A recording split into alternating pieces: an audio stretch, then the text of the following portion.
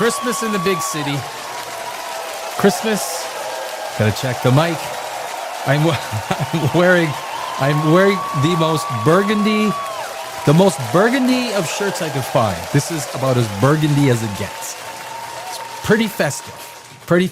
Apart from being a tacky Christmas sweater, this is about as Christmas as it gets. It's pretty vibrant. Like, that's actually color change. It's not the exact color, but it is a very much a burgundy Christmas here on Christmas Eve.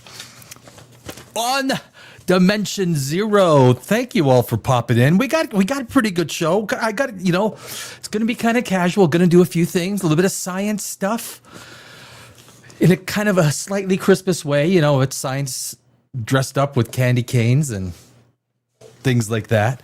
We've got Grinch mugs, of course. I hope everyone is in a safe place. Oh, I got to get the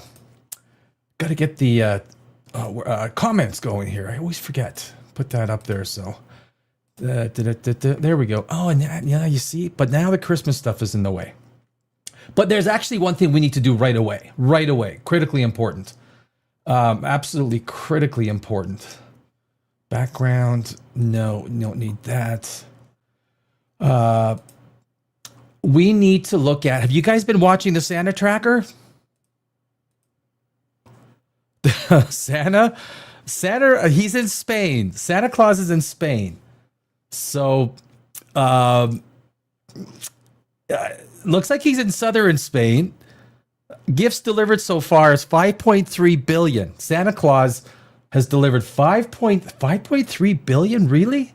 I mean, that is, I mean, that's a lot. That is a lot. That's a lot of presents. Santa will arrive in a few hours to North America.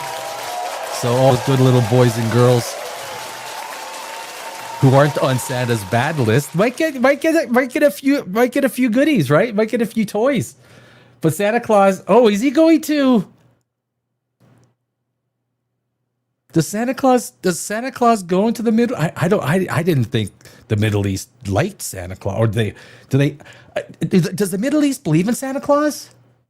They don't practice that tradition. Does anyone know in the chat? Does anybody know? Let me Gemini it. Does the Middle East celebrate with? I don't think they do, right? I think that'd be like blasphemous. Oh, give me just AI mode. Give me the quick answer. Just a quickie. Comments. Is the most Santa Claus is known as Baba Noel, Father Christmas. Hey, this is kind of interesting. Maybe, you know what? Let me put this up. This is, you know what? I do pride myself in Dimension Zero. We learn something every single day. Every single day. So yes, in many regions of the Middle East, they celebrate with Santa Claus. Wow. Though the traditions and prevalence vary by country and community. Common names and traditions: Baba Noel in most Arabic-speaking countries. Santa Claus is known as Baba Noel, meaning Father Christmas. Appearance: he is typically depicted in the traditional red suit and hat, familiar to Western audiences. And it was Coca-Cola.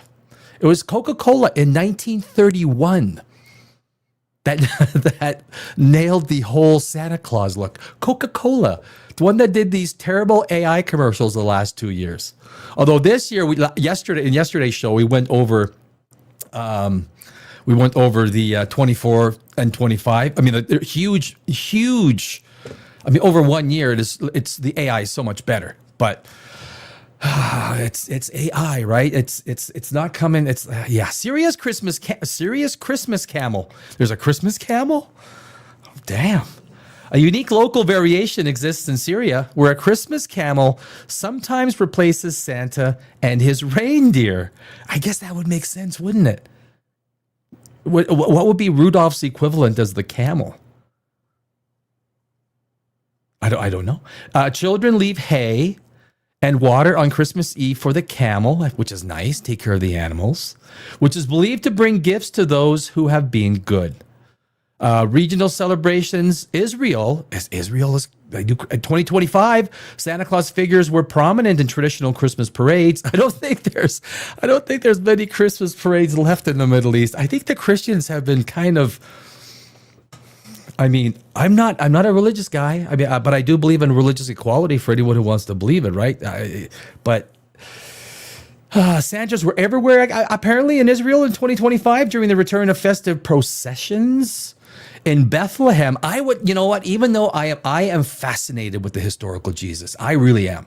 I would love to spend a Christmas in the Holy Land, and the whole historical Jesus, the historical period, the times, everything that happened is absolutely fascinating. The movie I'm going to watch tonight, I'm going to watch Kingdom of Heaven tonight, because Kingdom of Heaven. It's one of my favorite quote unquote Christmas shows. Even though it's not really a Christmas show, to me it kind of feels that way, right? 'Cause maybe it says it's in the Holy Land and there's a bunch of swords killing and sieging, so it reminds me of the First Testament. Kind of, I guess, right? So Israel, after 2 years of muted festivities due to regional conflict, Santa figures and public celebrations returned to Manger Square.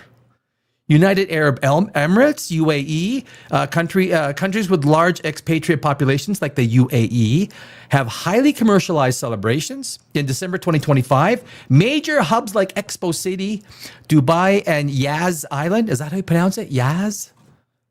It sounds like a place I'd want to visit. Yas, where were you? I went to Yas Island for a week.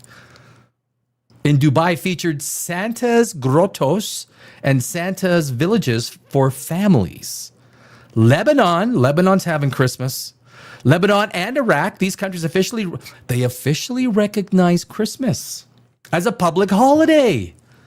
In Lebanon, Santa, Baba Noel, Father Christmas, is a popular cultural icon, and Iraqi shopping malls in cities like Baghdad and Erbil often feature Santas alongside New Year's trees. I mean, it is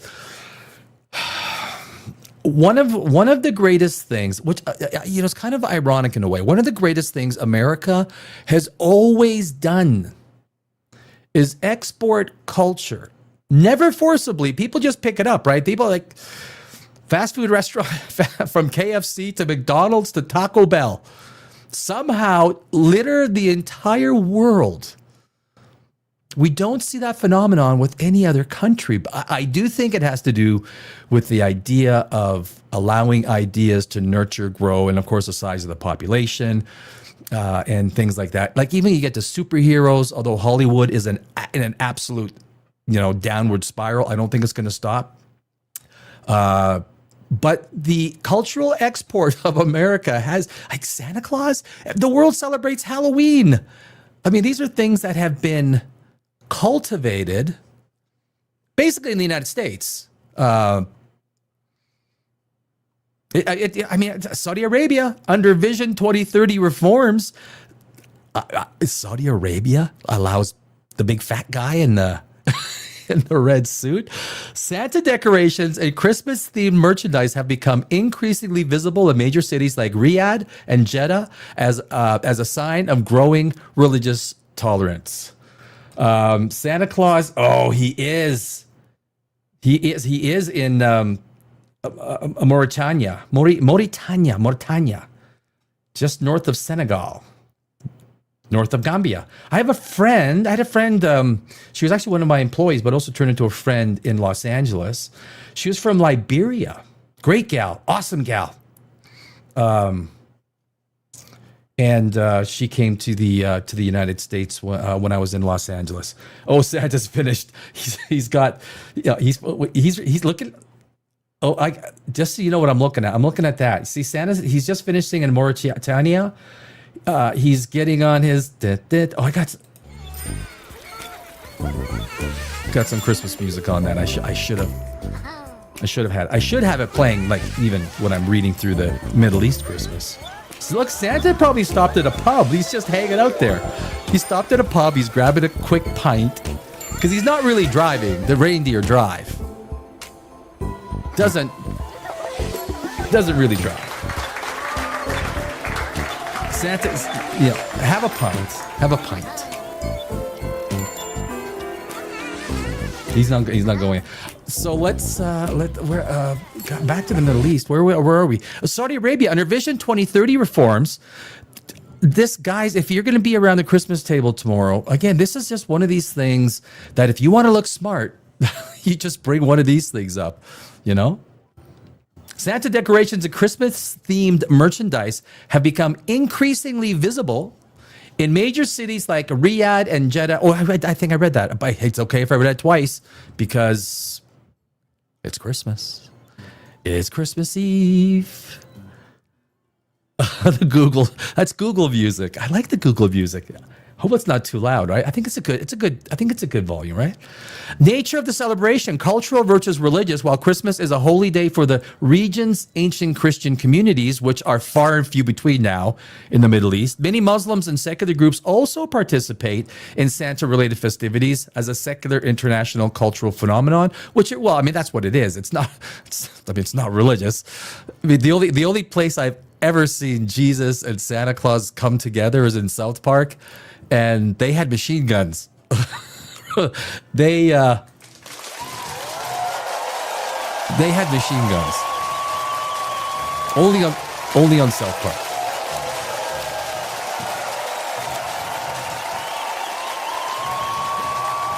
Oh, okay. Santa is, just to let you guys know, Santa is in Mali. He's in Mali.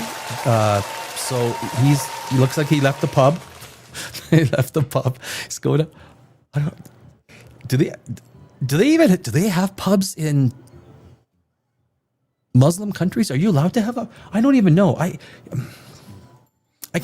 do consider myself pretty well versed in geography and as much as culture as I can because I love culture. But I'm not sure how liberal Muslim societies have become. I know they're getting better, right? They're getting better. Restricted areas in some countries like Yemen. Yeah, those Yemenis, they probably don't got any fat red guys. Or celebrations remain private and low profile due to social and religious restrictions. Yeah, you know what? If you got it, that's yeah. But that's look. You hope one day everyone can celebrate the way they want. But that is. I wonder do you guys know how does Africa celebrate Christmas? How does Africa celebrate Christmas? I assume there's more Christmas in Africa. I mean, I guess the snow doesn't work out too well. Christmas in Africa is a vibrant community shared celebration characterized by outdoor feasts. Make sure that, outdoor feasts, joyful church services, and family reunions. While traditions vary across the continent's 54 countries. I mean, there are a lot of countries. There's like little countries all squished in between. Like I think most of these countries, most people have not even heard of, right? Common themes of faith, togetherness, and cultural pride unite them. And I think Christianity's kind of a bigger thing in Africa, right? There's definitely a lot of tribalism, a lot of regional kind of stuff, but I think, well, again, Santa Claus isn't really, Santa Claus is not religious. I asked him when I caught him putting stuff under my tree one year, say, hey, bub. He says, who do you think you are, the Wolverine? And I went, shh, no. He said he didn't know. Oh, you went, ho, ho, ho, ho, and he just went away. Stole a couple of cookies. It's like, put those back, you. Religious traditions and community, vibrant church services. For many, the holiday begins with lively church services featuring drumming, dancing, and choirs. Could you imagine the church services in Africa? Oh, I'm sure they probably pate. Countries like Congo, which is one of the larger countries, right? Some churches hold large musical events and multiple choirs and extensive nativity plays. Yeah, Christianity is pretty big there. But it doesn't tell us much about Santa Claus, which is my area of concern. Coptic celebrations in Egypt and Ethiopia, although I do consider Egypt to be Middle East. Ethiopia, Coptic Christians follow the Julian calendar, celebrating Christmas. Oh yeah, on January 7th, known as the Ghana in Ethiopia. Yeah. Community giving, there's a strong focus on charity. In 2025, church leaders in Ghana organized massive food distributions for thousands of families in Kumasi and Accra. Does Africa believe in Santa? It's a great thing about AI. You make a spelling mistake, AI is so good, it doesn't care. You do not go back and fix your writing errors on your query. It's so good. It knows, like, it's just a waste of time to make any corrections. Just hammer those keys. While Santa is not a native tradition across most of Africa, the figure has become increasingly popular in urban areas and middle-class communities. Belief in Santa varies significantly by country, often adapted to fit local climates and cultures. Regional beliefs and adaptations in Kenya. This is a good time to stop and have a little bit of red wine. Cheers and Merry Christmas, everybody, before we get to Kenyan Santa Claus. You know, the 23rd, when I was I could stop talking and take a drink. The 23rd, December 23rd. So I was in the online business for many, many years. I do websites, write code, all that stuff. The 23rd was always the slowest. The 23rd was slower than the 24th. I mean, these are both slow days, but the 23rd was always dead. I think most people get to their destinations on the 24th. They settle in, they sit down. They're like, oh, thank God we are where we are. We finally got here. And I think there's too many delays around North America this year. So, and the 25th is not a bad shopping day. If you have, I had a huge email list, so I would do a sale and pump it out on a Christmas day afternoon, and you'd get quite a few sales. People got some cash. I don't know, your regular customers, they'll say, I'll buy that for 30% off. I'd buy that. It's an interesting, and of course, this year, everyone in the United States, you got a Boxing Day. Well, at least the federal government workers, right? Today's a holiday. 26th as a holiday, which is Boxing Day in the Commonwealth, which includes 56 countries around the world. In Kenya, children are taught that Santa Claus arrives on a camel. I'd like to see that. Land Rover or bicycle. He drives up in a Land Rover. Oh, God, that's a...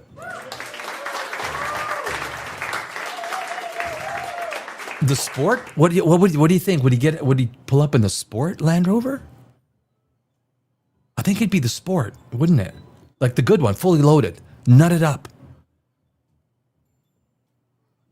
And they said a bicycle? I can't see a bicycle or a bicycle. I see a pedal a bicycle in. I guess a climate conscious Santa Claus might pull up on a bicycle or a camel.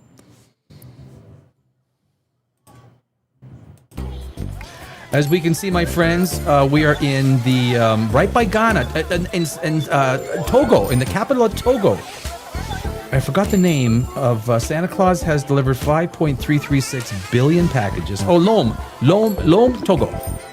Lomi. I'm not sure how they actually pronounce it in their native tongue. But Santa Claus, he's coming. Like, he is. I mean, he only works one day a year. Really. But it's a hard day's work. Regional beliefs and adaptations. Oh, wait, we went through that. Hold on a second. Children are taught that, so in Kenya, children are taught that Santa Claus, we just did that. South Africa. Santa is, of course, South Africa. I'm not surprised that Santa's well established in South Africa, right? all the connections to the Commonwealth and America. Santa is well-established figure known as Father Christmas, Baba Noel, or Kurzvader in Afrikaans. In 2025, children in cities like Cape Town still leave stockings and cookies for him, though he often wears lightweight clothes instead of a heavy winter suit. I mean, that's good thinking. When it's, I mean, it depends if you use Fahrenheit, if it's like 85, 90, if it's 30 Celsius.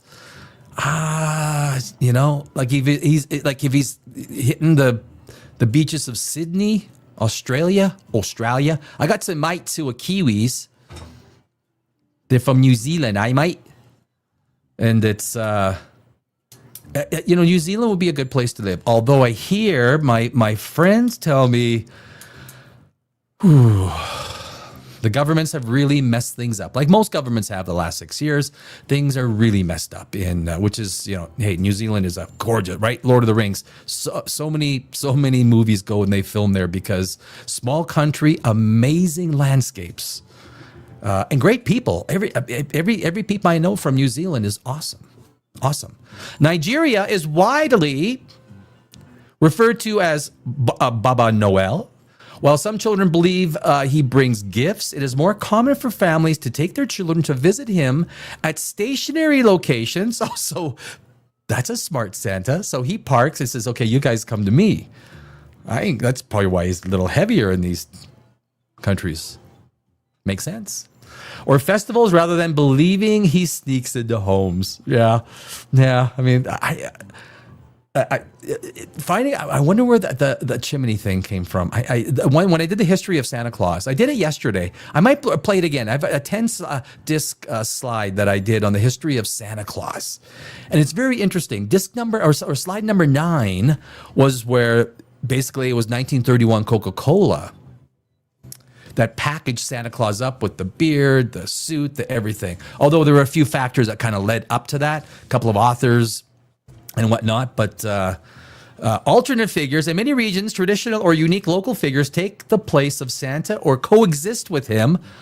Liberia, where my friend is from, Old Man Baika. Baika, he's a baker. Does he make pastries? Instead of a gift giver, Liberians have Old Man Baika, or Old Man Beggar. He is a masked devil who parades the streets begging for gifts from onlookers, often accompanied by the phrase, "My Christmas on you." That's what I'm going to tell people tomorrow. My Christmas on you. So I'm a Liberian Santa Claus. Ethiopia, Ongena, which is Christmas, Gena, which is celebrated on January 7th. Elders in some communities may dress up in somber robes and offer homemade bread, defodaba, to children rather than toys. And really the Christmas season, it goes, well, I have friends who are Mexican, so we get the bread with, the little plastic babies inside. What is it called? And that's basically when the Christmas season is supposed to end, right? January 6th. And that's when a lot of people actually do pull their tree down. I'm usually pretty good till February 1st.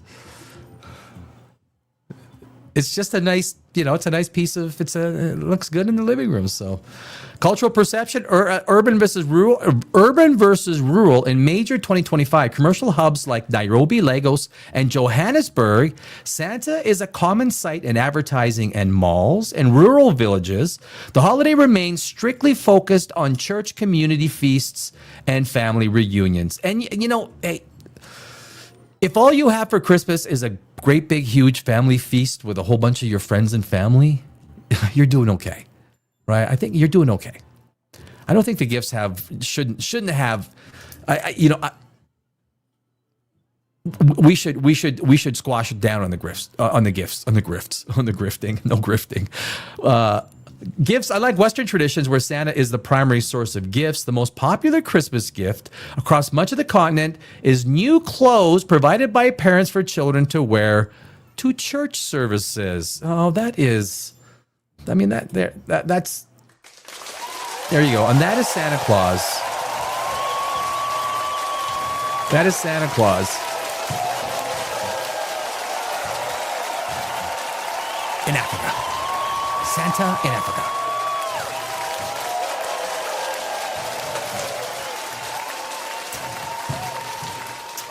We need to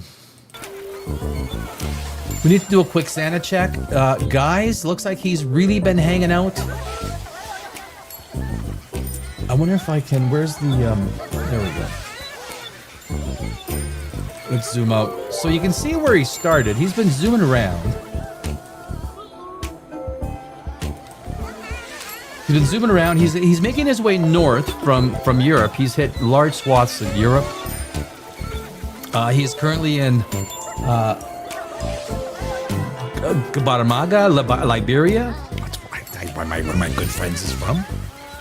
And looks like he's going to be. I think he's hitting the pubs. I do. I think. I think he's hitting the pubs. He's not driving. The reindeer drive. The reindeer have the directions. See, they just stop and he gets out. He stumbles out, and that's what I think.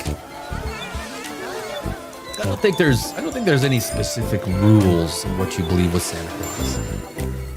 But we're going to be checking back on that from time to time, because Santa Claus looks like he's going to spend a lot of time there, at least for the next couple of hours in Africa. Where does he go? Where does he go after Africa? Does he go through Asia? I guess he's got to follow the sun, right? He's got to follow the sun ultimately. So, he's dumping his presents. He's looking for the pint. Someone threw some dark ale in there. He's digging for it. Where is that dark ale?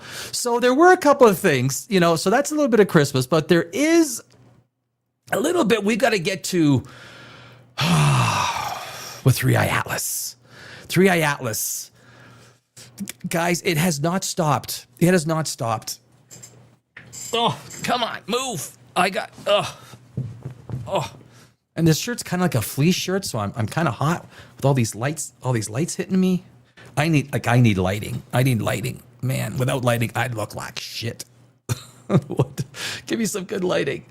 Oh, when you do it yourself, a lot of people tell me, they ask me, and I about for me to do a video on how to set everything up. If you're going to do everything yourself, if you're going to record videos, do scripts, do all the imagery, do all the editing, do this, and then you're going to go live and you're going to broadcast. Everything from equipment to software to what connects to what, and so I might do that. I just started going live a couple months ago, so we're still a very young channel compared to most of the big ones out there. But it's a very I think what I'm going to make it do in part of the memberships, because I just started the memberships.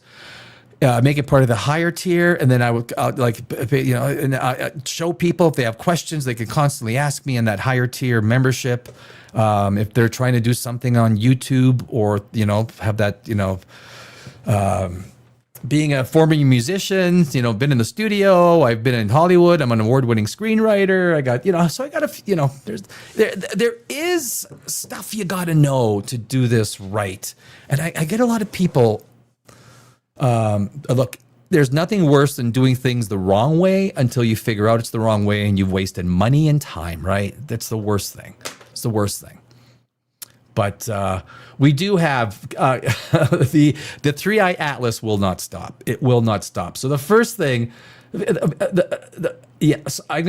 share this first. I'm gonna zoom on, get this a little bigger. There we go. Oh, that's looking good. So, guys, the 3i Atlas has not stopped. I wonder if I could can I put a Christmas on? There we go. That should work okay, right? A little bit festive. Get a little, yeah. So, Interstellar Comet 3i Atlas reveals weird wobbling jets and rare sun-facing tail. Now, this was published yesterday. It is amazing the amount of people out there, scientists, astronomers, cosmologists, that absolutely refute, laugh at, are frustrated with this entire ridiculous three-eye atlas narrative. And the stuff on YouTube only gets worse. The clickbait, I'm going to show you that. I'm going to show you the clickbait garbage on YouTube. It just doesn't stop. I don't want the newsletter. You can get rid of that. I do the I do inspect element. If you guys, if you right click and you inspect element, normally it'll fall right on the thing that's bugging you. You can quickly just delete it, and at least for a time, you can delete those elements on the front page of a web page. You know how sometimes things just get in the way? You can delete it. When you refresh that page, it comes back. But that's what I just did there, if anyone was wondering. So three-eye atlas may have moved away from Earth as it makes its way out of the solar system. December 19th, right? That was the perigee. The perigee is now perihelion is when it goes behind the sun, and that is its fastest speed, right? Comets, now, of course, it's not going around our sun. It goes around once, and then it goes bye-bye. But an aphelion is when the comet is the farthest. Now, of course, three-eye atlas is not going to have an aphelion because it doesn't circle our sun. It just came in, quick little swoof, and then out it goes. But this interstellar intruder continues to delight and surprise astronomers. There is, oh geez, I forgot what the name of the one astronomer who is been very vocal, very vocal against Avi Loeb, and he is a very highly regarded. And I thought I had some. Article from him, but basically, I mean, Avi Loeb is a laughing stock in the scientific community. He's like things that first year cosmology students would know or understand are basically things that he goes off and chirps about and has no understanding of. So it may be on its way away from Earth and heading out of the solar system, but interstellar invader comet 3I Atlas still has some surprises for researchers. New research reveals that jet structures in the sun-facing tail, so as it moves away from the sun, there's a tail that goes, it's the anti-tail of this comet, estimated in some observations to stretch up to 620,000 miles, 1 million kilometers. Were wobbly every 7 hours and 45 minutes as 3I Atlas approached the sun. Of course, comets are famous for their tails and halos, comprised of gas and dust that is blown from their nucleus as radiation as the sun heats them. However, these tails generally face away. Anti-tails are not uncommon.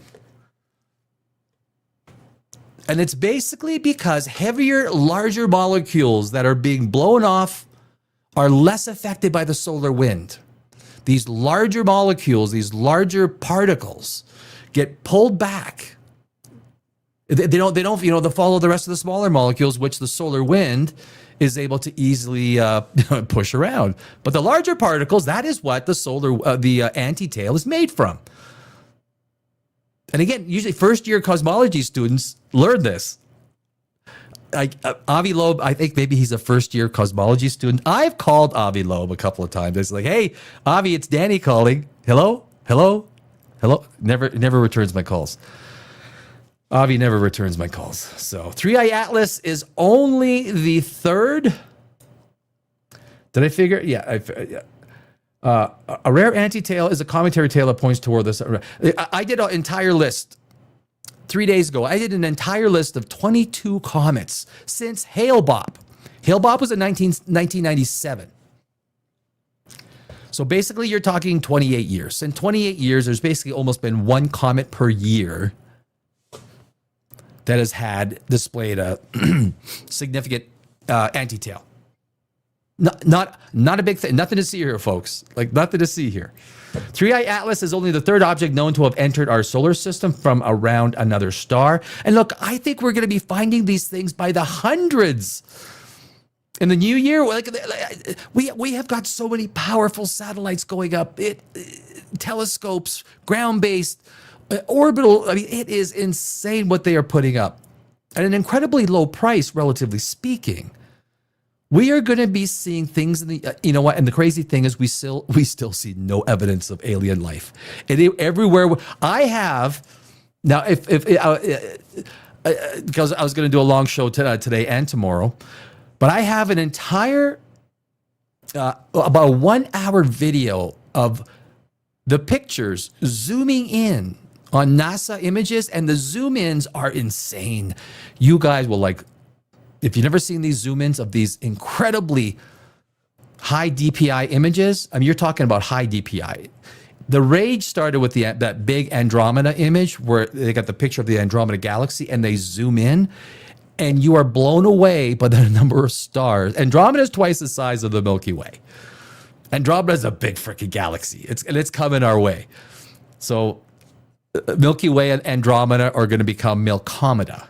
And I think it's about 2.5 million light years away, traveling, if I remember, traveling at 118 miles per hour, Andromeda, per second, but 120 miles per second.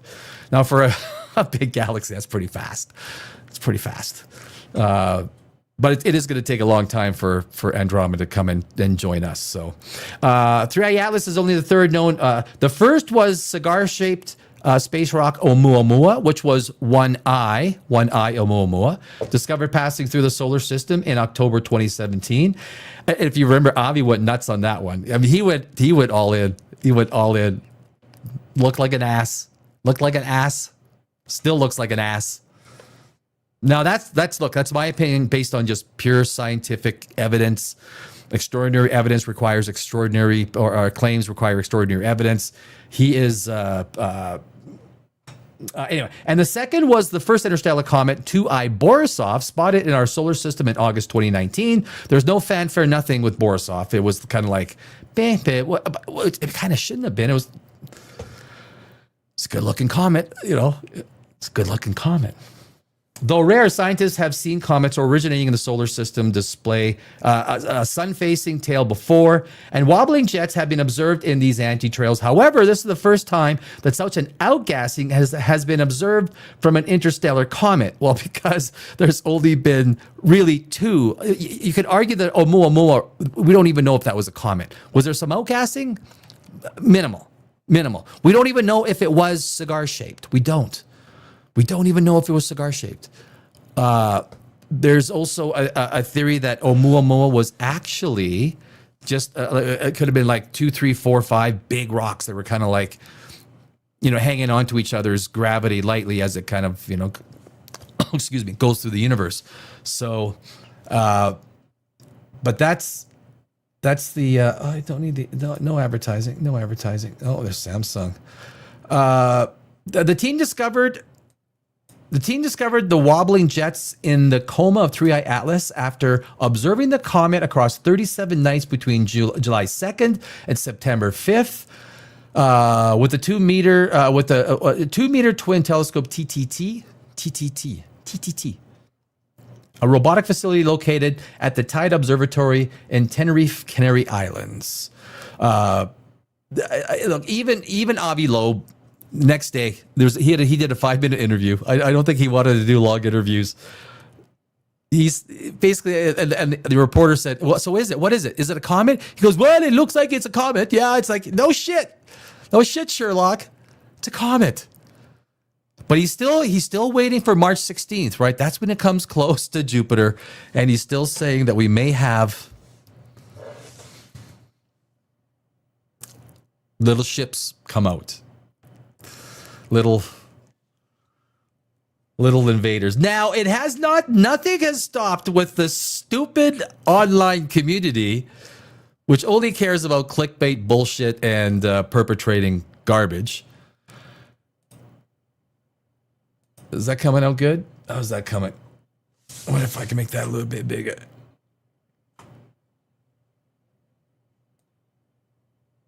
For all to see. I think that's good, right? So this is just, I did this just before we went live. This is a quick little YouTube search. 3i Atlas. You can see what I searched. 3i Atlas. Why the size of 3i Atlas suddenly makes no sense. Oh, it gets better. Oh, believe me. Something too impossible is happening with 3i Atlas. 22 hours ago, there is still something that is impossible. Look, the global contingent of scientists have utterly missed it. But Josh Sullivan's space has caught it. Thank God. But, you know, the more sensationalized it is, the more clicks that you get, which I just cannot do. I cannot sensational. I can't. Astrom. I like Astrom. What's his name? McCulgy, the guy. I think he does good work. Astrom does good work. Yeah, absolutely. And I have no problem actually giving Astrom a little bit of applause, a little bit of applause. Great work. He's been doing it for a lot of years, and he's grown a great channel. So I really, I think, yeah, like I say, I think he does great work. Hats off to him. 3i Atlas just lost 99% of its mass, just like that. Boom, guys. It's true. 8 hours ago, the cosmic unknown states, is it an object or a machine? Well, fuck. I don't know. A machine? Well, why did it lose? If it's a machine and it lost 99% of its mass, I'm not even. Oh, look at the visual on that. He's even got a little robot there. It was pretty sinister. We got the Avi Loeb final verdict. Avi Loeb. 3i Atlas is unlike anything we've ever seen. No, he capitulated already. Avi capitulated. I played the video on, was it Monday? I think I played the video on Monday, right? That's when he is like the. I think it was, or maybe it was like even like last week, Friday already, right? Through the towel. But he back before he left the interview. Jupiter. We got to wait till Jupiter. We got to wait for Jupiter. My parents had like strong European accents, right? Really strong, and yeah, that's fine. That's good. And then now these are AI Avis. I'm pretty sure. 3i Atlas update. It is a broadcast. Oh, geez. It is 3i Atlas, you guys. Santa Claus might get like shot out of the sky from 3i Atlas. You know, spy saddle. A spy. You know, Santa Claus may come to a fatal end. It is broadcasting mysterious radio waves again after passing Earth. Again. My solution, have a drink of wine and Merry Christmas. Drink of wine. That's, if I have any advice for anybody, drink of wine and Merry Christmas.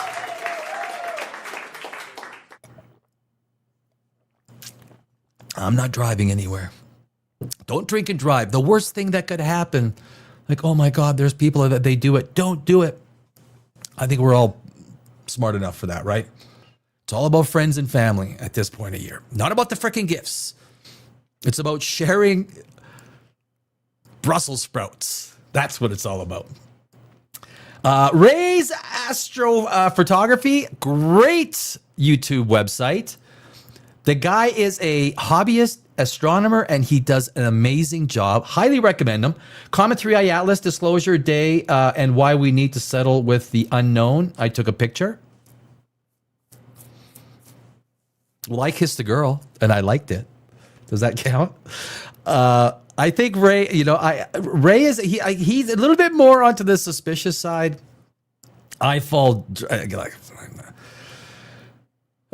He's a good channel. So if you're looking for like extra channels, science channels, because Astrom is a good one.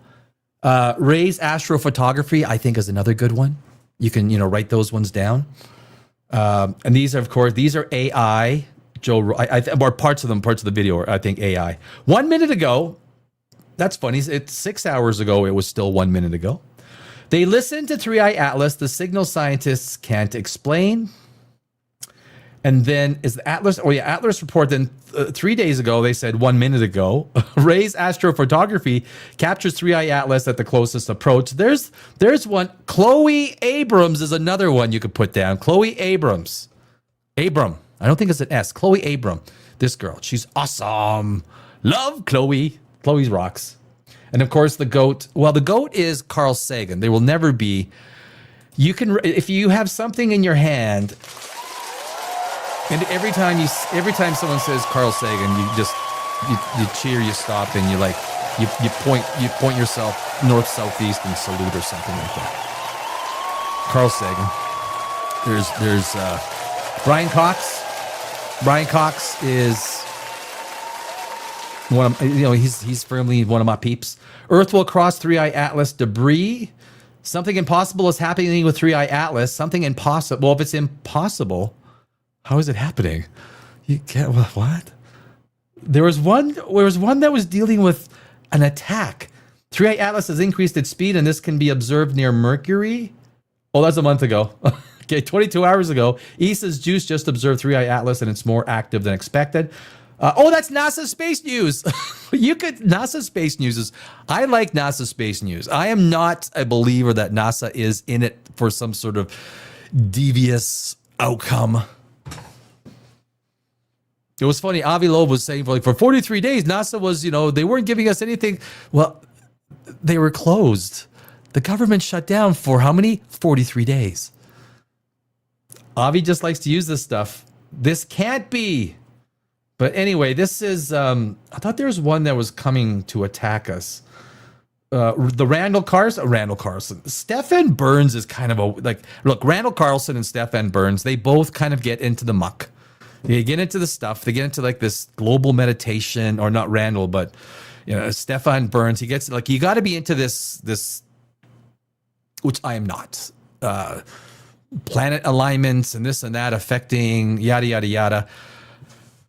I like Julia McCoy. There's another one. You guys can write down Julia McCoy. I think she does good work. Anatasha in Tech. She is also good. Anatasha in Tech is also good. Could be the most attractive chip engineer. If I had a chip plant, I would probably see her qualifications. But she enjoys what she does and does good videos. So, but anyway, that is 3i Atlas, guys. That is, that's, yeah.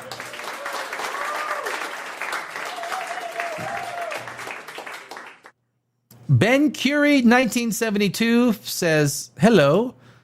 Not a very active chat tonight, but that's okay. Usually the chat really gets, it's Christmas Eve, right? So I didn't know what to expect. We're a young channel. We're a young channel with a few peeps, a few regulars. But Ben, hope you're having a good Christmas. If it's since it is Christmas Eve. It's kind of like that's like the default question, isn't it? Merry Christmas. Merry Christmas. How's your Christmas? How's this? So what do we have next? What do I want to do next? Oh, we definitely gotta check out. Look, Santa is totally hanging out. I wonder if I should do this. Yeah. Santa's totally hanging out. That's the full update right there, guys. He's in Gambia, Canary Islands, Santa Cruz de Tenerife in Canary Islands. He's making his way north. Looks like he missed Bamako. But that is the Santa tracker. So he's gonna be spending some time. 5.473 billion packages delivered. That is a lot of packages. Yes, sirree. Yep. Oh, wait, hold on a sec. We don't want to do that. I'm going to go there. Okay, so if we, now there's a few little things, because so I do have a video that I did with Brian Cox, Brian Greene, Carl Sagan, Neil deGrasse Tyson. I don't think there's any Michio in this one. But I actually have a few videos that I have lined up for this evening. And because I'm also doing a long show tomorrow.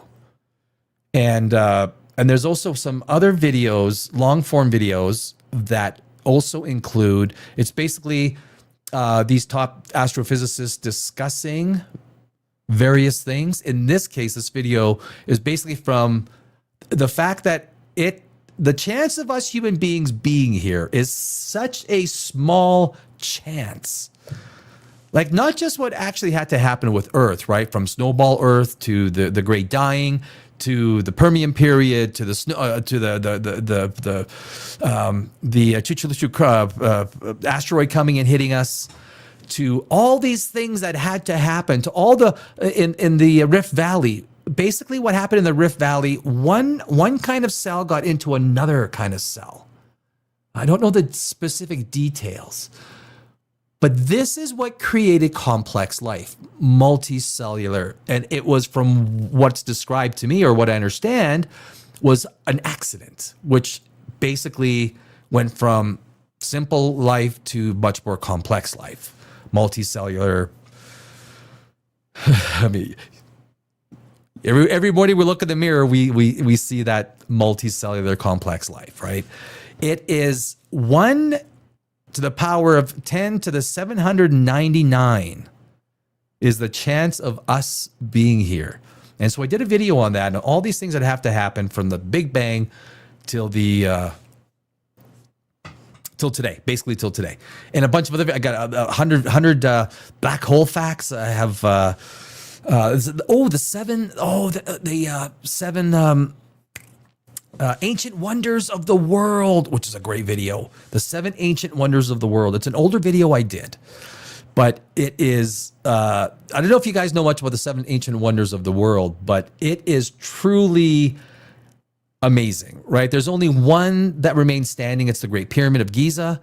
But the other ones, I mean, the Great Gardens of Babylon, which they're not 100% sure existed, but to the statue of Zeus, the great the lighthouse at Alexandria, and so forth. So there's a few things I got ready and lined up. But is there anything else I got to get off of the? We did that. I'm not going to do that. Lego, I'm not going to. Oh, you know what? I'm going to save Avatar till tomorrow. Well, or I'll save Avatar till later, because there's a bit of. There is one thing, James. So James Cameron, where is it? Okay, there we go. This is kind of fun, right? So this is kind of like a Christmas Eve kind of a fun thing to do. Let's get rid of the newsletter. See, so what I do with the newsletter, I just right click. I get to the. Oh, it's not disappearing. Right click, inspect. There we go. And then you just delete it off of there, and it's gone for. Just don't refresh the page. So James Cameron's sci-fi movies ranked worst to best. Now, have you heard the latest interview from him? He is avatared out. He is like, even if they call for a 4th Avatar, he's not going to do it. He's got it sounds pretty clear. There's a secret Terminator script that's being developed. And it didn't make sense to me. He was talking about 5 Avatar. So basically for the rest of your life, you want to do Avatar. He's 71, 72, right? So for the rest of your life, you just want to be known for Avatar. 5 Avatar trilogies. Just do the trilogy. It's good. Give us some more Terminator, but no dark fate crap. Just like go back to the roots, James. Go back to the roots. But these are James Cameron's his movies. Based on space.com. Space.com they're pretty good, space.com. James Cameron's sci-fi movies ranked worst to best. As Avatar Fire and Ash makes its cinematic debut, here's James Cameron's best directional sci-fi movies to date, and the list is earth-shatteringly impressive. There's only 6. So which ones would you say, what's the worst? Number 6? The Abyss? I don't know about that. The Abyss. Release date August 9th, 1989. Ed Harris, Mary Elizabeth, and Michael Biehn. The Deep Sea is scary enough. It's got 96% on the tomato meter. Anytime, one thing, anyone who's in the film business or anyone who has done filming knows that doing anything in water is crazy. It is so difficult, filming in water. It's like filming times 5. It's horrible because obviously everything is electronic and it's so. James Cameron, the production that he went through on The Abyss was crazy, especially for 1989. He was filming it in 1988. He built a massive tank. Oh my God, a couple of people almost died. So anyway, that's number 6. Number 5 of James Cameron's Avatar, The Way of Water. I like the first Avatar better than the second Avatar. Oh, sorry, The Way of Water. That is the second Avatar. I'm sorry. So yeah, okay. Second, Avatar: The Way of Water, release date December 16th, 2022. Sam Worthington, Zoe Saldana, Sigourney Weaver, Stephen Lang. I don't think anyone's gonna die. I haven't seen the third one yet. None of the main characters die. They all have plot armor. Number 4 is The Terminator. Well, I mean, that's, I don't know. Number 3, Avatar. I like the first Avatar. The first Avatar I thought was a good movie. Number 2, Terminator Judgment Day. And number 1, Aliens. Yeah, you know what? I'm not sure if I would disagree with Aliens. The question is,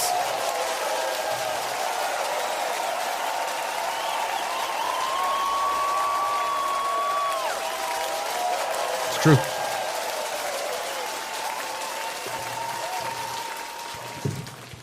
The question is Aliens better than Terminator 2? That's the question. Is Aliens better than Terminator 2? I think the 4 before that, yeah, you know what, you can. But is Aliens better than Terminator 2? Is Terminator 2 better than Aliens? And I think, I don't think there's a right answer. I don't. I think it's just, both movies are pretty darn good. Story-wise, acting-wise, casting-wise, payoffs, how characters are introduced, how you felt by the end of it. Although Aliens is pretty badass, right? The casting in Aliens 2 was perfect, right? Perfect. The characters, the whole, the way that the military, if you watched Alien Earth, I mean, I literally had to turn it off when the actors that they picked to do the military stuff, they didn't look like military. They didn't even have any semblance of training. They looked like actors trying to be military people. But on Terminator or Aliens 2, the characters, the actors in that look like they took some military training. They look disciplined. They look like they were working, doing, they look good, especially that Vasquez. Bill Paxton goes, "Hey Vasquez, you ever been what was it? Something for a guy? No, have you?" It's like, fucking, let's rock. Awesome movie. Sigourney Weaver, again, she rocked in that movie. Everyone did. The guy that played Bishop, Michael Biehn. So maybe Aliens as the number 1 is not.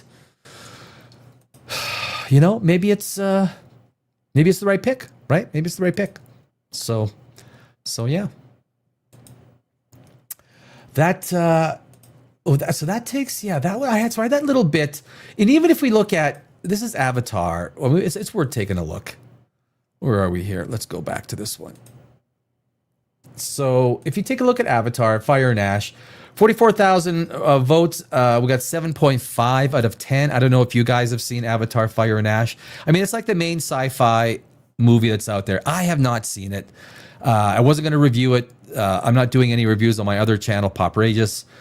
And I'll wait for the holiday rush to subside. But it's got a 7.5 on popularity. It is number 1, which makes sense.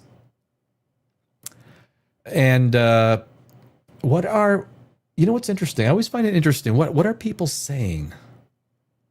Do you guys do this? I love doing this. I love doing the user reviews. Although I know a lot of a lot of reviews are removed if the user says they didn't like the movie for the wrong reason. That is true, as a matter of fact. Hey, where's my booze? Oh, there we go. Yeah. They do review. Yeah, they review.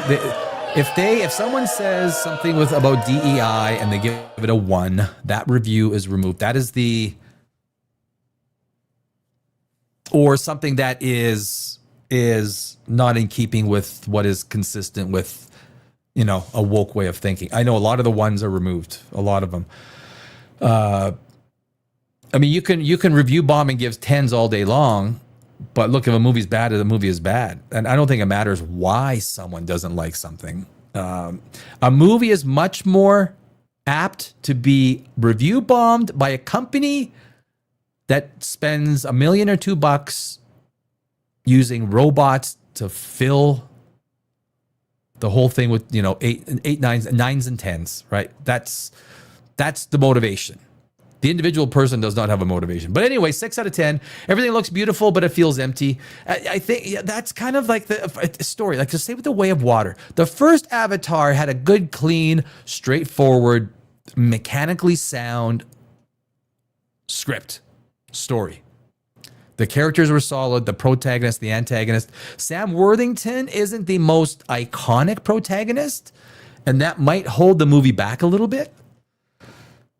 5 out of 10. What happened to all the good writers? It's not a bad point. I'm a screenwriter. I've won a lot of awards. I've won. If you go if you search Danny Alex screenwriter, you'll see if there's a whole bunch of websites that has me and all the awards that I've won. And I've never sold a screenplay. I never have. I'm not sure if I ever will, but 6 out of 10. 16 years ago, I was visually impressed by James Cameron's Avatar, and it was my first 3D movie in theaters. I still think the visuals are strong. An Avatar 2 clone, but slightly better. That's it. Sound the same movie one more time. Yeah, probably. You could go to the bathroom at any point. Oh, that's tough. Oh, that's tough reviewing, man. When someone says, "Look, just go to the bathroom," should I go to the bathroom now? Any time is good. You're good. It's like a John Wick movie. Like when the fighting starts, when the fight starts, and you can have a 10-minute pee with popcorn. You're okay because you'll still catch 30 minutes of the fight, right? Like there's no fear of missing. Familiar too long, but also a lot of fun. 8 out of 10. A Marvel cinematic experience, albeit one that struggles to bring something completely new to the table. Yeah. I heard that on 4 and 5 or one of them that they're supposed to be coming back to Earth and the fight comes back to Earth or something. I don't know. Feels like watching Ava 1 and 2 together. 6 out of 10. So it's a lot of like between 4 and 8s, right? It's beautiful, but that's it. Disappointed. 5 out of 10, 6 out of 10, 7 out of 10, 6 out of 10, 5 out of 10. Everything is mediocre. 1 out of 10. There's your one. Could have knocked the movie out in 90 minutes. It was 3 hours and 15 minutes, and Disney asked for him to trim it down. Look, you can't have a 4-hour movie in the theaters. You get sore bum disease. Have you guys, right? Sore bum disease, right? It's very painful. Very painful. I've had sore bum disease. And underwhelming. So there you go. That is the Avatar. That's what's going on in Avatar. It's always story. Whenever I write a screenplay, it always starts with the characters. You got to formulate characters. Now these characters are already formulated. That doesn't mean that they don't get an internal, external conflict. Like some of these characters have to die. Like Sigourney Weaver died in the first one, but damn, you brought her back. You brought her back. It was a great opportunity to bring. Look, she's a fantastic actress, one of my favorites. But you brought her back. Well, she's dead. Let dead be dead. It's like Marvel. Well, that's okay. Wolverine dies. We've got just like in Deadpool. We got a lot to choose from. So death doesn't mean anything. So the consequences are almost zero. Everything becomes a parody. Everything is a laughter. Everything becomes. There's no tension. There's no stakes. If your main protagonist can't die, what's the point? It was like the Red Wedding in Game of Thrones when you realize that if you hadn't read the books and you didn't know that was coming, that was a brutal eye-opening because that taught us. But mind you, by the end, so. A lot of people are asking, why is George R.R. Martin not finishing the books? As someone who is quite well versed in intellectual property and how some of these deals get done in Hollywood, there's a reason why George R.R. Martin is not finishing the book. And he doesn't say it HBO says nothing about it, but there's a reason for that. And that reason is, I have no doubt, if you are HBO and you buy the book series, the entire book, and the ending is unfinished, you buy that series unfinished so that you will stipulate, and this is what I think happened, that HBO and George R.R. Martin agreed that the ending will be, final cut will be at the decision of the writers or producers or whatever, or HBO. Probably HBO. They probably get final cut. And that they will own the ending. And that basically George R.R. Martin was never going to have an ending because he signed it away and sold it. And that there's a non-disclosure associated with it. You don't want to come out and say, well, no, look, I sold the ending to HBO, so that's the ending, yada, yada, yada. So nothing is said about it. It's the only thing that makes sense with George R.R. Martin. Could you imagine if HBO buys the books, the story off of George R.R. Martin? They construct an ending. Look, they make a lot of money on over the years, right? Watching it. But George R.R. Martin comes up with an ending that is 10 times better. No one watches Game of Thrones anymore because, oh, geez, okay, wow, that was really bad. There's no way they're going to buy the franchise and have that happen. I think there's probably a non-disclosure. That's why they're not talking about it. It would be so much better that they would have just come out and said, look, guys, the ending of HBO is the ending for the series. That is the way it is. That is a matter of fact. So just stop asking me, stop whining about it. It's in the contract. I mean, both companies should, George R.R. Martin and HBO should just come out and say, look, it's not going to happen. It's under contract. But now now it looks stupid a few years after the fact, right? There will never be. George R.R. Martin sold it to HBO. HBO owns the ending. I don't even think George R.R. Martin has the legal right to write anything with that book series because it is exclusively owned by HBO or Warner Brothers, I guess, right? Warner Brothers. But they don't come out and say it. I guess look, the ambiguity probably works better for them than anything else. So that's. Yeah, that is what, that is that. So what have we got? That's, Christmas Eve. Holy jeez, guys.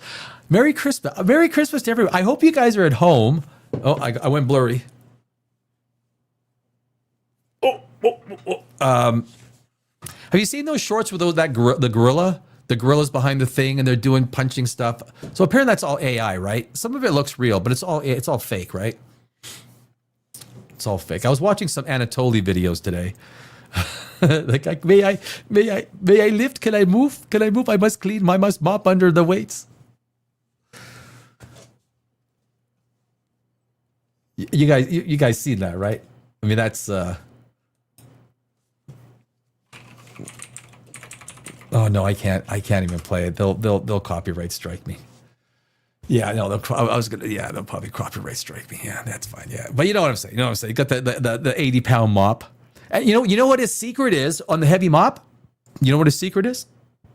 He picks it up near the bottom, which is easier. Now, this guy's probably got a Titan grip, right? Anatoly, a Titan grip. This man is freaking strong beyond his weight. But the lower he grabs it, the easier it is to sort of manhandle. But you see these big guys, they try and grab it from the top, and they're like, ooh, what the hell? What the hell? I think it's like a fulcrum, right? The closer you grab it from the fulcrum, yeah, something like that. Physics. Being a science show, that's what we kind of got. We got to focus on the physics. It's like the Iron Man stuff, right? So I did a few videos on Iron Man and why the suit wouldn't work for the weapon system. Why the arc reactor would melt Tony Stark and yada yada. And there's always someone that says, well, just leave the movie be what it is. Dude, it's okay. It's okay if you do the physics of it. Dude, it's okay. It's okay. Understanding the physics of it won't hurt your superhero mind. It's okay. It's okay. It's okay to understand the physics.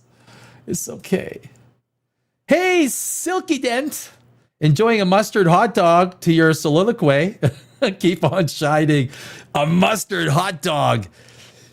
Damn, that sounds like Christmas to me. That was Betty White's secret, right? Silky? Silk Eden. Silk. I think I call you Silk, right? Just Silk is okay. That was Betty White's big thing, right? She said she lived her ripe old age because of hot dogs. Hot dogs. I watched, I think I mentioned it before. I like the YouTuber Beard Meets Food. You guys seen Beard Meets Food? Love him. Love him. The guy, he spent a lot of years building his YouTube following. A lot of years. And he did a couple of Christmas ones. And his one Christmas one was in Leeds, and there's a German Christmas market. And so he goes to eat. The guy can eat, but he on the days that he eats big, on the next days he has like 1,000 calories. So he really watches on a weekly basis, watches his calories. But he had to your mustard hot dog. He had a corn dog. So they had these like gourmet corn dogs, and he put mustard on the corn dog, and I mean, they look really good. I do love a really good corn dog. They look good. But anyway, that was the Beard Meets Food. I should have brought some. I had ginger beef this afternoon. I cooked my own ginger beef. I was getting ready for the show. It's amazing how long it does take to get ready for the show. But it's not like doing Hollywood reviews, right? You watch something, you just go and you talk about it. But when you do science stuff, you have to like prep. You can't. It's not like you can be wrong. When everything you say is an opinion, that's good. But it's not like science; you can be wrong. You go on, you go 2 times 3 equals 7. What? Excuse me. This guy's dumb. Okay, right? This guy's dumb. But look, every single day someone will bring something up. And I'm like, damn, okay, I got to Google that. And, remember for next time, or remember right now, and bring it up in conversation so that, and that's a good way to learn, right? Like someone brings up a name it is Silk Eden. Okay, I got it.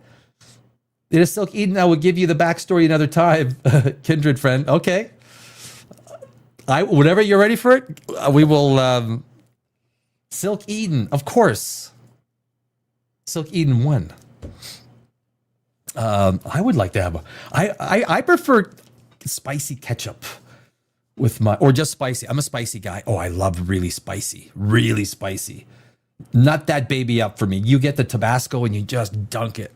Like, what do you mean 3 squirts? You got to have like 9, 10 squirts of Tabasco. Everything. Even on my salads. I'll have a salad sometimes. Spice it up. I love, yeah, I'm bad. I go bad or good that way. One of the two.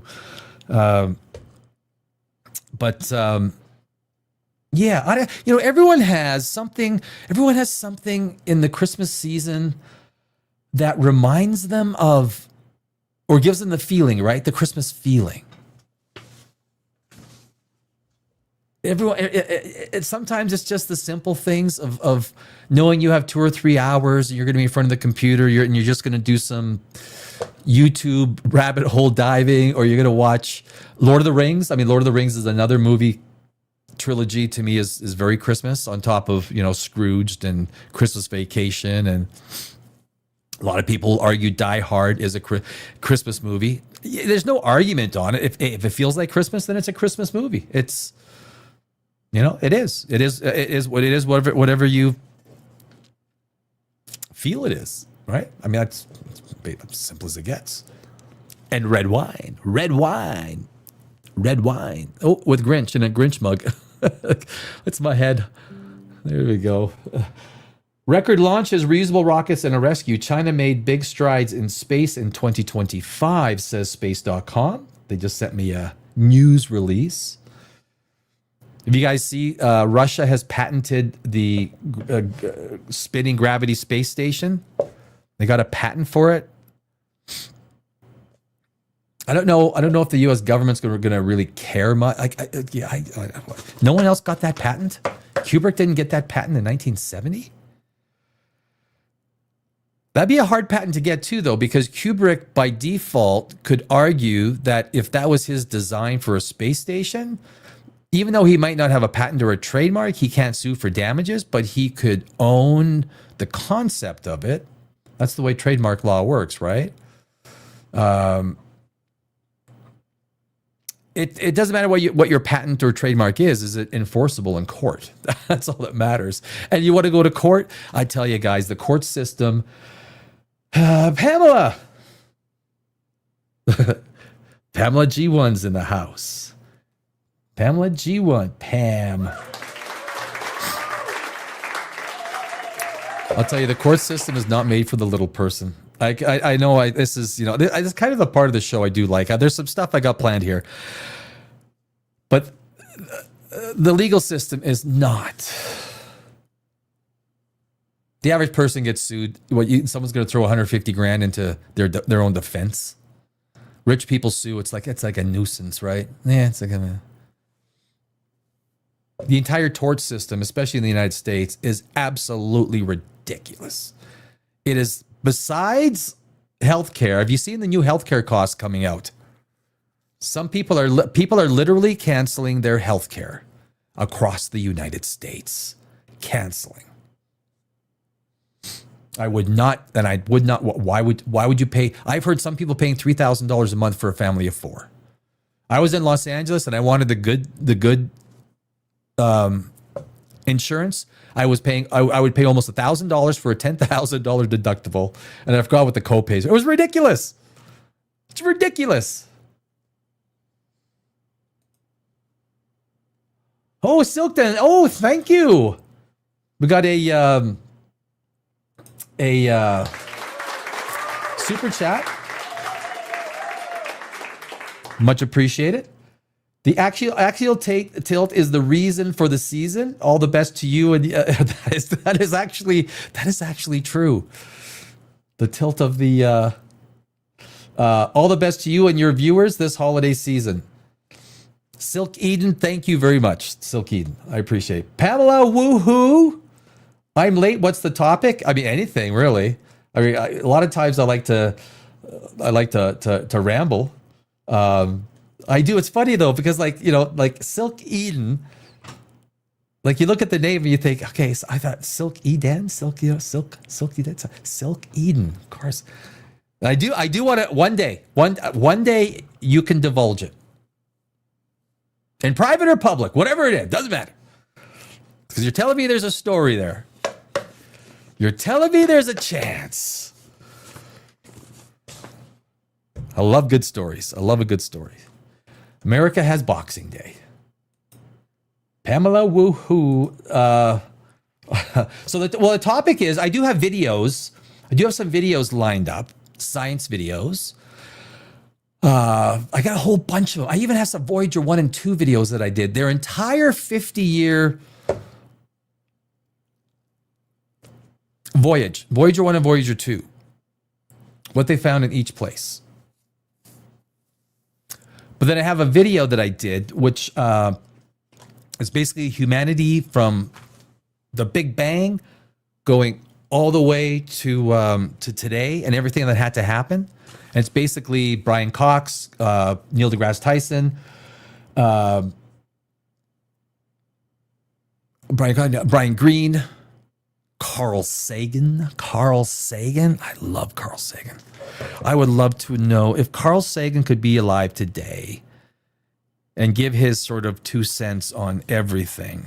I mean, scientific thinking, right? Science thinking. We need more of that, not less of that. Sometimes I think maybe the best thing that could happen is a scientist type gets elected. There's no way a scientist type person is going to get into the mud puddle fight that is U.S. politics. It's devolved into pigs fighting in mud, right? That's what it is. That's what it is. It's kind of entertaining sometimes. Did you hear Hillary was supposed to? I found this funny. Hillary was supposed to go before one of the committees to testify like 8 or 9 days ago. And she had a doctor's note saying she was in the hospital. She couldn't come and testify because she was in the hospital. I mean, that was probably quick thinking on the lawyer's part. I mean, you probably got friends at the hospital that just write a note. Yeah, no, she's in, don't worry where she is. She's here. She's here. Can't testify. No, can't testify. What was her comment with the bleach bit stuff, right? Remember the bleach bit? What? You mean with like a cloth? Yeah, fuck Hillary. Jesus. Hillary, for God's sakes. Nobody is that stupid. Hillary is not a dumb lady. She's not, right? She's not dumb. You might not agree with her and you might think her immoral in a lot of ways. Hillary is not dumb. That is for sure. Not a fan. Pamela, I bet. Yes. But on this Christmas Eve, 2025, I don't, it's, yeah, boy, I almost want to do the history of Santa Claus again. Is that bad? I did it yesterday. I don't know if anyone that was on yesterday is on today, but the history of Santa Claus. Were you here yesterday? You were here yesterday for a while, Pamela, right? For a little while. But I think, can I do the history of Santa? You know what? It's my freaking show. I could do what I want. Not like I could get in trouble. I'm gonna do, okay. You know what? Let me just see. I'm gonna do, yes, please, Pamela. Okay. The history of Santa Claus. Look, even watching it a second time is freaking awesome. This is Santa baby. Do do do do do do do do. You know what my favorite Christmas songs are? You guys might know it.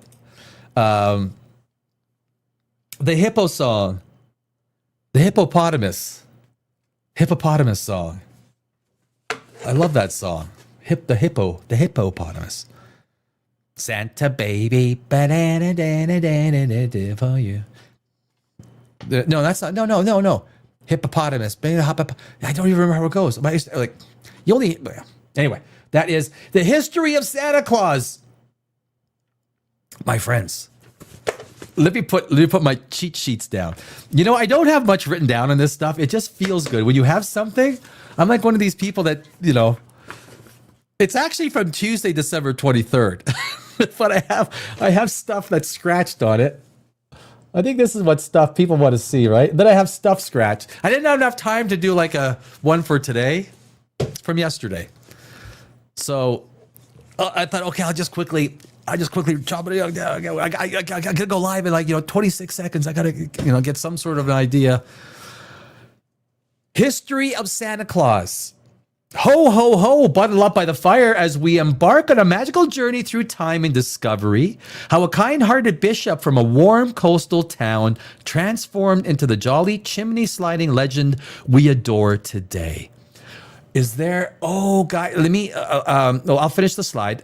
From ancient miracles to modern day icons, here are 10 historical milestones that reveal the festive evolution of Santa Claus. Yeah, baby. Yep. We have, did I stop that? I didn't, we have, this is important. This is really important to keep track of. Did we get it? Here we go. Oh my God. This is Santa. Where is Santa? He's in London.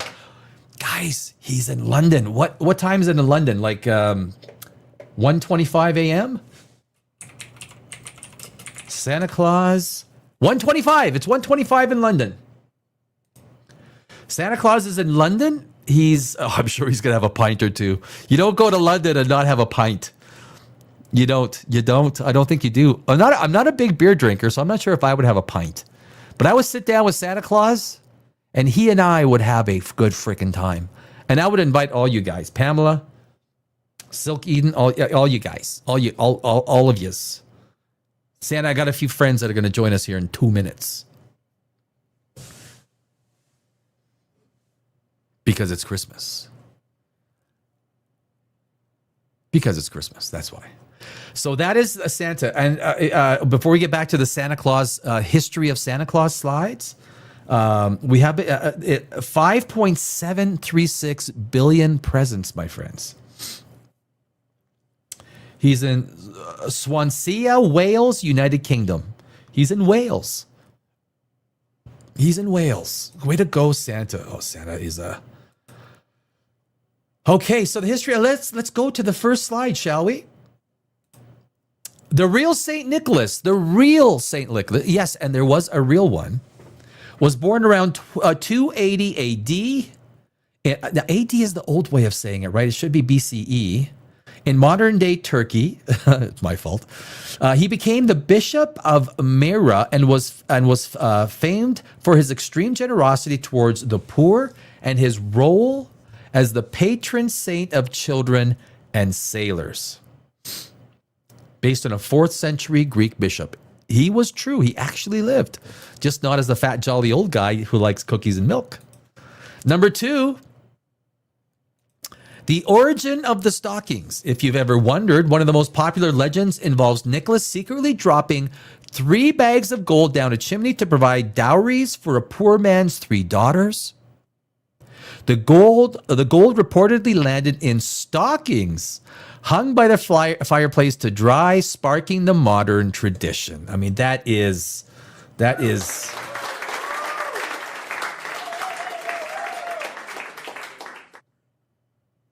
I don't know if I believe it. Like, anything that's happening 1,600 years ago is going to be questionable as to its authenticity. But you know what? When it comes to Santa Claus, I don't think there's many people that was going to screw around with the, I've seen Santa Claus in a fight twice, and I tell you, he even puts Chuck Norris down.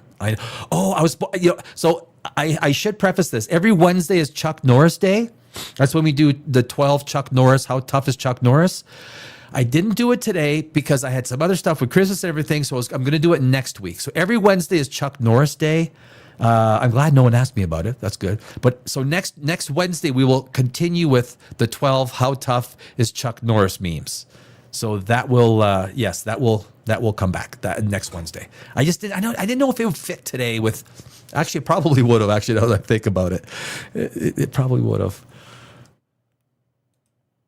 Number 3,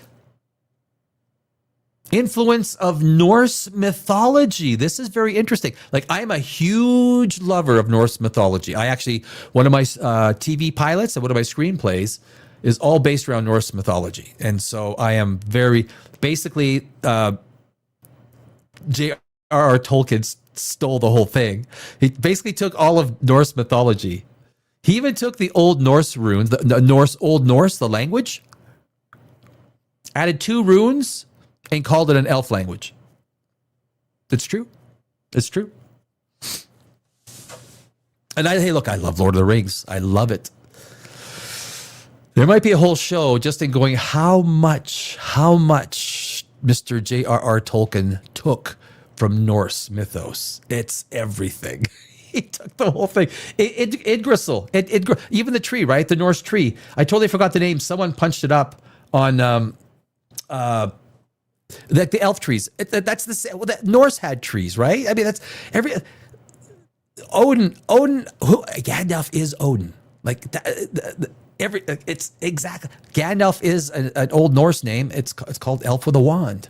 But anyway, that's a different episode. Well, we won't get hung up on that. Still, I love Lord of the Rings, the movies, everything.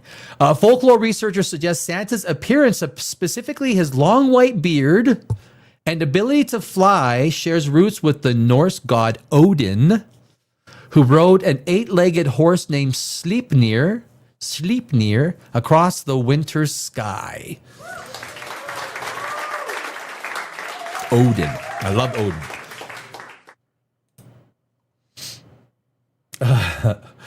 Pamela, I bet. Yes, please. He's making his rounds. Yes, he is. Yeah. Now that this is knowledge to me, I've said a few things. There's a lot of good tidbits going on right now with applause. Pamela, love Lord of the Rings too. Yeah. It's good. It's good Christmas viewing just because they came out at Christmas time. You shall not pass. Oh yeah, right at the beginning of the Two Towers, right? You shall not pass. That well, I guess it's in both of them, right? But that's when he falls down the Balrog and fights him and everything like that. So it's it's good. It's good for sure. So we're doing the history of Santa Claus. The history of Santa Claus, my friends. Number 4, transformation into Sinterklaas. Sinterklaas.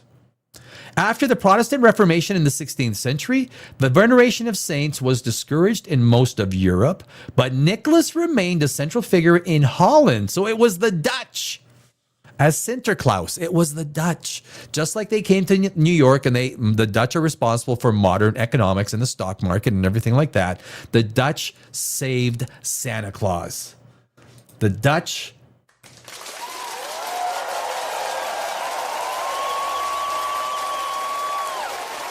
saved Santa Claus. Who else was from Holland? In Austin Powers. What was his name? The gold member, right? The guy. Austin Powers? He was Dutch, wasn't he? He was Holland. I think he was.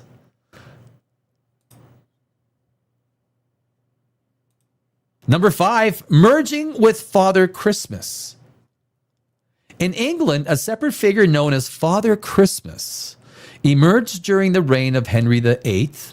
He was originally a large man in green or red robes who personified festive adult revelry rather than gift giving for children. Makes sense. So there we got Santa Claus merging. We got a merger, kind of like Warner Brothers Netflix, a little bit of a merger. I question whether that merger is going to go through. Just to throw a little tidbit in the side here, I don't think they will let Netflix purchase Warner. Matter of fact, when NBC and Universal is spun out, expect an offer from NBC Universal.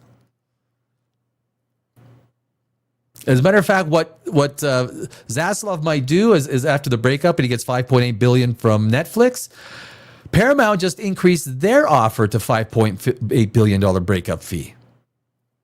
Is NBC Universal going to come in? NBC Universal will be the best fit. Probably the best fit. But anyway, that's for another day. Arrival in America. Number 6, the history of Santa Claus. The name Santa Claus is a phonetic derivation of the Dutch Sinterklaas.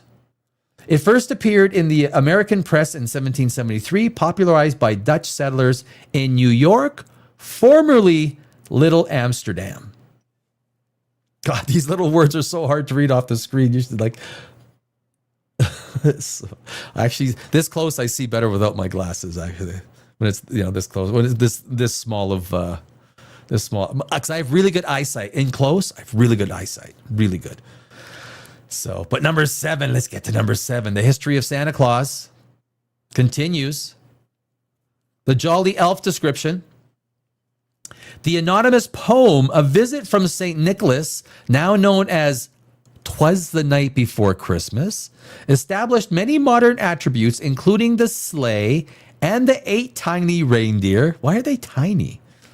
Reindeer are pretty freaking big. They're like 1,000 pounds. And Santa's round belly.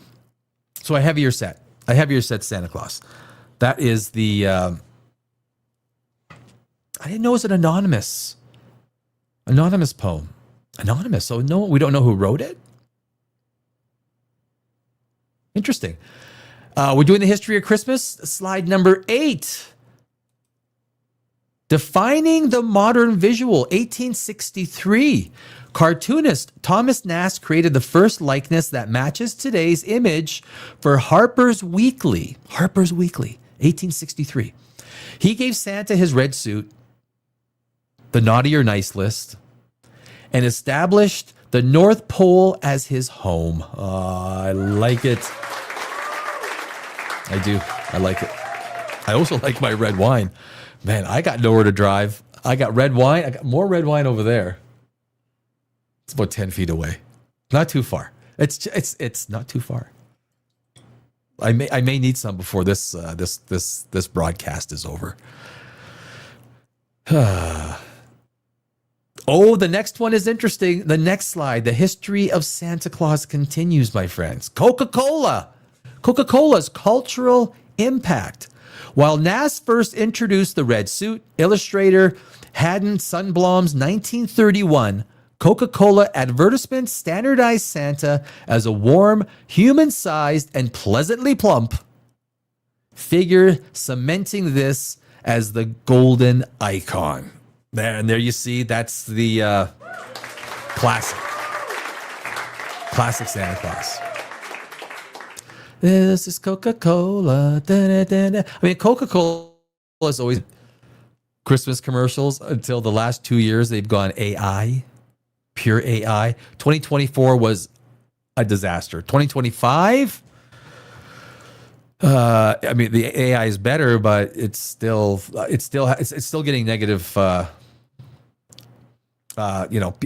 People aren't liking it. It's And the final one in the history of Santa Claus, the addition of Rudolph, and we were probably all wondering about Rudolph the Red-Nosed Reindeer, in 1939.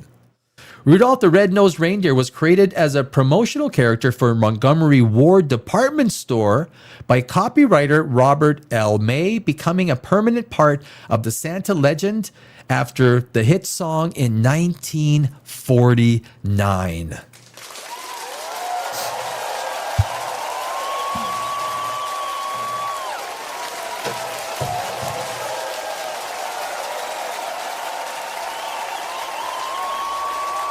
Yep. Rudolph the Red-Nosed Reindeer. Rudolph, he was created as a promotional character for the Montgomery. You guys need to know this for Christmas dinner tomorrow because you want to look smart. You want to look smart at the dinner table or to like family, friends, or whatever it is. Even if you go for you go out to see a movie, it's like, hey, do you guys hear about Rudolph? Where he came from? He came from. He was a character in the Montgomery Ward department stores and created by copywriter Robert L. May. And he became after the hit song in 1949. He became a permanent legend after 1949. After the hit song. Rudolph the red-nosed reindeer had a very shiny nose. Do you There's no more the classic Christmas songs. And I bet you everyone would probably agree with me. The new Christmas songs are nothing like the classics. They are nothing like the classic Christmas songs. Baby, yeah. I didn't want baby. That. I didn't need him screaming. Yeah.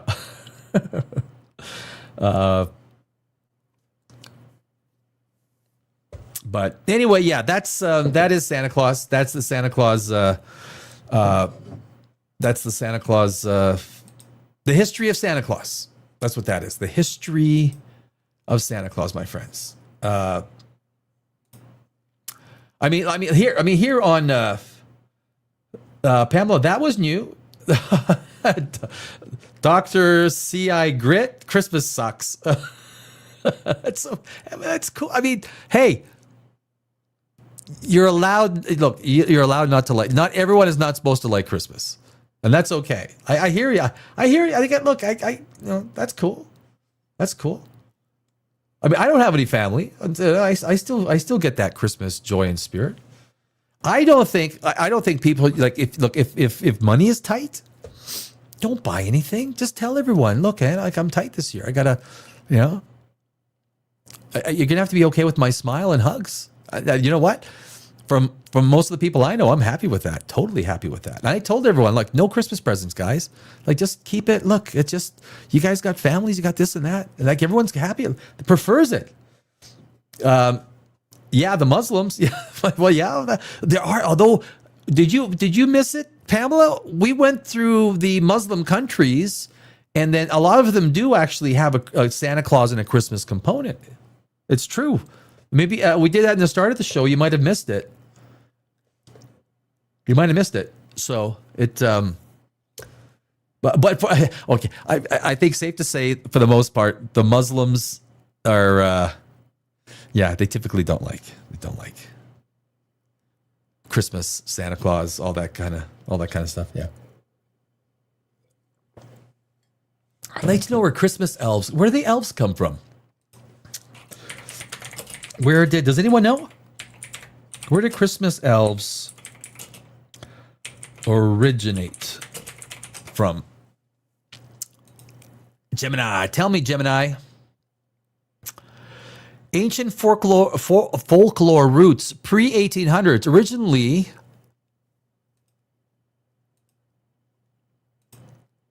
Let's share this. Boy, I'm doing a lot more Christmas stuff than I thought it was going to do. I had like all this science stuff that was ready to go. Hey. Oh. Okay. So that's right. It's there. Yeah. Okay. So where do the elves come from? Ancient folklore roots pre-1800s. Originally, elves were far from the jolly toy makers of modern cinema. Now, they actually came from Norse mythology, right? That's where we see the first... and elves were basically, I mean, they were magical characters, just like when J.R.R. Tolkien took that from Norse mythology. They were also magical people. Scandinavian Nis Tomte, these were house gnomes. Yeah, there was some, believed to protect farms and homes, while helpful if treated with respect, often requiring a bowl of porridge. You know, that's good because porridge ain't expensive. You know, you want some porridge? I'll make you some porridge. They were also known for playing pranks if offended. Germanic and Norse mythology. The term elf derives from the Old Norse alfar.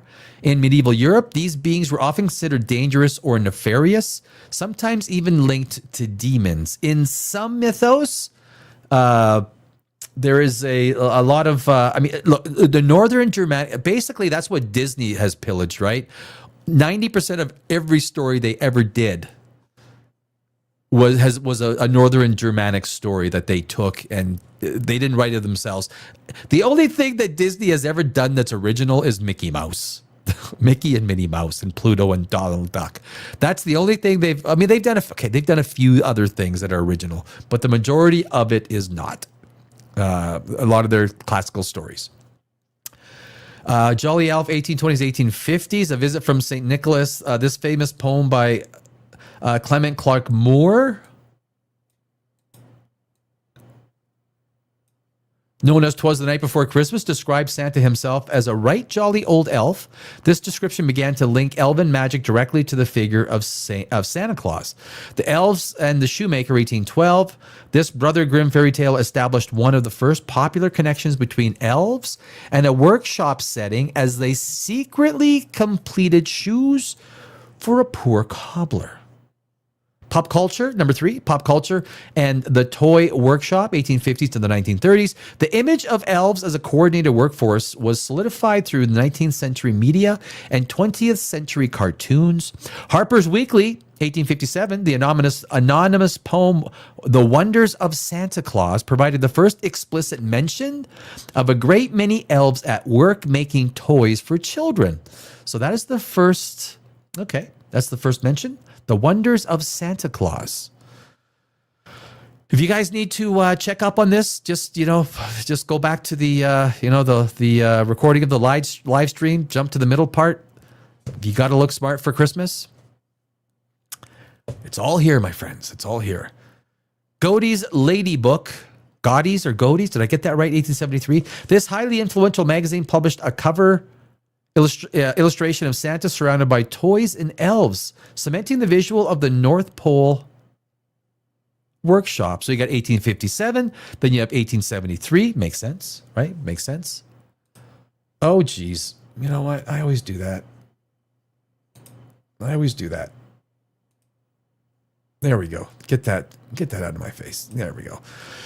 Disney's Santa Workshop, 1932. This animated short further popularized the image of small industrial green and red clad helpers that we recognize in modern media. And that, look, I mean, there's a lot of good established stuff from Disney, right? There is. There's a lot of I think Disney has really, the years of Bob Iger has created nothing. He has bought everything. And his big purchases are this is the Wall Street Danny that's talking now. But basically, he purchased Marvel, he purchased Star Wars, he purchased Fox, Century 21, Fox, Century 20, Century Fox, Century, yeah, huge debt, right? Put $45 billion worth of debt in the books, and Bob Iger has created nothing. He's purchased everything. I'm not sure if he'll go down as the great CEO that a lot of people would suggest, but that is where the I guess I didn't know that blue turns out to be that ugly gray. I was watching it from a different screen, so I guess I did not notice that. Turns on black on gray. Yeah, my apologies. I was looking at it from the main screen, so that will not happen again. It will not. I apologize. Pamela, I keep leaving the live. What's happening? Are you on desktop, or are you on handheld? Are you being the software kicking you out? That's strange. Got some wine. I got some wine in my cup. I don't know. A phone. And that is strange.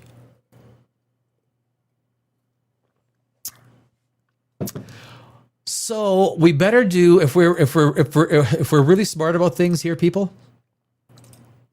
If we're really being conscientious, responsible adults. If we're being responsible adults right now,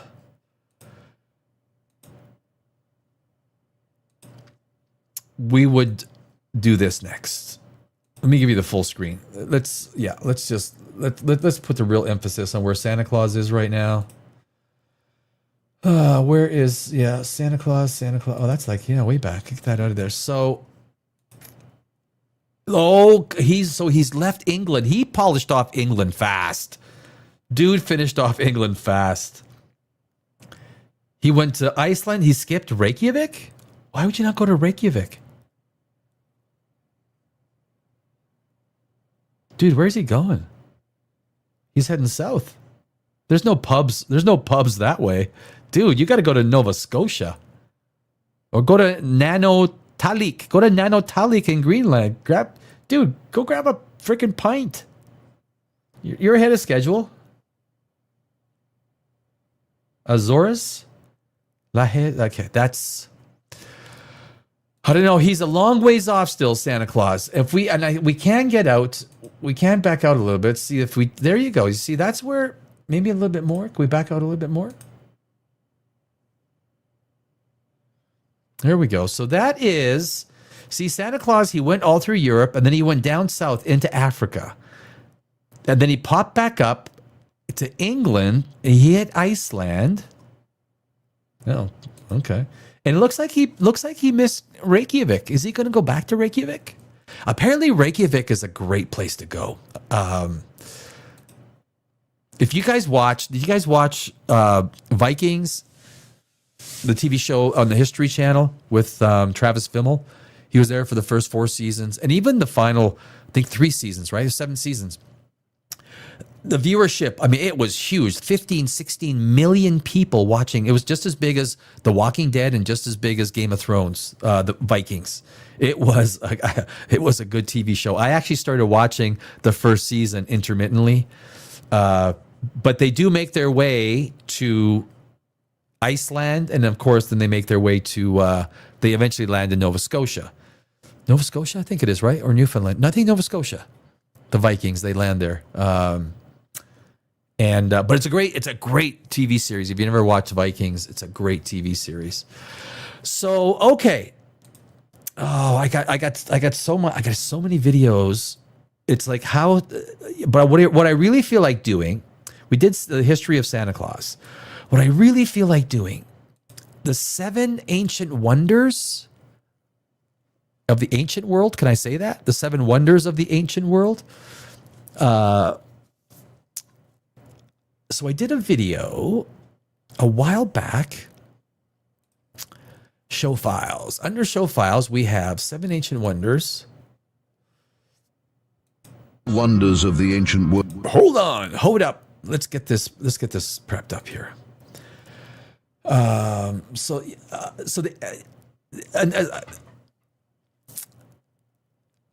there's only one left of the wonder, the seven ancient wonders of. I mean, the Library of Alexandria, like the Lighthouse of Alexandria, like the Library of Alexandria too. Like, oh my God, the stuff that we lost, the incredible. I'm also a huge history lover, antiquity, history going back.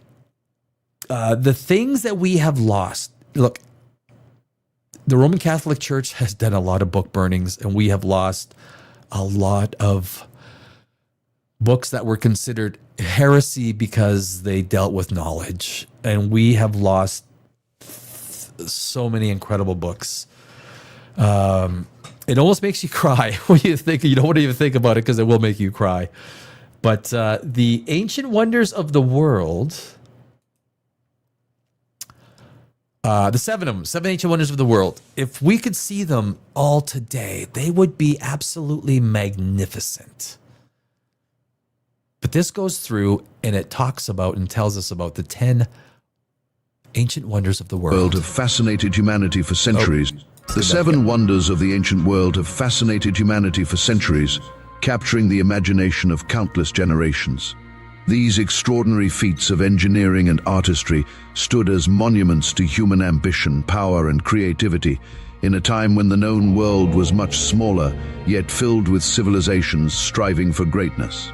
Only one of these wonders still stands today, but their legends endure, reminding us of the ingenuity of our ancestors and the great civilizations that came before us. Gardens of Babylon. We are going to explore each of the seven wonders of the ancient world and some of the mysteries that still surround them. Statue of Zeus. What made them the awe-inspiring constructions that captivate our imagination? The statue of Zeus would be, there's like, jeez. These things are magnificent. The ancient world, what humans were capable of doing was absolutely magnificent. And why they've earned their place on this list. 1. The Great Pyramid of Giza, Egypt. The Great Pyramid of Giza is the only surviving wonder of the ancient world. Built for Pharaoh Khufu around 2580 BCE, the pyramid stood as the tallest man-made structure on Earth for over 3,800 years. It reached an astounding height of 147 meters, or 481 feet. That's basically 50 stories. I mean, it ruled the. I'm the tallest thing in the world for 4 millennia. Could you imagine the amount of human power, human raw power, the sight of I do not believe. No, I don't believe aliens built it. I don't. But the raw amount of power, mechanical power,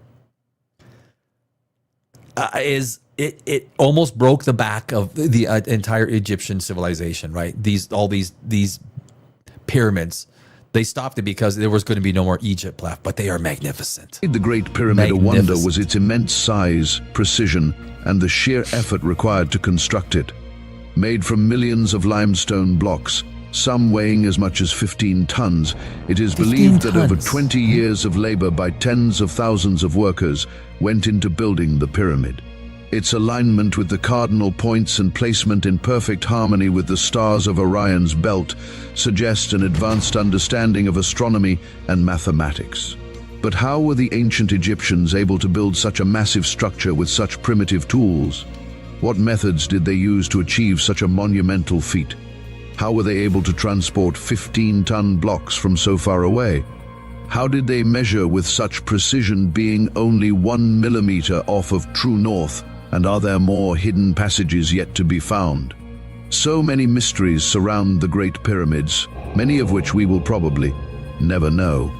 2. The Hanging Gardens of Babylon, Iraq. The Hanging Gardens of Babylon. I think that there's anything in the seven ancient wonders, the Hanging Gardens of Babylon. These are whatever they look like. There is some evidence to suggest that they did exist, right? And that's why they're on the list. Absolutely magnificent. Every image we have is constructed, whether it's from AI or artist rendition, but I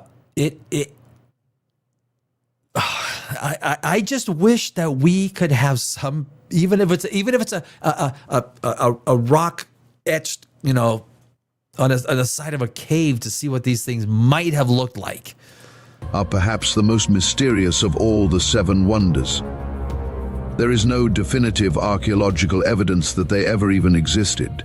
However, ancient texts and various accounts describe these gardens as an extraordinary feat of botanical and architectural expertise. It is believed that they were built around 600 BCE, but the actual builder of these incredible gardens is still being debated. 600 BCE, I mean, that was the time during the Greek Empire, right? It's not like you're going back, 8,000 years, it's like 5,000 years before Christ. It's still somewhat, Pamela, do I believe in angels? I do not. I'm an agnostic. I am not but I respect anyone who has those beliefs. If someone is religious or whatnot, or believes in angels, I don't dissuade someone or I don't say they're wrong. That's a personal belief. I'm a science guy, so I relegate myself to things that are. When I listen to a guy like Brian Cox or Neil deGrasse Tyson, I almost always agree with them, almost 100%, almost every time. It's very. I understand where people's belief in angels and things like that come from, and I have friends that are believers like that. I don't. That's absolutely fine, right? That's. I get where it comes from. I played Dungeons and Dragons, and they actually had angels and everything like that in D&D. So it's. Yeah. Some say it was Semiramis, an Assyrian queen, while others suggest it was King Nebuchadnezzar II who built them for his wife, Amytis. However, it is still uncertain who it actually was. What made the Hanging Gardens a wonder was not just their beauty, but the ingenuity required to sustain them in the arid Mesopotamian climate. They were described as a series of tiered gardens with trees, shrubs, and vines that resembled a massive green mountain. Ancient writers claimed that an advanced irrigation system allowed the gardens to flourish, despite being surrounded by desert. But if the gardens did indeed exist, how did the Babylonians manage to irrigate such a vast, lush garden in the middle of a desert?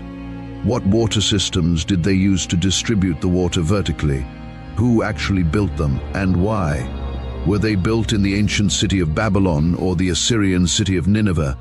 Why is there no archaeological evidence that remains, and did they ever really exist? Most likely, we will never know. 3. Well, you never know. There might be a day where we find something, right? They would be magnificent. They would be magnificent. Have you guys seen some of the pictures of what AI is doing with the pictures of the, before a video? Like Charlie Chaplin and all these people, they basically take a picture and they create real video of what they will look. It really is amazing. It really is. The statue of Zeus at Olympia, Greece. The statue of Zeus at Olympia, built around 435 BCE by famed sculptor Phidias, was a 40-foot-tall representation of Zeus, king of the Greek gods, seated majestically on a throne. It was housed in the Temple of Zeus in Olympia, the site of the ancient Olympic Games, and became a symbol of Greek artistic and religious devotion. What made the statue a wonder was its awe-inspiring size. There's debate as to how big it was, but this thing was huge, right? It was huge. Basically, Zeus was probably 50, 60 feet tall if he was stood upright. The statue would be, it would be.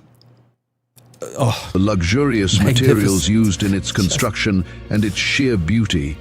Phidias crafted the statue from ivory and gold, meticulously detailed down to Zeus's sandals and robes. Its grandeur was said to be unforgettable to Like if this is any real representation of what the statue of Zeus looked like, let me take everything off. If that is anything close to what the statue of Zeus looked like, right? That's basically what they're describing it. And I guess if a human being would come, maybe 2/3 up to his knee, 2/3, maybe 3/5 up to his knee, the sheer size of this thing. I mean, this is why I fell in love with history at a very young age. Those who witnessed it. But why was the statue of Zeus destroyed? Was it an earthquake or fire? Where are its remains? Are there any remains left to be found? Could fragments of the statue still be hidden somewhere, waiting to be discovered? Was it dismantled and moved to Constantinople? If so, why? What exact techniques and materials did Phidias employ to create such a masterpiece? And what did this epic statue of Zeus actually look like? Most likely, we will never know. The concept of Zeus, the idea of Zeus, what he looked like, it has carried on. Like that idea of this powerful, bearded, older guy in the clouds has continued. I think when most people's perception of what God, if they believe in God, is something similar like that. It's the same thing with Odin. And there's great arguments to suggest Odin and Zeus are basically the same God, right? They're very similar. But the construct of God has been very similar, but I think maybe because that deals with wisdom, it deals with strength, it deals with power, it deals with uber confidence.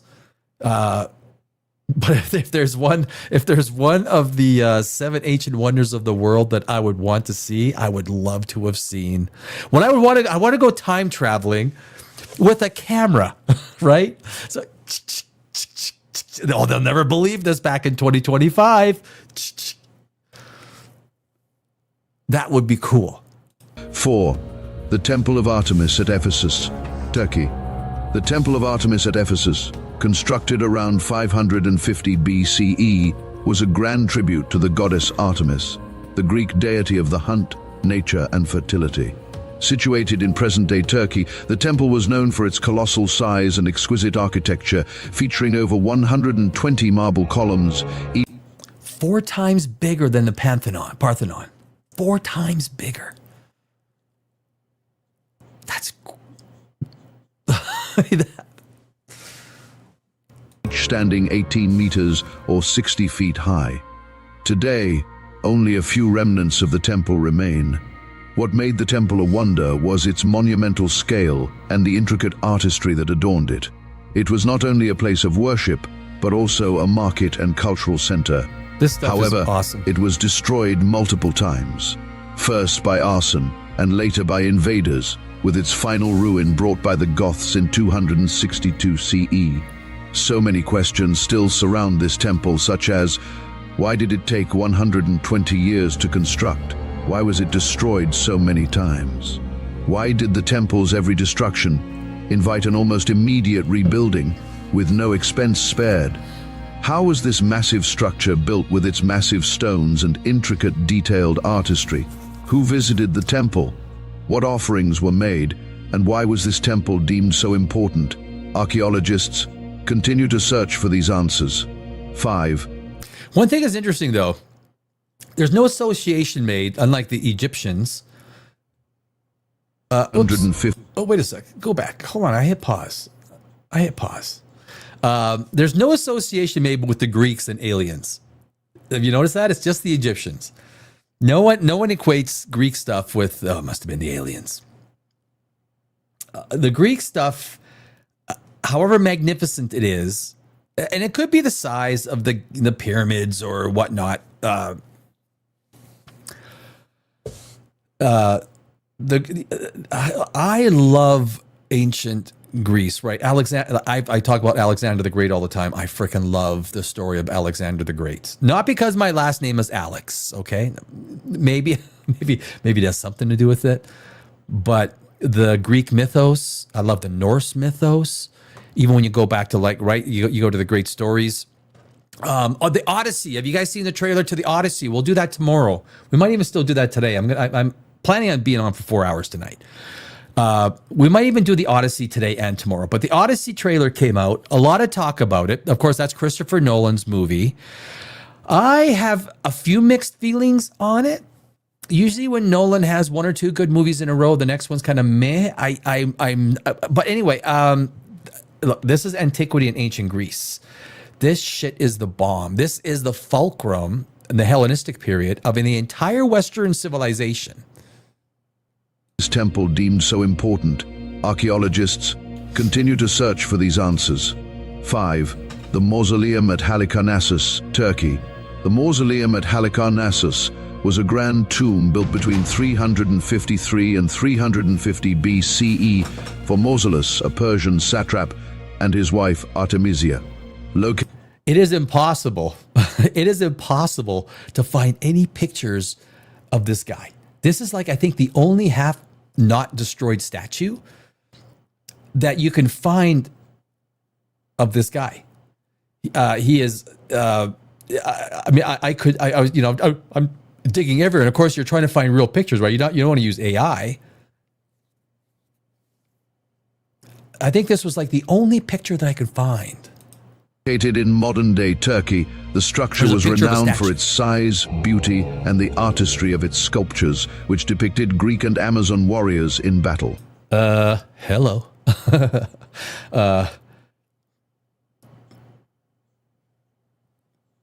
I would let her kick my ass. Okay. It is purported that the tomb was filled with some of the most valued treasures and art masterpieces of that time, but to this day, none have been found. What made the mausoleum a wonder was its fusion of different architectural styles, as well as its extraordinary scale.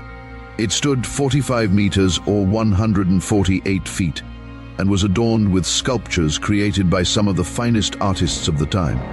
The term mausoleum has since become synonymous with grand tombs. To go back at that time, like to be a time traveler, like really, right? To be a time traveler, and whatever it looked like to walk past these things, to let's say be in ancient Rome and to see Caesar, right? Caesar, to catch a glimpse of this historical man, Caesar. Or to have seen Jesus on his pedestal. Undoubtedly, Jesus was a preacher on a pedestal, right? Because that was the times that he lived in.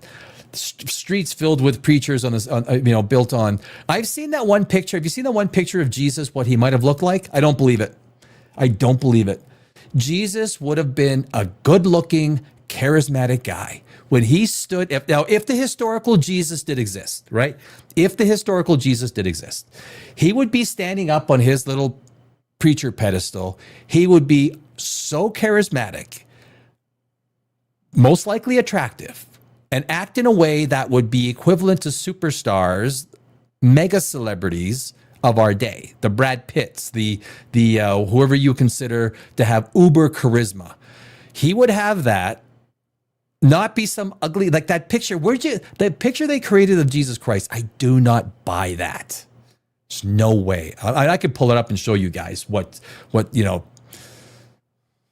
don't buy it. Testament to the lasting impact of this wonder.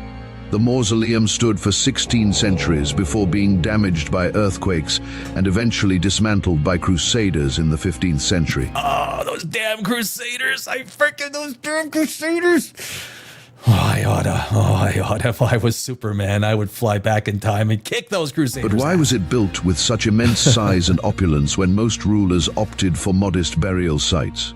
How was it able to stand for over 1,500 years? 1,500 What treasures were lost inside the tomb? And what artistic masterpieces were inside the mausoleum that had been lost to time?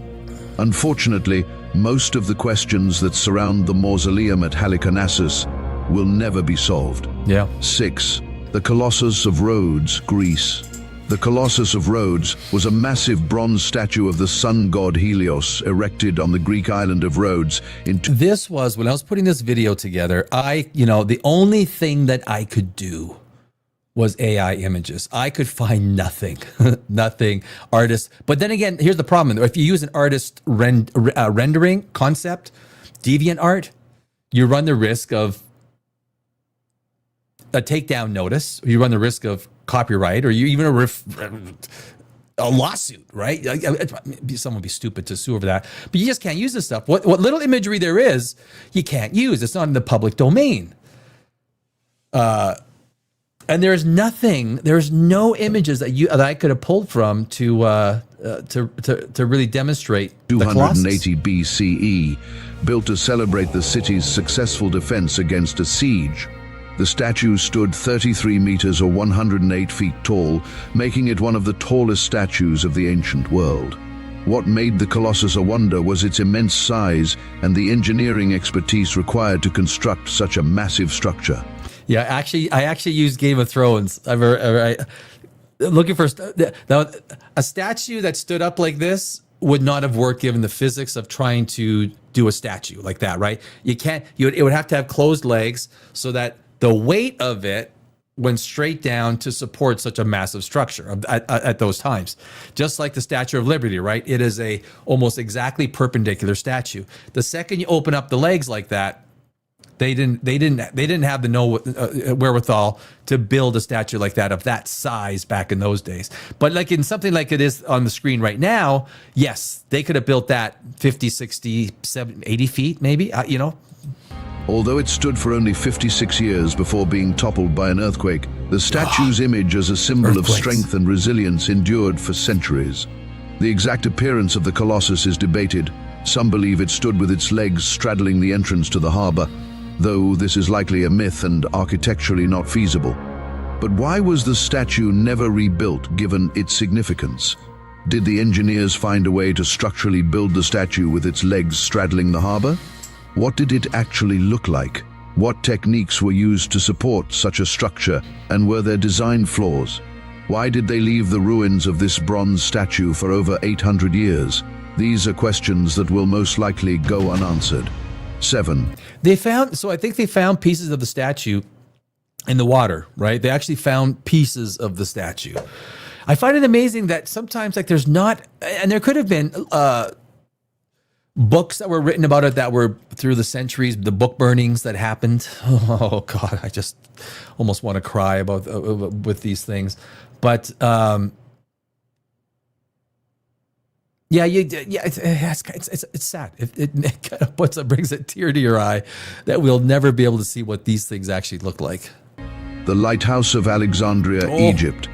The Lighthouse of Alexandria, also known as the Pharos of Alexandria, was built on the small island of Pharos, near the city of Alexandria in Egypt, around 280 BCE. It was one of the tallest man-made structures in the world at the time, standing between 100 and 130 meters or 330 and 430 feet. The lighthouse guided sailors safely to the harbor of Alexandria, one of the most important cities of the ancient world. What made the lighthouse a wonder was its technological sophistication and monumental height. It employed an ingenious system of mirrors to reflect sunlight during the day and used a fire at night to guide ships. Its light could be seen from great distances, making it a marvel of engineering and a symbol of human ingenuity. The lighthouse was damaged by several earthquakes and eventually collapsed in the 14th century. But that's not too long ago, right? When you think 14th century, 600 years ago. Yes, it's 6 centuries. Yeah, it's a long time. When you're talking about millennia, this is something that lasted almost to the Reformation, right? Almost to the Renaissance Reformation. And that's pretty durable. What was the actual system of mirrors used? How did it work? Could the light really be seen from over 50 miles away? Was there an actual secret treasure hoard underneath the lighthouse, as claimed by a Byzantine eunuch from the 10th century? What secrets are contained in the ruins that lie in Alexandria's eastern harbor? Mysteries that, for the most part, will never be solved. The 7 wonders of the ancient world were incredible achievements of engineering, architecture, and artistry. They showcase the creativity, ambition, and technical expertise of ancient civilizations and engineers. Though many of these wonders have been lost to time, their legacies endure, inspiring awe and curiosity about the world that came before us. These monuments stand as testaments to the heights that human ambition and creativity can reach, even in the distant past, and will forever endure as a testament to human ingenuity. I thank you for watching and invite you to visit us again in our next episode. And so there you go. That was before we changed to Dimension Zero. So there you go. That is the 7 wonders of the world. So we got to check, guys. Where's Santa Claus? Can we do a Santa Claus check?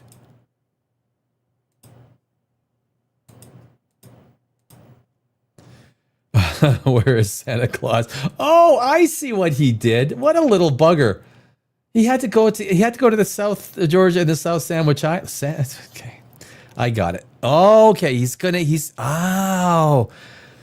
Santa Claus, don't think Santa Claus to be a dumb man. Santa Claus is no dumb guy. Santa Claus wasn't born yesterday. Santa Claus, if you measured his IQ, if you sat him down, you said, here's a pen, here's the paper. This is an IQ test. Santa Claus would finish it in 15 minutes. He'd score, what, 200, 210, 220? I don't know. What's the highest IQ you can get? It'd be a small deviation off the highest IQ.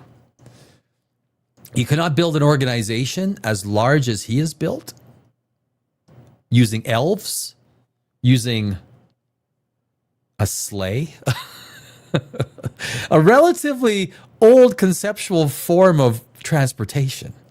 He's using a sleigh and reindeer. He's not using, well, I'm sure back at the North Pole, he's using high tech, which makes me believe that this man probably has a 200 plus IQ. At least, at minimum, a 200 plus IQ.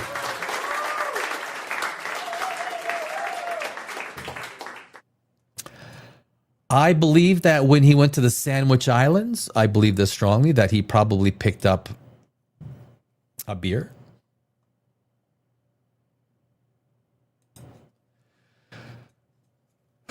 He probably picked up I think he picked up a beer. Will Manister, I want to whisper in your email. I want to whisper in your ear. Will, you have been here before. I know who you are. I know what you do. I know what you... Will, it's Christmas. Why are you using a picture of, what's his name, the guitarist? He's a great guitarist. They just got divorced, right? What's his name? Guitarist, the country guy. I'll tell you, man, you go live on YouTube, you lose instantly. Instantly, you lose 12 to 15 IQ points. Instantly. There's something about... So Santa Claus, it looks like he's heading over to... I think he's going to hit the Falkland Islands. As he hits the Falkland Islands, he's probably going to go and hit the southern tip of Chile. And I guess it'd be, is it Venezuela? I guess Venezuela, Argentina, right? Chile and Argentina.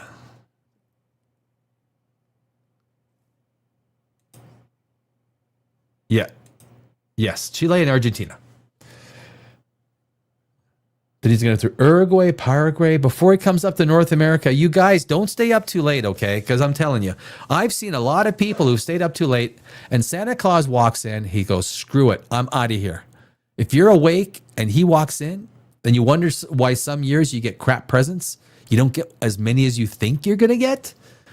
It's because you guys haven't gone to bed, okay? I mean, that's just, look, this isn't, you don't got to have a 200 IQ like Santa Claus to figure this out.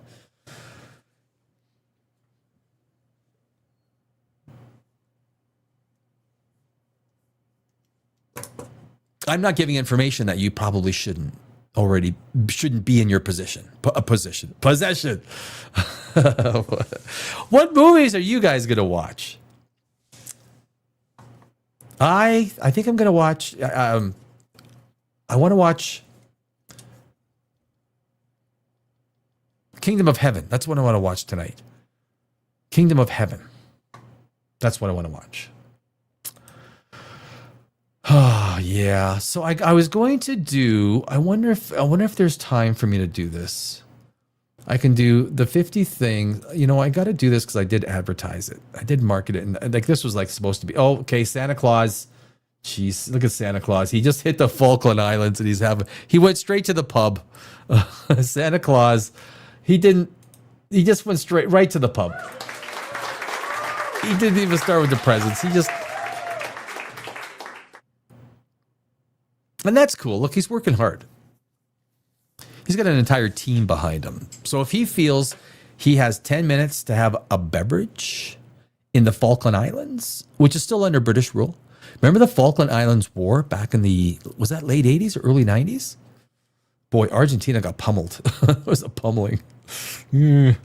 So anyway, I'm going to do this.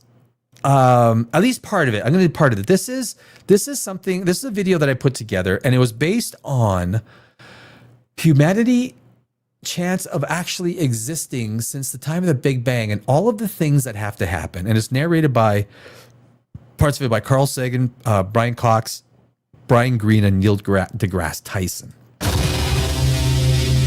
Hold up.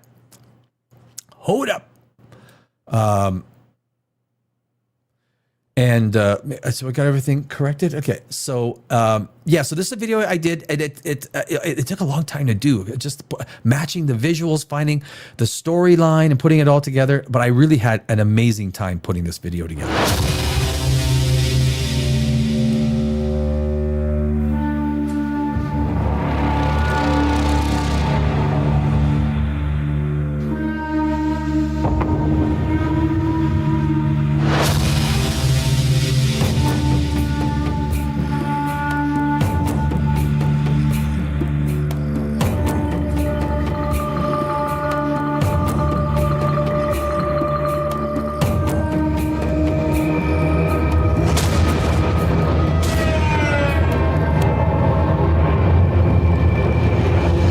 Don't know why or how the universe got into the state that we call the Big Bang.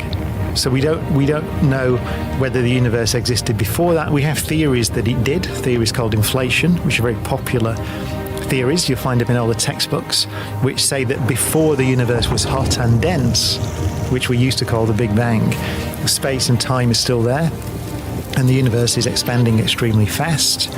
It's called inflation. And then that period draws to a close. And that expansion sort of slows down and almost collapses and changes. And the energy that was driving the expansion gets sort of dumped into space and changes and ultimately makes the particles out of which we are made.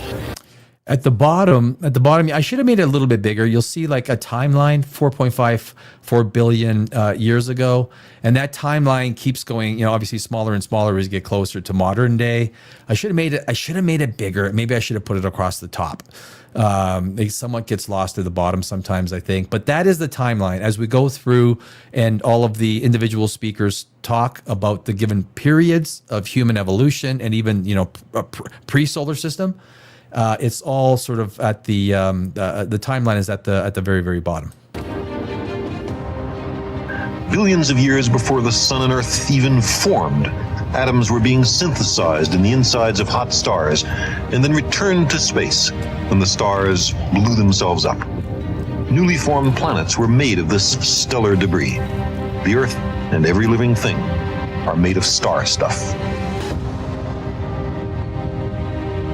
stars, the ubiquitous feature of the heavens, they are pockets of order that naturally form, but as they form, they increase the entropy in the surroundings. So the net entropy goes up, even though this beautiful, orderly, bright object in the sky appears. And it's only because of the appearance of stars that the universe is an interesting place. Without stars, the particles of the universe would just disperse, the universe would get bigger and bigger, colder and colder, and that would be it. There wouldn't be any structure in the universe if it wasn't for the force of gravity. The most astounding fact is the knowledge that the atoms that comprise life on Earth, the atoms that make up the human body, are traceable to the crucibles that cooked light elements into heavy elements in their core under extreme temperatures and pressures. These stars, the high-mass ones among them, went unstable in their later years. They collapsed and then exploded, scattering their enriched guts across the galaxy.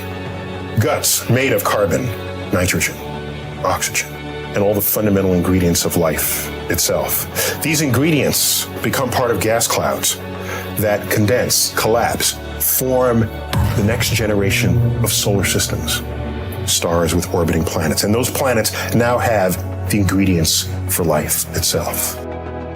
I always love Neil deGrasse Tyson. I think he says things in a way that are clear, almost vernacular, right? Layman. They make sense. They're dramatic, and I do like the way he presents the info, and that is why he is as popular as he is, because he is a dynamic speaker, but he also speaks to the vernacular to understand these very complex subjects. But now we're getting to the Earth. Now we're getting to the, we went to the initial stage of the Big Bang and all those things.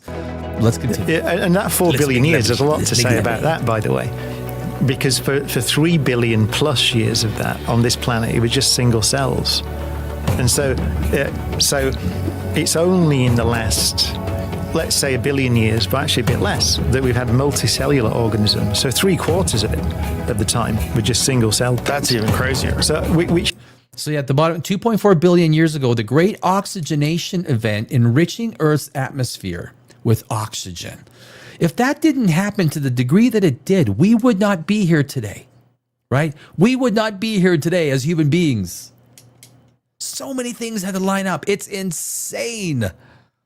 Let alone the asteroid that wiped out so many things had to, it is an amazing process of events. Which is one of the reasons that many people think civilizations might be rare. Because if you just the only evidence we have is this planet. Right. And the evidence on this planet is that single-celled life is sort of the way that things are for most of the history. And then, so it seems like an accident in a way that happened late on in the history of life on Earth that produced multicellular life. Now, whether is that typical, we don't know. Maybe it took a longer time here than it might do somewhere else. But if it's typical, 4 billion years, you said it's not a long time. It is a third of the age of the universe.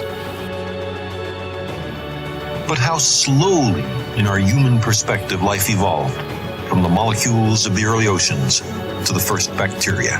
The reason evolution is not immediately obvious to everybody is because it moves so slowly and takes so long.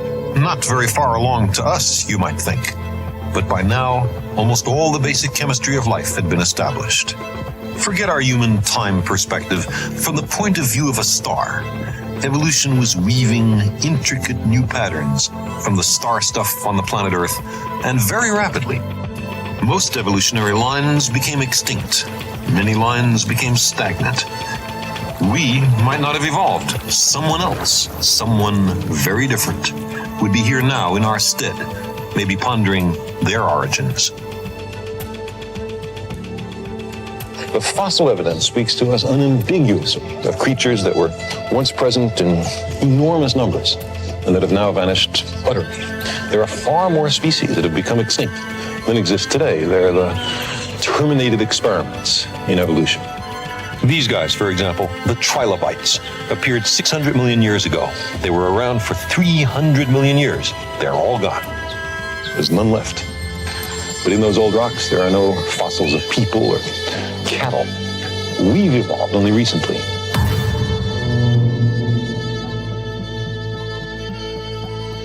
And that's where the biologists come and kind of calm the astronomers down and say, well, you might think there are lots of places for life, we would agree.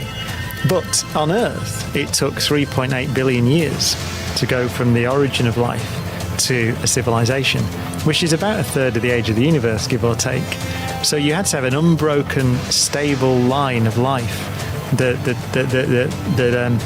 evolves in the right way, as it were.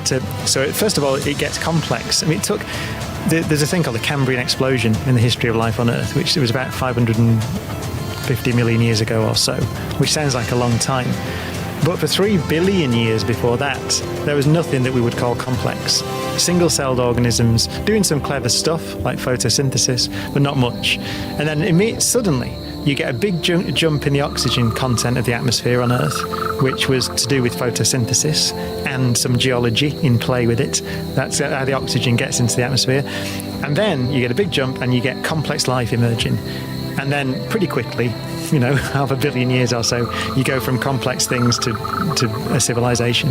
But even then, you think about Homo sapiens we mentioned earlier, they only arose 200,000 years ago.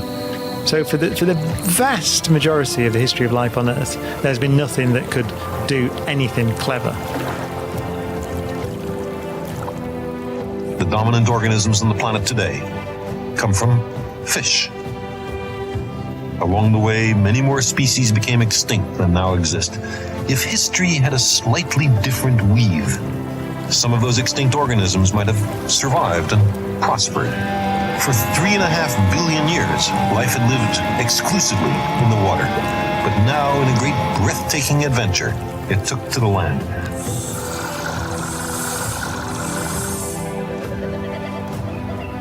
Yeah, an evolutionary biologist would say the counter argument is that what life does, what evolution does, is produce organisms that are well fitted to their environment. Right? So they fit niches in the environment. But there's no drive to complexity. There's no law that says that the more complex you are, the more likely you are to survive and flourish. And the example of life on Earth probably backs that up. If you talk biologically, about 3 billion years of single cells, what that means is that the single-celled organisms were just doing very well.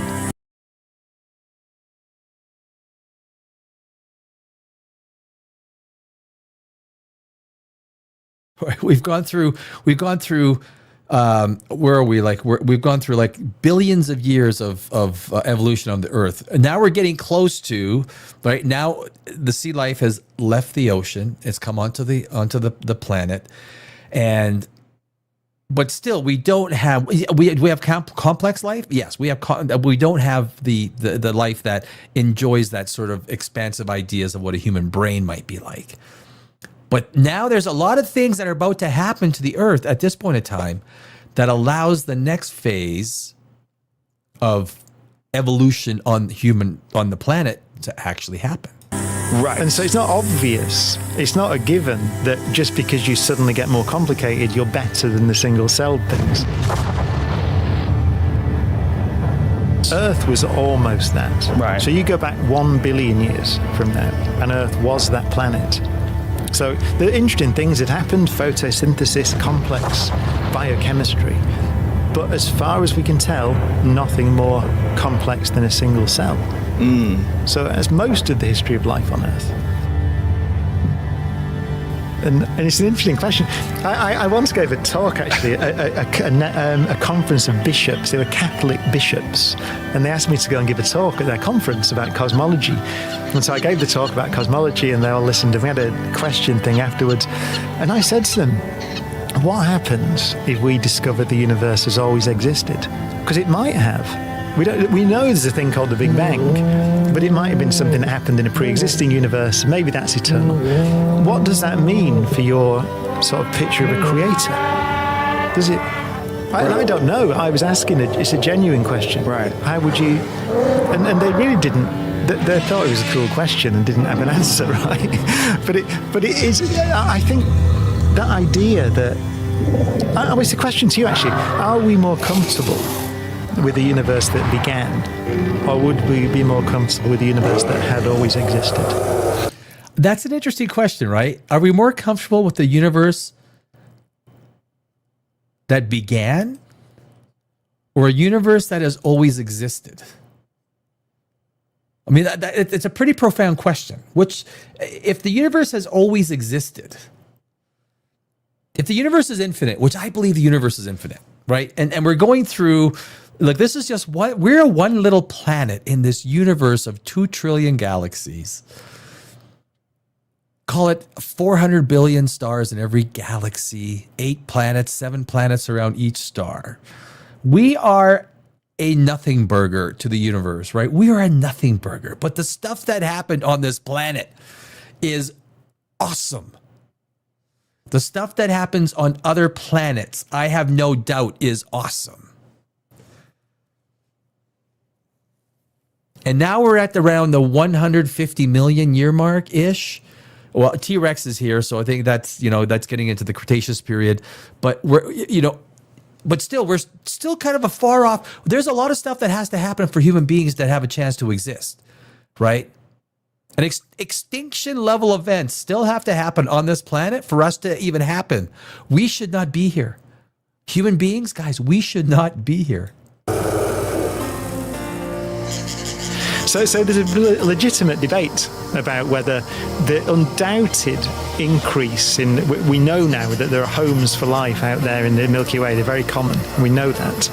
But what we don't know is the probability that life will emerge in the first place, and secondly, the probability that will turn into a civilization. And I think that's very low. So I think the probability, if I guessed, I would say the probability that life will emerge given the right conditions is very high. And what one piece of evidence you could put forward to that is that it did appear to emerge on Earth as soon as it could after the formation of the Earth and the oceans. So you get life, but then it took a long time on Earth. So you might say, well, the probability of it doing anything intelligent and interesting are quite low, maybe less than 1 in 20 billion. In which case we end up being the only civilization in the Milky Way at the moment. It's possible. You can make that argument. And my experience is academic biologists tend to be on the cautious side, and astronomers tend to be on the optimistic side.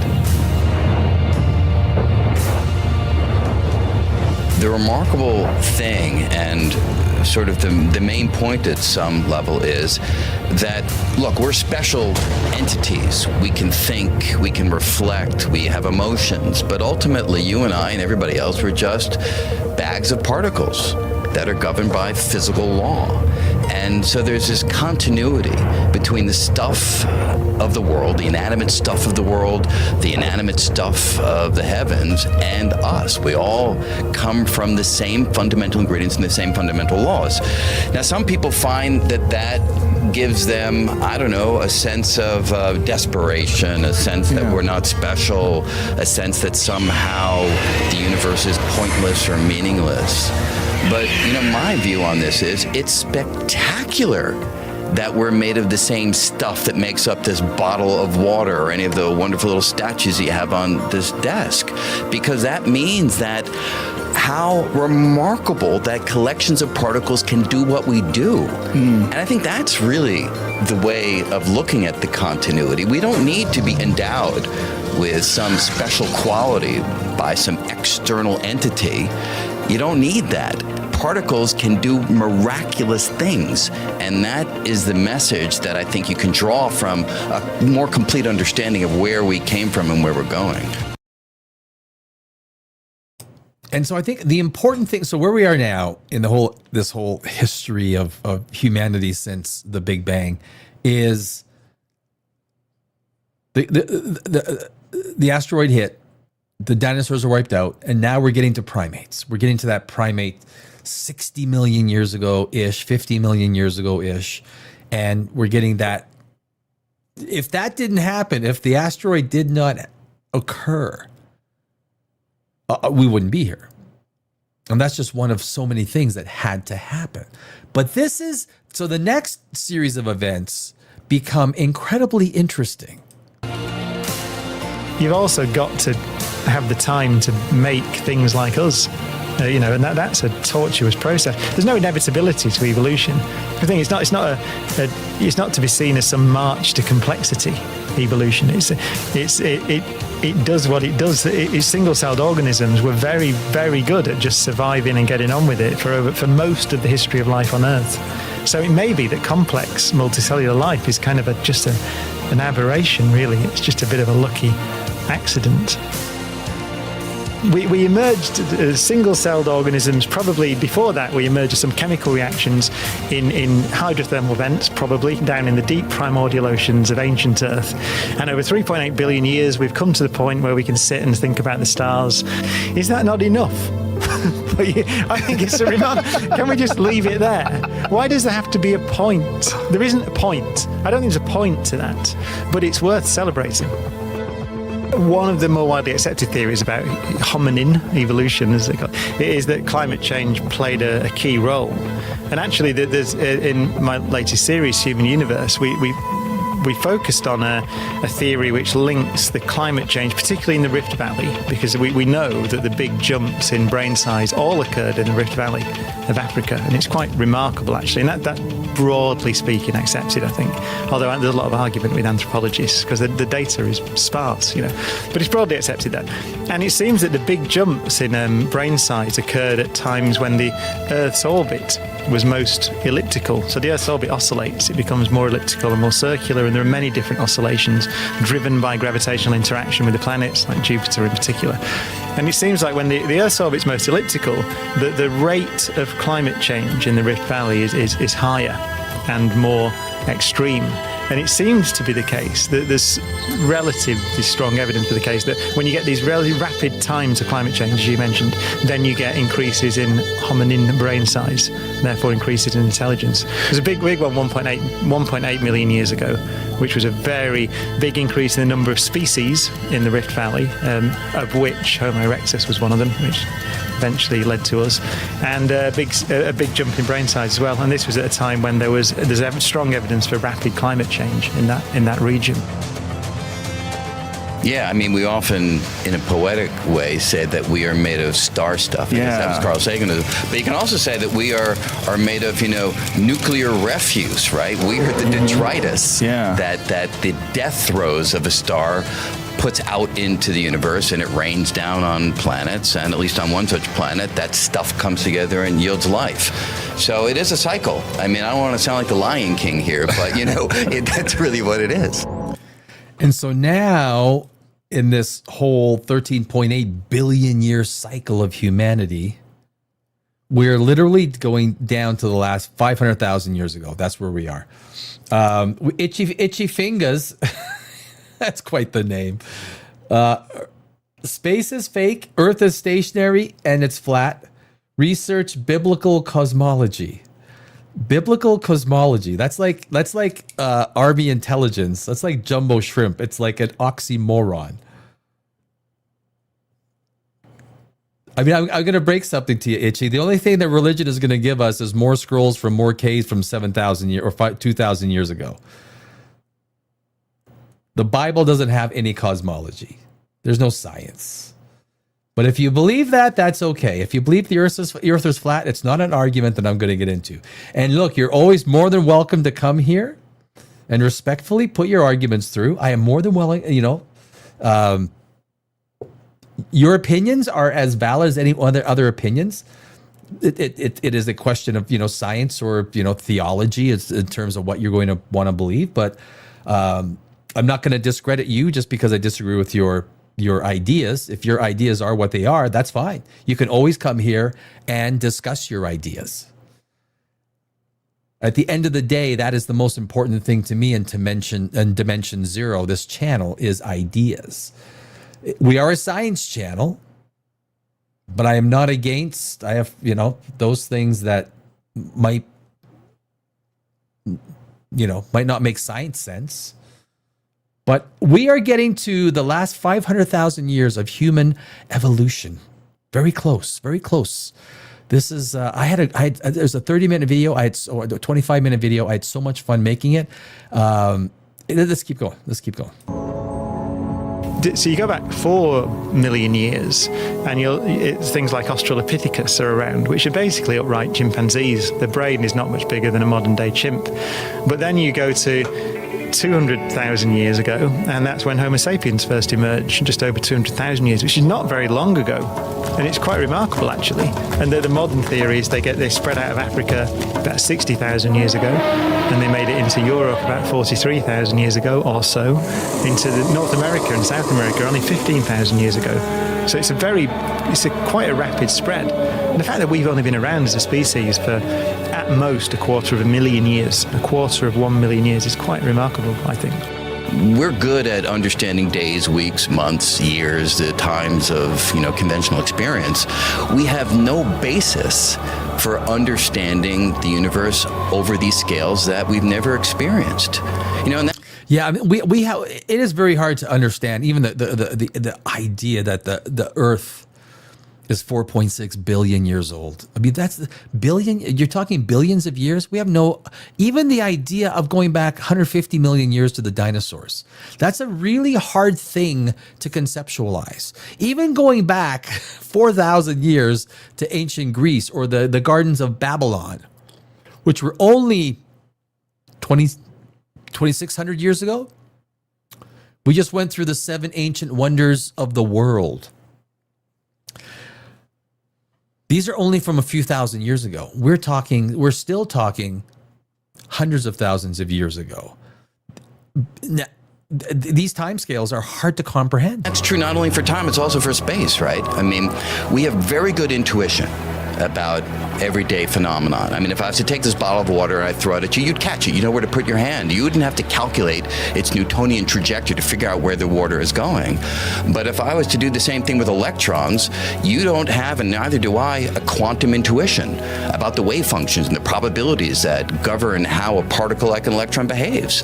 And that's simply because we were unfortunately or fortunately born as big creatures relative to the scales of quantum mechanics. And because of that, our intuition was never under any evolutionary pressure to understand how electrons behave. In fact, I like to say those of our forebears wandering around the African savannah who started to think about electrons and quantum mechanics, they got eaten, right? They're the ones whose genes didn't propagate onward. That's true. Well, some of them, the granite in the Great Pyramid comes from more than 500 miles to the south. If you look at the famous King's Chamber, its walls and its roof are, the ceiling of the King's Chamber are all made with gigantic granite blocks. Those blocks on the roof of the King's Chamber weigh 70 tons each. Now, Egyptologists will tell you that, they could move heavy blocks because they put them on wet sand and they push them along on wet sand. Well, maybe if you're just at ground level, that will do. But when you're 350 feet above the ground, as you are in the King's Chamber, that won't do at all. I don't know how they did it. All I know is they did it. I don't think anybody knows how they did it, how they lifted those stones, how they brought them up to that level. I think we're looking, again, at a lost technology. And there really could be some sort of lost technology, right? I don't think I don't believe in aliens. Aliens came and helped the Egyptians out. There's no evidence of that. Just because you just can't. Neil deGrasse Tyson did a great video on filling the gaps. We used to use the God gap, right? And today we use the alien gap. We use the alien gap to fill in slots that we don't understand just yet. Well, eventually science fills in those gaps. Is there things that the ancient Egyptians might have used that we don't understand? Of course. Our technology isn't made to with the simplistic kind of tools and things that they use. So we're not going to develop those ideas. Theirs did. They dealt with a very basic tool structure. So it's going to be very hard for us to even develop any sort of technology that they had. Is there other types of technology that they had that we don't know yet or understand? It could be. It's not from aliens. I'll probably bet dollars to donuts on that. Well, first off, as you suggest, we are a wandering species. We come from hunter-gatherers. We are nomads, and for the million years that the human family has been around, that was our lifestyle. That must be built into us deeply. It's only the last 10,000 years that we've had a settled and sedentary existence. And now the Earth is all explored. Our exploratory instincts are unfulfilled. And I think many people, I recognize not all, but many people would long for real exploration of real new worlds, even vicariously. So now we're getting to the end. Imagine we're the only civilization in the galaxy. What a tremendous responsibility there is on us. Imagine what that knowledge should do to our political processes, the way that we think about ourselves, the way that we get on together. Imagine how ridiculous it is to divide our little world up into countries and have a little war every now and again and point nuclear missiles at each other. If in fact there's nowhere else in the Milky Way galaxy where anybody thinks, where anybody can look at the stars and think about and have these conversations. What a ridiculous way to behave. So I think cosmology gives a perspective which doesn't necessarily need to be humbling. It is humbling, and that's perhaps a good thing. But you don't need to be depressed about it. It could be quite elating. You say, well, what we are, according to the evidence and the data at the moment, is almost indescribably special. Our tininess, our potential uniqueness, our insignificance in a cosmic scale actually makes us special because we're the only place. And so these ideas are worth pursuing, I think, because they make you think about these issues.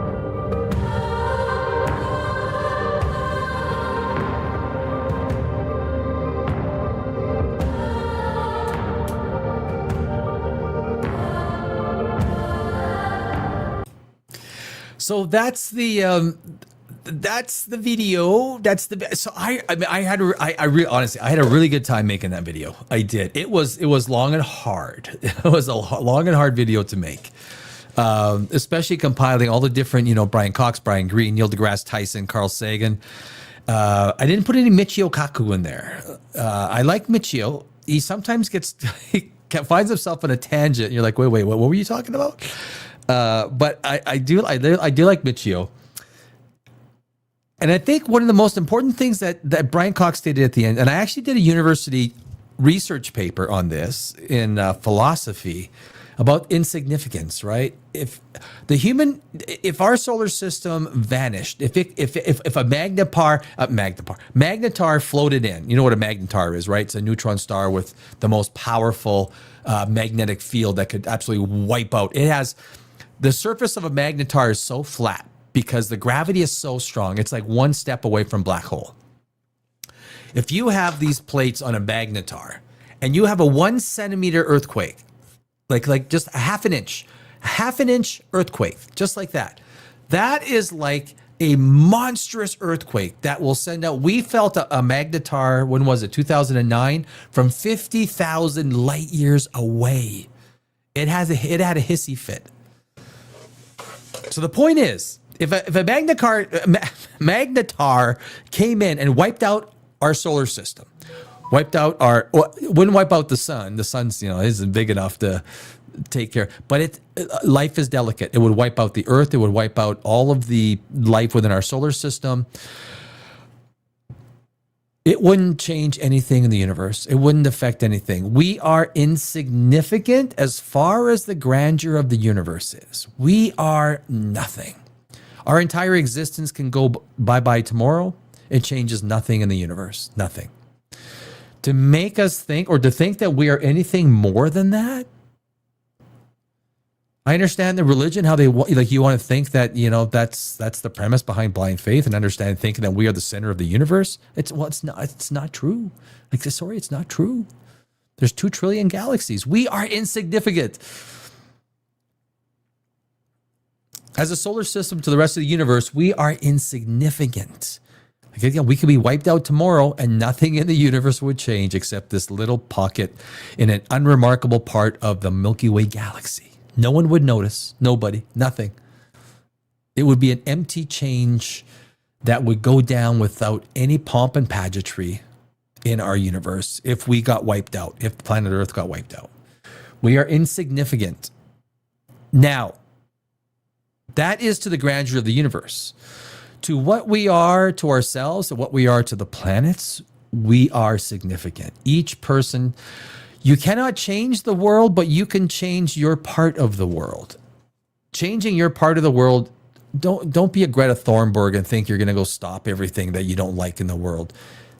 Just change your part of the world. That's what I try and do. Preach on, TJ Mulligan. Fuck yeah. I'm a preacher. Hallelujah, brother. Hallelujah. But I mean, it's not really preaching. It's just a matter of fact, right? Insignificance. The theory of insignificance is something that is, you don't want to use hubris and think that we are more special or better. Now, Brian Cox will argue, look, we might be the only intelligent life in our galaxy. If we are the only intelligent life in our galaxy, then we are precious. Out of 400 billion stars right now in our own galaxy, out of 2 trillion galaxies, granted, as Brian Cox says, I don't go outside our galaxy because if every galaxy had one intelligent life, like a human being type life, there'd be 2 trillion intelligent life forms across the universe. If only one per galaxy. If there was only one in the Milky Way and we are that one, to waste ourselves in self-destruction would be sad. Although everything that us humans do is pretty stupid. Like, we seem to be really good at killing each other. That's where all of our technology, scientists create things. Science is the only superpower on this planet. It's the only superpower on this planet. If you controlled all of science, you could wipe everything out. Everything, if you wanted to, including religion and churches. Science is frickin' powerful. Science is the only superpower. Science is the only thing that allows us cell phones. It gave us the wheel. Science did. Merry frickin' Christmas, people. Merry Christmas. Like, really. I love science. I also love Christmas. I do. I do love Christmas. And I hope everyone is having an amazing, amazing Christmas. Give me a better applause. Come on. There we go. Merry Christmas. I hope you guys are at home relaxing, right? This is no stress time. If you like football, we got football tomorrow, man. We got NFL, 4 games, right? 4 games tomorrow. Merry Christmas, TJ. That's my man. To you, my friend. Absolutely. Absolutely. Oh, geez, guys, we got to check this. Where are we? Oh, I didn't know Trump was going to allow. Is Trump going to allow Santa Claus to go to Venezuela? Is he going to allow that? I thought he's got the whole area blocked. I don't think Trump is going to allow Santa Claus. Did Trump do the phone call? Is he going to do the phone call? You want to go there? You want to go there? I'll blow you out of the sky. I'll blow you out of the sky. So far, Santa Claus, guys, I've got the gifts delivered meter, 6.44 billion. 6.44. Let me get out of the chat window. 6.44 billion with a B. Okay, here, look, take a look. Here's the full page. Okay, take a look at that. Guys, take a look at that. You want the best, you got the best. Santa Claus. Now, this is the Google map. Google gets nothing wrong. I don't believe Google has ever been wrong in its entire existence. Google is God. Oh, jeez. Santa Claus is in Trinidad and Tobago. See, he is pretty close to Caracas. I wouldn't get too close. There's going to be missiles. Santa. Although Santa's probably got some pretty good missile defense systems, right? I'm sure he does. He's probably got like lasers, like some sort of Empire Strikes Back kind of. I wouldn't doubt it. I would. If you like, remember the movie Santa Claus? Remember Santa Claus with that's one of the best Christmas movies to watch, guys. The Santa Claus, right? Do you guys the Santa Claus?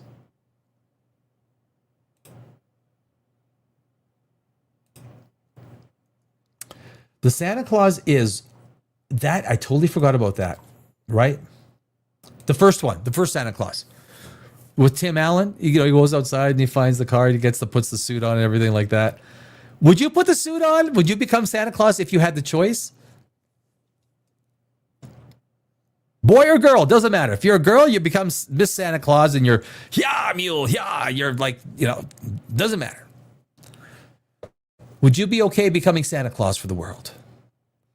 Now, if I would, my question would be, does that mean I'm immortal? Does that mean I can be Santa Claus for 1,000 years? I might say yes. If Santa Claus came with immortality, does becoming Santa Claus? Oh, you would, TJ, right? We may agree on more things than we thought, right?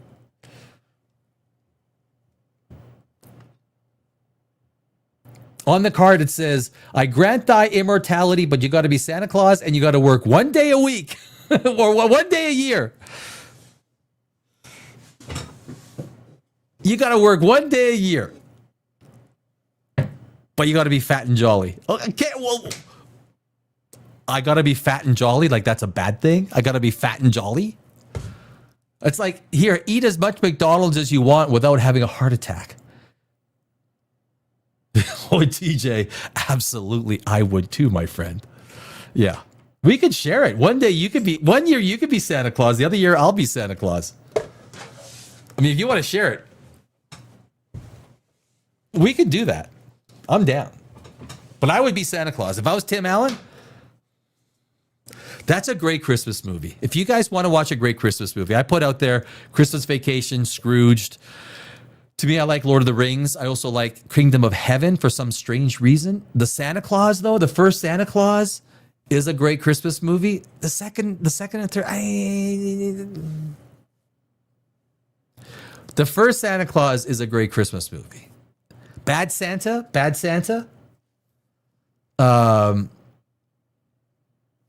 What else is a good Christmas movie? Like a really, Elf, right? Elf. Oh, dear God, come on. Duh, hello. Elf is good. Elf is really good. Will Ferrell. When I was in Los Angeles, I met Will Ferrell twice. I met Will Ferrell twice. Tall guy. He's freaking tall. He's funny though. It's almost to a point of being almost frustrating, because it's almost like he feels he needs to be funny with everything. What's the fitness guy's name? Rob. He would visit my stores, like I swear, once a week. He used to always call me Thor. What was the guy's name? Robin.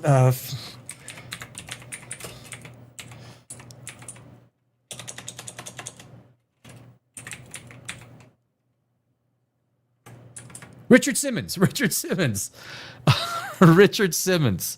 I lived in Los Angeles for like 20 years. I met a lot of like, I know Kim. I met Vince Neil. I met Will Ferrell. I met a lot of people. Bill Paxton. Richard Simmons would come to my store quite often. He would always ask me, "Is Thor in?" I used to have longer hair, blonde hair, in Los Angeles, and he always asked me. He go to one of us, "Is Thor in?" I was like, "It's not Thor. It's Danny. It's Danny Alex. Is Thor?" Hey, look at. And this was just before he disappeared. Just before he quit. Before he just left the limelight. And he is a very nice man. I wouldn't say anything bad about him. His energy can be exhausting, and but he was for many times he came into my so I knew him quite well before he disappeared. Maybe even better than most people did, because I would talk to him.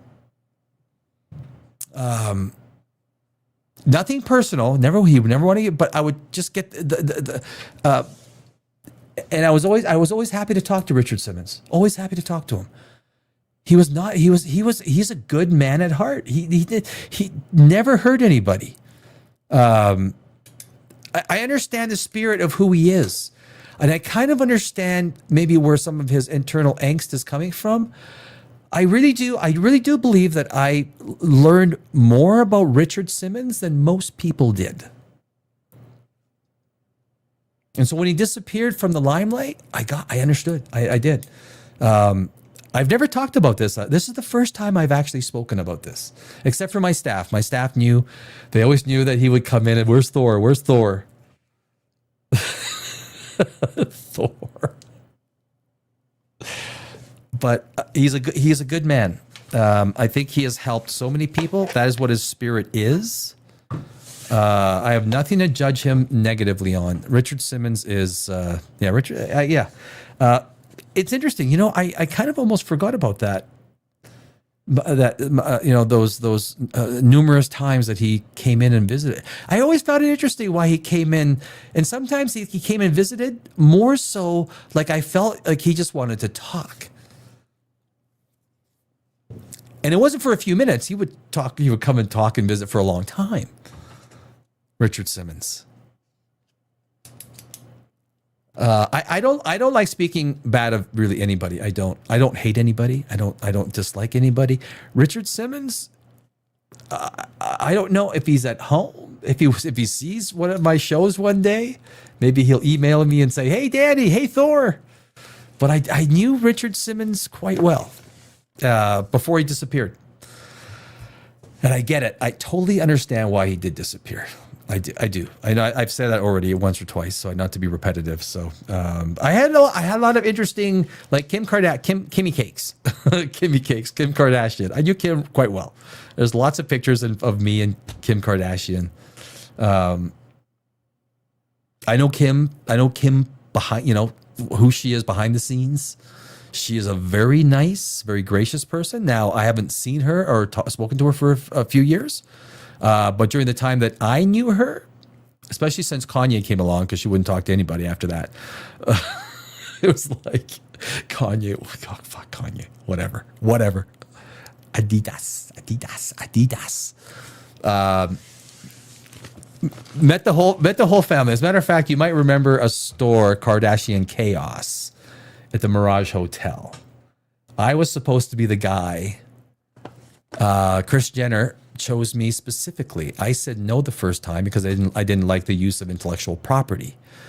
She came back to me, and after 2, 3, 4 months, I believe, she changed the contract.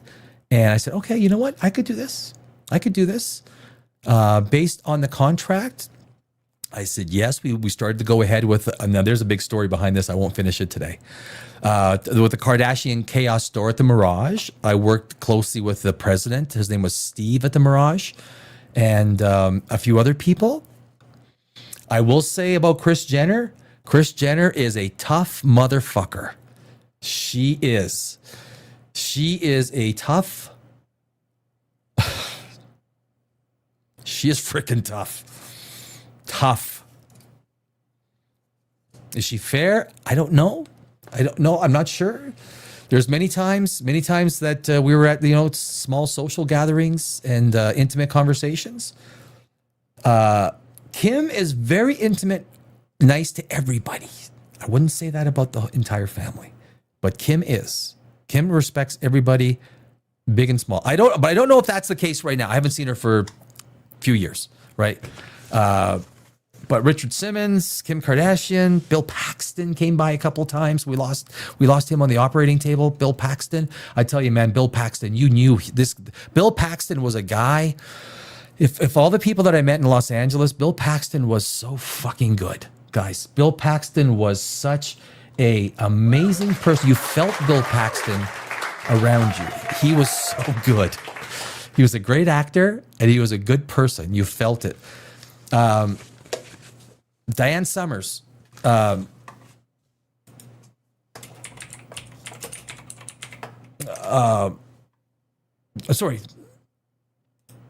Summers. Donna Summers. She came by a few times. Had a chance to speak with her. Very nice. She always bought white. So in the fashion part of my store, she always bought white, nothing but white. Nothing but white clothing. That's it. But very clean, very genuine. So I have, you know what? My experiences with a lot of these people have been quite good in Hollywood during my time there. As a screenwriter dealing with the industry, I won many awards. I've had many people that wanted to purchase my screenplays. I have not sold them. Wouldn't do it. Wouldn't sell my screen because I've won hundreds of awards. And again, you could Google Danny Alexson screenwriter and you can see all the awards that I've won. Film festivals around the world. That side of the business is not as good. The business side of Hollywood, man. There's more pretenders in Hollywood pretending to be what they're not, right? That's 90% of the city is pretenders. Hollywood is pretenders. I left. I'm gone. I got out May 11th. 20 years. I'm out of there. I'm gone. I escaped. It's like my escape from LA. I beat Kurt Russell. I beat Kurt Russell out of Los Angeles. Kurt, eat your heart out, baby.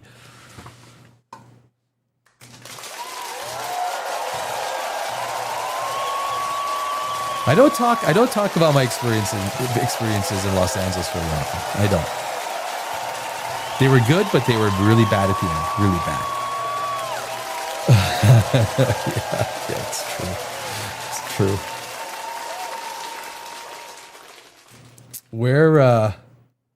There we go. There we go. Wow. Santa Claus. So I see where you see what Santa Claus is thinking, guys? Do you see his headspace? Do you see Santa Claus's headspace? He's going through the Caribbean. Like, I don't know if you can see, he's got like a green present that he's balancing on his left hand. It's a pint. That's a pint of beer.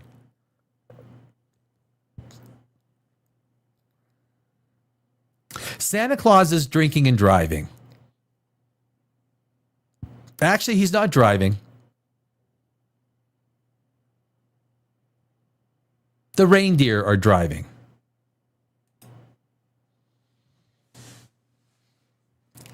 Santa Claus ain't driving. Don't fool yourselves. Santa Claus ain't driving. I guarantee you Rudolph is out front. Rudolph is guiding the ship. By this time, before Santa Claus hits the shores of North America, dude is hammered. he's whipped. He's like pint. He's had so much dark ale he can't even. Fuck it, Rudolph, take over. Rudolph, you got Rudolph. Rudolph, take over driving. Autopilot. He just like Rudolph is on autopilot.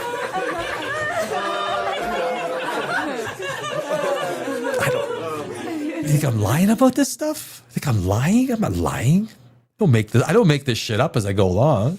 I know this to be true. I could call Santa right now and that would be a matter of fact. So he's Santa Claus.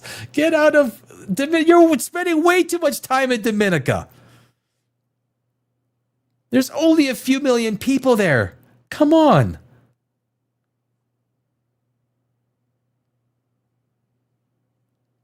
He's in Balmoholt, Guadalupe. 6.446 billion gifts have been delivered so far, people. 4.66 billion gifts have been distributed.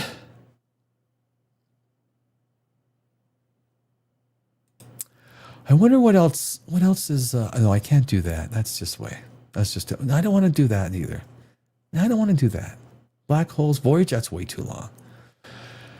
No, the rest of those videos I got to save till tomorrow, for sure. I got to save the rest of those videos till tomorrow. I got, what have I got?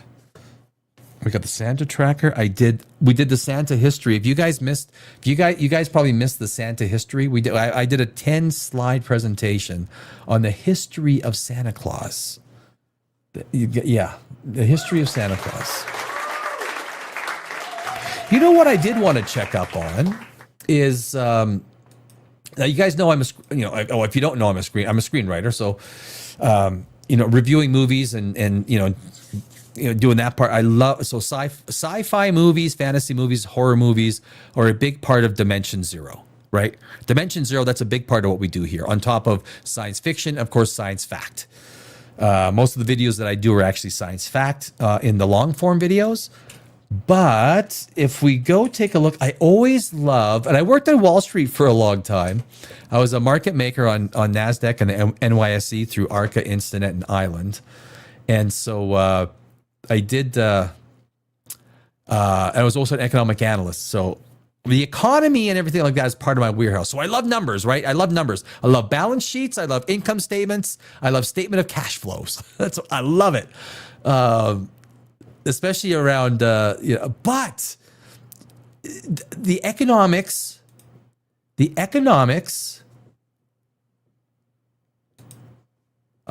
have that the right side? I think that looks good, right? Yeah. So the economics of the daily box office. So the box office is an utter disaster. The amount of money that they're spending versus what they recoup is an utter disaster, right? There's not very many movies that are coming out to the upside.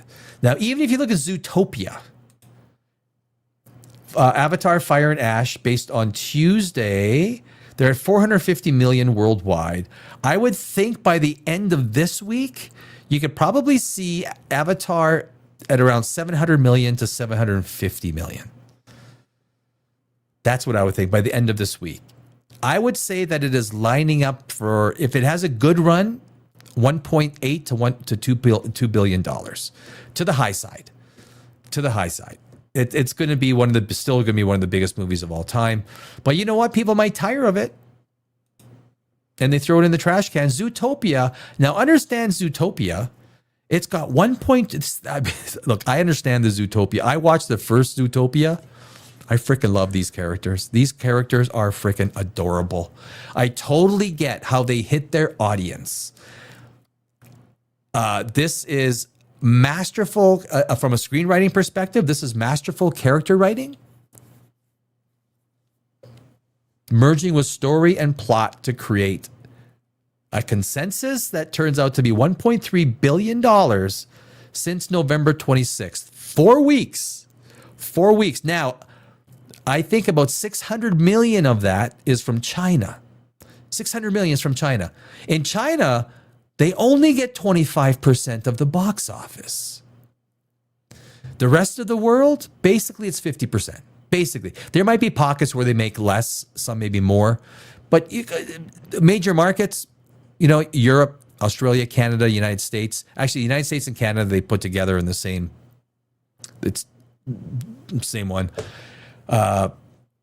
It's about 50%. You could say 45 to 52%, sometimes 55%. If the movie is uber, like Doomsday, Endgame, they might have been able to fandangle over 50% because it had just so much draw power, right?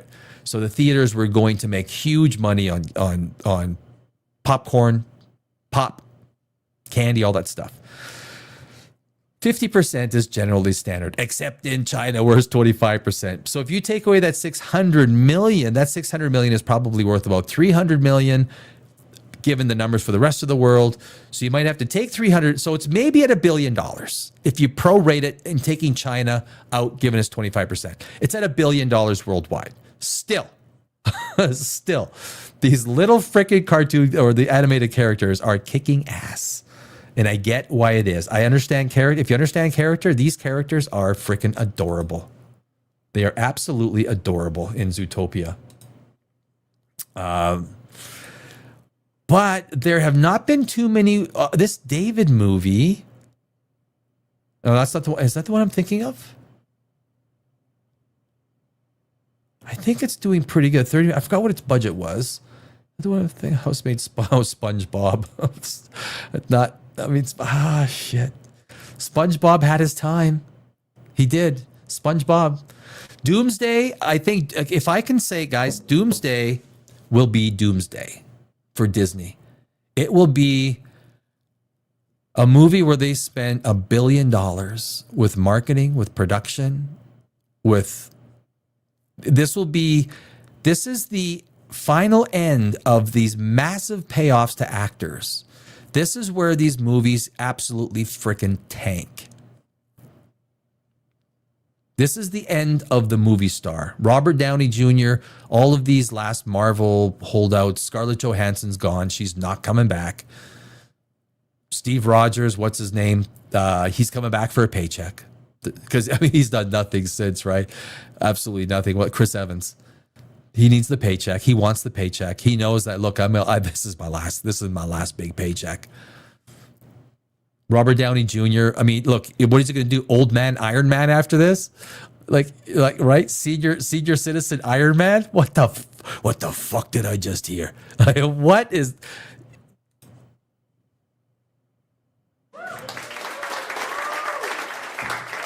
Doomsday will be a financial doomsday. There are so many people that have checked out. I've checked out of Marvel. I will not see it in the theater. No way. I have no desire to. Unless it's so overwhelmingly huge. But it's even like Avatar. I am not pressed to see it. I will catch it streaming. I don't need to see it to be part of the water cooler talk. Well, I got no water. I'm the only one in the room. Who the fuck am I going to talk to? Doomsday? You can't bring back member berries and expect to think that you're going to have and spend $1 billion in production and staff and marketing and this and that, requiring a $2 billion box office to break even. This is the camel that breaks the camel that breaks the straw's back. The straw that breaks the camel's back. This is the end of the movie star. They will take a bath on this, so painful. This is Robert Downey Jr. is like the final excess wrung out of no one's getting money like this anymore. This is it. Doomsday is doomsday for the movie business. Hey, look, a great actor makes a character, but not at $20-30 million for a movie. The numbers aren't there. The economics don't support it. Look at what Leonardo DiCaprio was doing. What was it? The last movie, right? He did $200 million. The thing is going to lose $100 million. Well, you want to hire Leo to lose $100 million? Great business strategy. Wow, you are smart. They put you in charge of a studio. Sorry, DiCaprio, you got to start pulling your weight around here, buddy. Leo, sit down. Sit the fuck down, Leo. You got to start pulling your weight around here. Yeah. Who's that beside you? His name is Robert Downey Jr. Are they going to put asses in seats? Yeah, a few. Maybe. But Doomsday, look, Avatar, I think it's done. I don't know. I don't think they're going to do a fourth one. I highly unlikely. I'll guarantee you that James Cameron will not do the next one. He will be the executive producer, the guy that is over top, doing all the puppet strings, approving everything, approving directors, approving casting, approving set directors. He'll even approve who the food people are, right? Who the catering. He'll give the thumbs up or thumbs down on that. He's not going to go scene by scene like he did in this movie, the last 3 movies, scene by scene, wasting his entire life in front of a computer doing Avatar till 2031. It won't happen. He was way too ambitious. He should have marketed at 3, kept it at 3, written it for 3. The trilogy, right? The trilogy.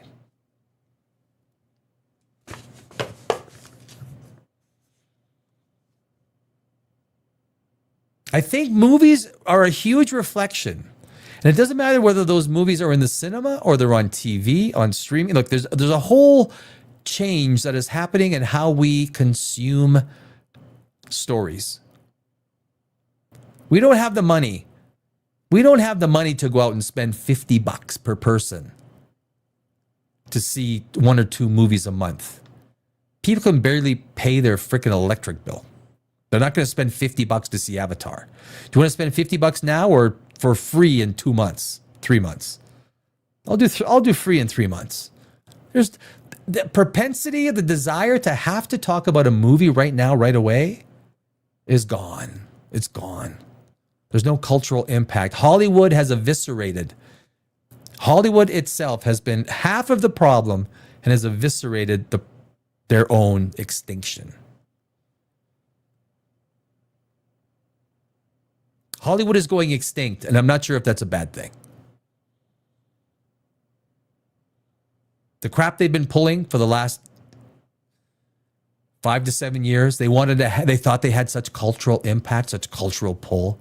They thought that they can be the purveyors of dividing people, forgetting that stories are what people remember. People remember stories.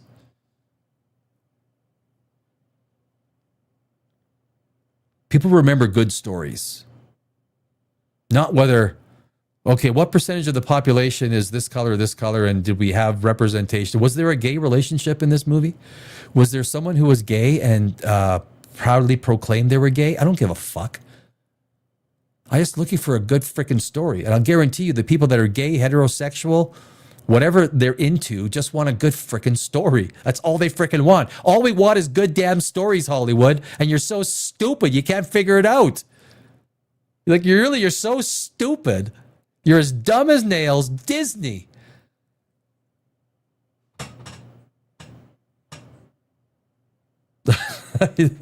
You deserve to go extinct. You deserve it. Bye-bye. I hope doomsday is a freaking doomsday. The only one smiling is going to be Robert Downey Jr. $100 million. Thank you, you motherfuckers. You dumbass Disney. Dumbass Disney. Right? Simple Jack. They really should call Disney just Simple Jack. Disney is now forever known as Simple Jack. Because they've missed the whole idea of story. It's all about story, story, story. If you're going to write a great science fiction movie, it's about story. If you're going to write a good science fact, Cosmos, Carl Sagan, 1980, circa 1980, Carl Sagan. Do you remember Cosmos? I do. I was 13 years old, 12 years old at the time. It's science fact, but it was story. Carl Sagan, Cosmos, was great storytelling. Even Cosmos with Neil deGrasse Tyson. Different tone, still great storytelling. Whether it's science fact or science fiction, or it's in Hollywood, it's all about storytelling. Us as human beings have wanted to listen and hear great stories around the fire, in theaters, in books, in screenplays, in poems, by people from orators. We just want to hear great stories. We do not want to hear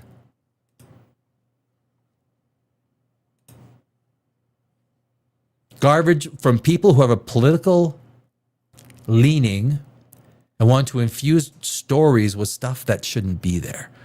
All we want is good frickin' stories. And this is why Hollywood is dying. This is why the movie business is dying. It will rebirth itself in some sort of other incantation. Not in this form. Where I'm not going to see a fucking movie for $50. Not unless you're paying. You're gonna pay for. I'll wait. But if you want to pay for me,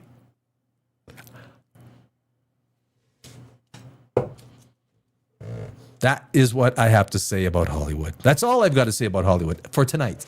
For tonight, guys, we got to do a quick check on Santa Claus. Oh my God, where is Santa Claus? Quickly, where is this man? Oh, guys, he's landed in Canada.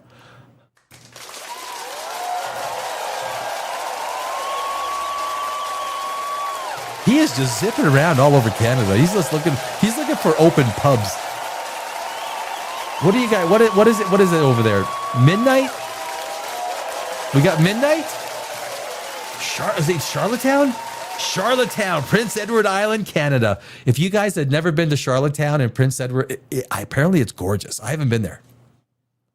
Apparently it's gorgeous, and they got like good beer, apparently.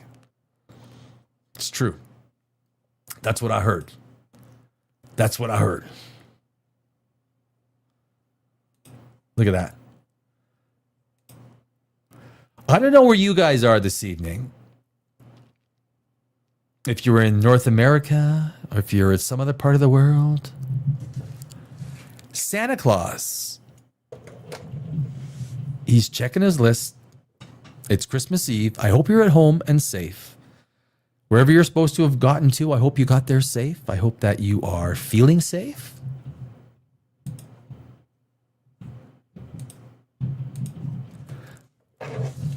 Tomorrow was Christmas. For some, it's the birth of Christ. For others, it's just another day. I am an agnostic, so I do sing the Christmas songs. Oh, geez, we do have the Google Christmas music.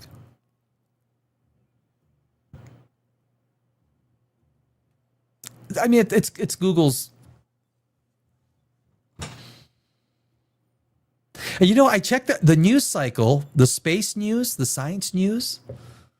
All of the news cycle is really slow, which I guess is good. There's a little bit of 3i Atlas. So tomorrow I'm going to be on I'm going to try and be on for like 8 hours. I got content ready to go. I got some content and a whole lot of talking, yakking, yak. I think I'm going to start in the after. Well, I don't know what time I'm going to start. I don't know yet. I do have a meeting with Santa Claus in the morning, so I got to go and meet Santa Claus. Got some other business that we're looking at doing, Santa Claus and I. You heard me right. Santa Claus and I are close business associates. We're close.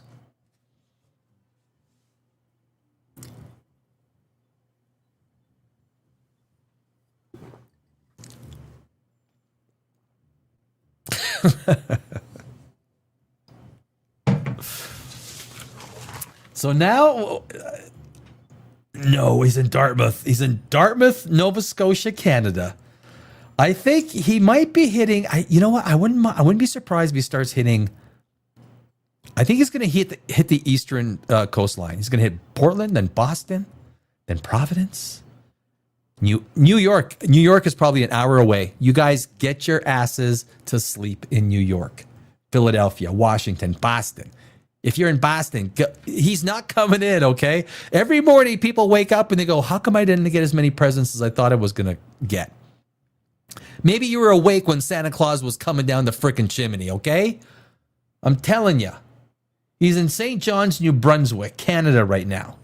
He's hitting Boston within the next 20 minutes.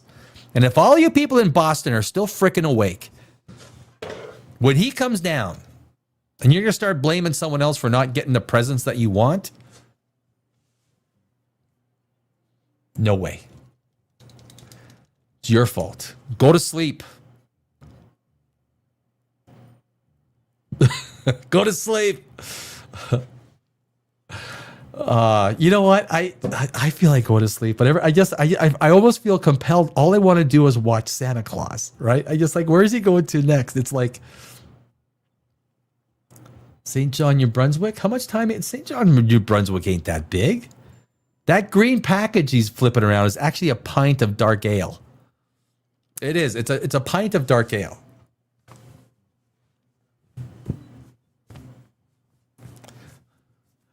Would you guys, honestly, if I told you this, you won't believe me. You won't believe me.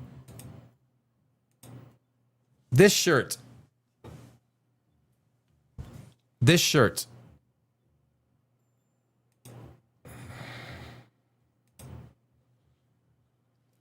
I'm about 5'9", 210 pounds.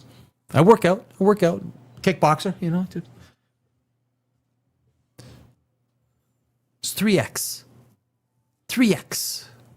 This shirt is a 3X. I think they are literally making a 3X now is basically an extra large. I don't know what they're doing. I don't know what clothes makers are doing. But this is a 3X. I had to buy a 3X to fit me. Like I said, I'm 5'9", 210 pounds. But this is a 3X. That's great. It's ridiculous. It's ridiculous. So, but anyway, guys, there's Santa Claus. I don't know what the fuck he's flying out into the open. I don't like where Santa Claus is going. Guys, I think we're going to call it a day for tonight on our Christmas Eve. Our first Christmas Eve. This is our very first Christmas Eve. We've only been doing this for, as a matter of fact, after Halloween. I think our first broadcast was just after Halloween, November 3rd or something like that. So Dimension Zero, if you guys love science, if you like entertainment, if you like just fun shit, stop by anytime. Tomorrow I will be on. Just pop in, say hi, go, hey, Danny. Go into chat, go, hey, Danny. Tomorrow, anytime, please. I'm always here. We're here 4 days a week. Actually, during the holidays, I'm going to be here. I'm here much more. I think 5 or 6. Actually, I've been on. So, if you like science, if you like science fiction, if you like just shooting the poop, news, space news, history, antiquity, science, biology, physics, that's what Dimension Zero is all about. I'm gonna have some guests coming on soon, very soon. I am trying to get Neil deGrasse Tyson, but it's we're not. I don't think we're big enough, but we will be big enough soon. We will be. I'm gonna check. I wonder if anything. Did I miss anything?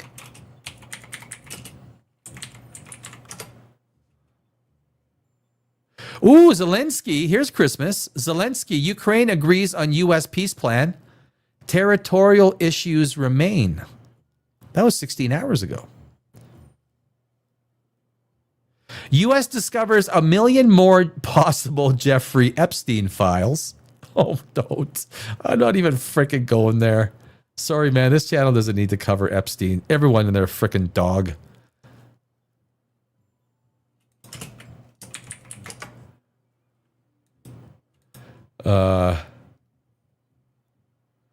Is there anything else going on? I don't think there is. Trump tells, but no, you know what? I want to check if there's anything on science news. Anything on science news? It's a slow day. Yeah, no. Mission to save Hubble, 2-eye Borisov versus 3-eye Atlas. Galaxy, what? No, that's nothing. Looks like we got nothing. Okay, I don't get this. Okay, Google, what the fuck are you doing, Google? Do you guys see that? He literally. Why would you fly to like New Brunswick and Newfoundland, Canada, and then fly all the way down to Caracas? Why wouldn't you have hit Caracas when you hit Trinidad and Tobago? But you flew 3,000 miles from New Brunswick to Venezuela. Well, why didn't you? Santa Claus ain't that magical. Like, guys, he's not. Okay, I'm start. Google. Look at this, guys. Let me zoom out. Look at that. Do you see what I'm saying? He goes to Greenland. And then he hits Newfoundland and he flies all the way back down to Caracas. Why didn't you finish that part of the world and then come up to Newfoundland and St. John's and do the entire eastern seaboard up and down, get to Florida, and zigzag your way up through the United States and Canada? You guys do know there's like 4 NFL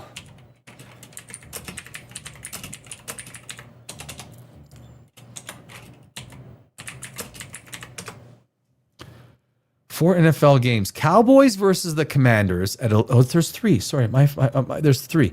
Cowboys versus the Commanders. Yeah, I don't think either. I think both team is out, right? 11 a.m.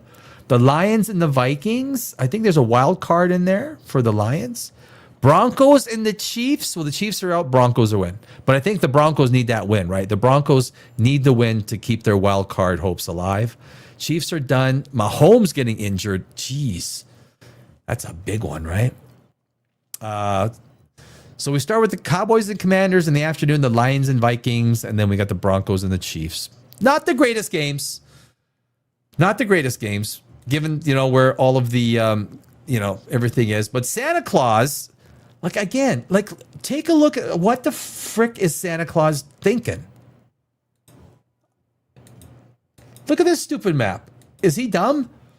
He goes from Trinidad and Tobago, goes all the way up to Greenland, and then he hits St. John, Newfoundlands, and Nova Scotia. Then he comes down to Venezuela. Now he's going through.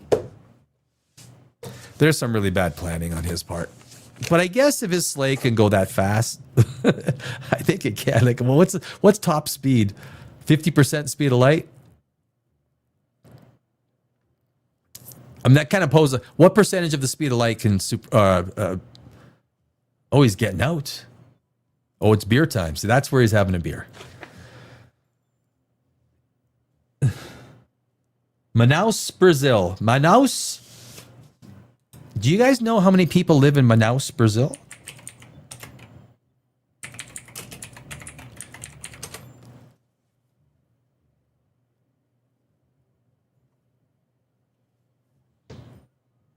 Wow, it is on a Celsius basis.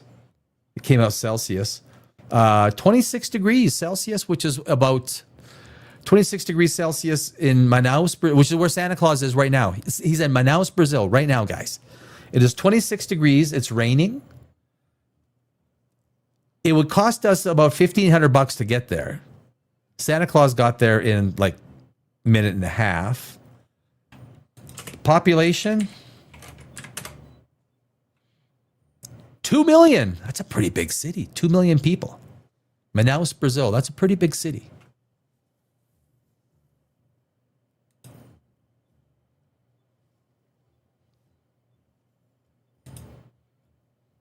Manaus? How do you pronounce that? I might need, you know what?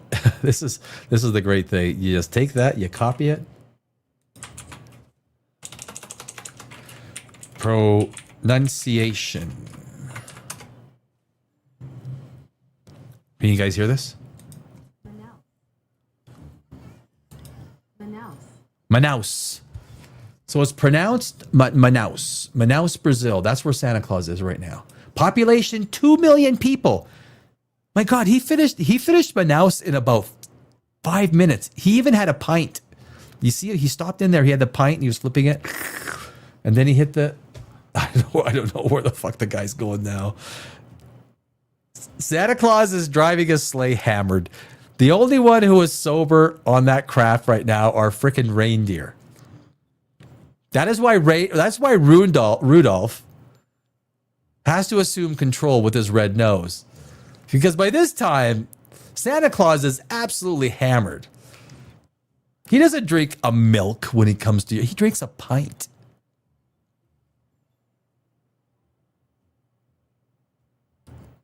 Cuabia, now he's going to Cuabia, Brazil.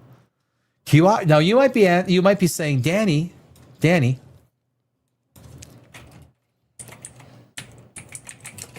what's the population of Cuabia, Brazil? And then I would respond at 700,000 people. And then you'd say, Danny, what's the temperature in Cuiabá, Brazil right now? I would tell you that on Wednesday, wow, so 32 degrees Celsius, which is pushing 90, right? That's about 90 Fahrenheit. It's a low of 23 degrees, which is 76 Fahrenheit.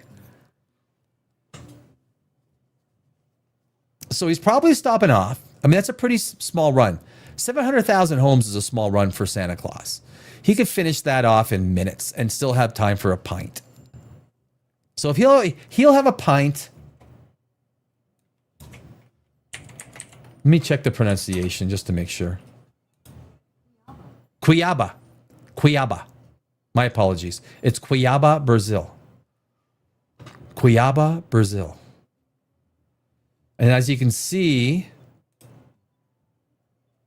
oh, he's finished. He's done. Fuck, that was fast. I mean, if you got it.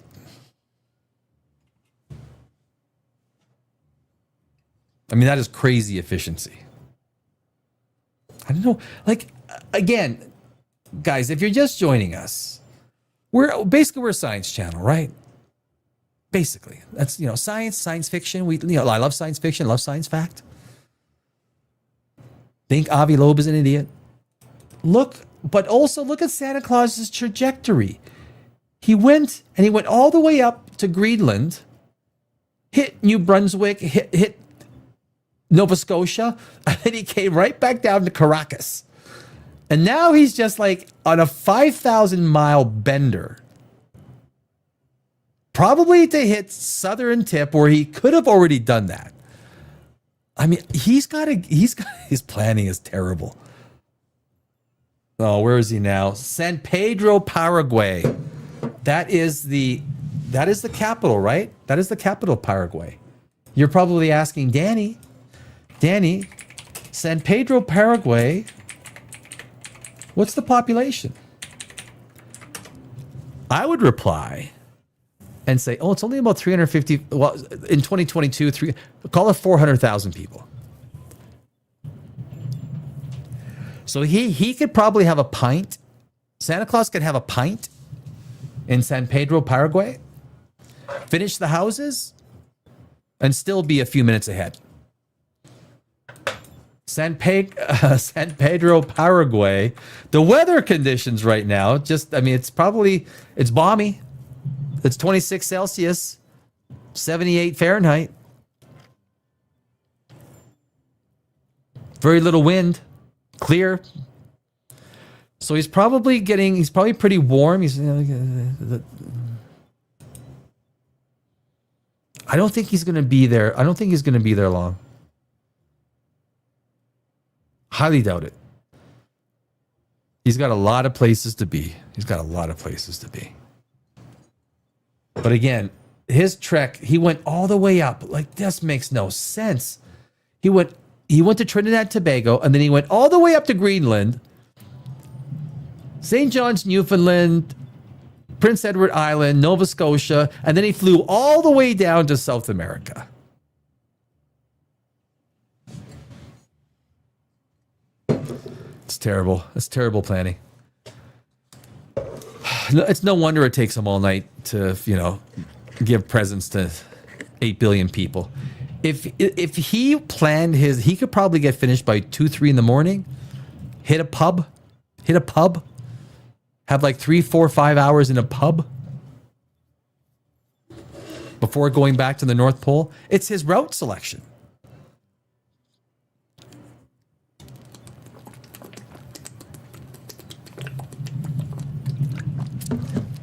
I utterly disagree with Santa Claus's route selection.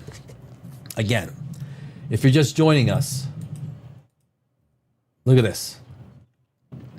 You see how he went all the way up to Greenland?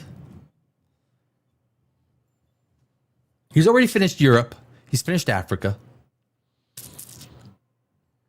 I could probably cut 10,000 miles out of his route. If he wants to pay me, I'll take a nominal fee, and I want my name back onto the good boys list. I'm tired of being on the naughty list year after year. I get no presents. I get nothing. I just get one little, I get like a sticker on my door. Naughty. I put pints of beer out. I give him stuff. Nothing. Santa Claus, once you're on that naughty list, it's like being on like the no-fly list or something. I don't know what is their equivalency. Santa Cruz, Bolivia.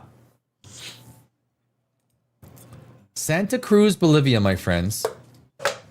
Now you're wondering,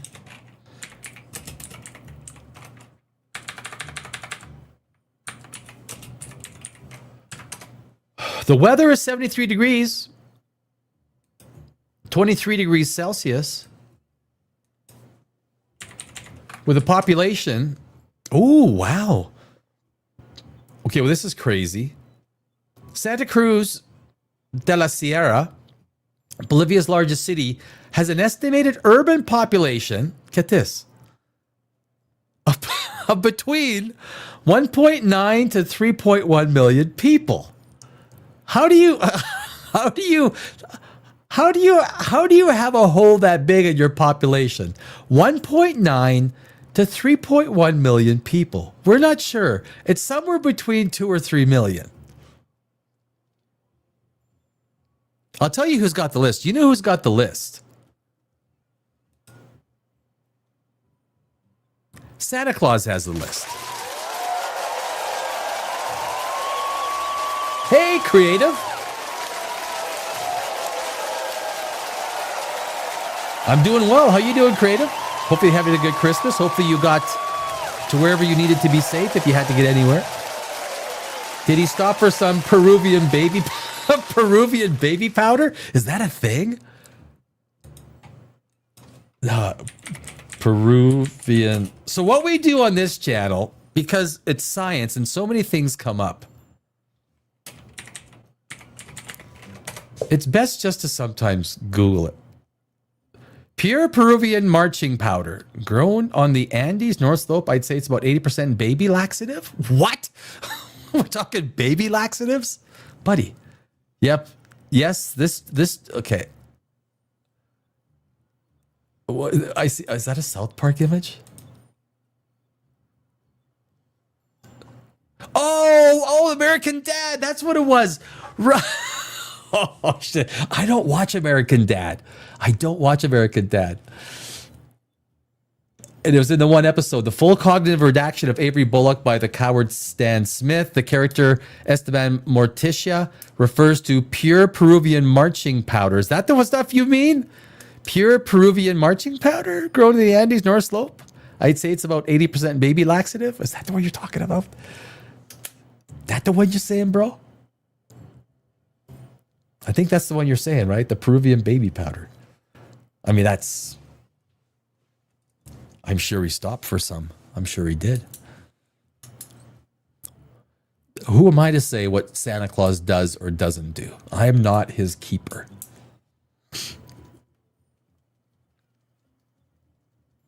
But I am watching where the frick he goes, and his flight plan is ridiculous. His flight plan is ridiculous. It's ridiculous. Asinine. If Santa Claus, look, guys, you've all got to be, especially on the East Coast. He's not gonna hit the West Coast of North America and then go to the East Coast. He's not gonna do that. If you're smart on the East Coast,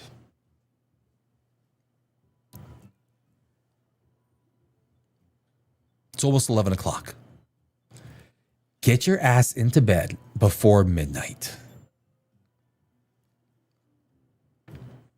You got to get your ass into bed before midnight, or else you will wake up thinking, where's all my presents?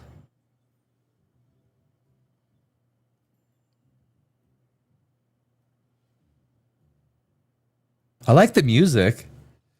I do. That is Google Music. I kind of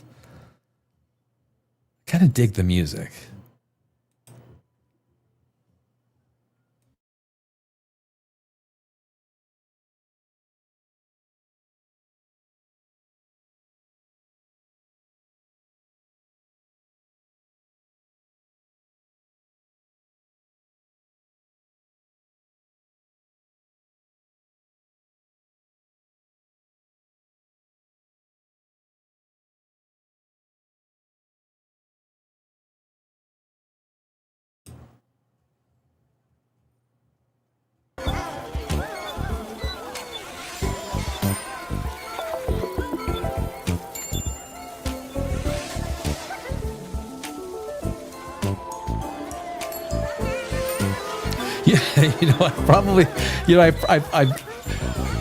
There's something inside of me that says if I just kept the Google map open and that's all there was on the screen was just the Google map,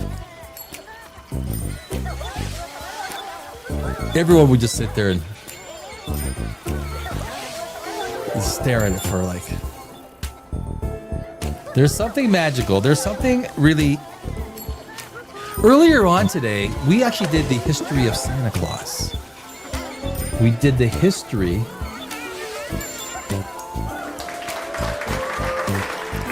of Santa Claus. I might do it. So tomorrow I'm going to be online. I'm going to be online for... My plan is 8 hours tomorrow. Today it's like we're 3 minutes from 4 hours. We're obviously going to go a little bit over 4 hours, obviously, because we are watching Santa Claus. I mean, but we got a lot of content stuff. Really good history of Santa Claus. Got the history of the human species from the beginning of the Big Bang. Thank you to Brian Cox, Brian Greene, Neil deGrasse Tyson, and Carl Sagan for narrating those pieces. We did the 7 ancient wonders of the world.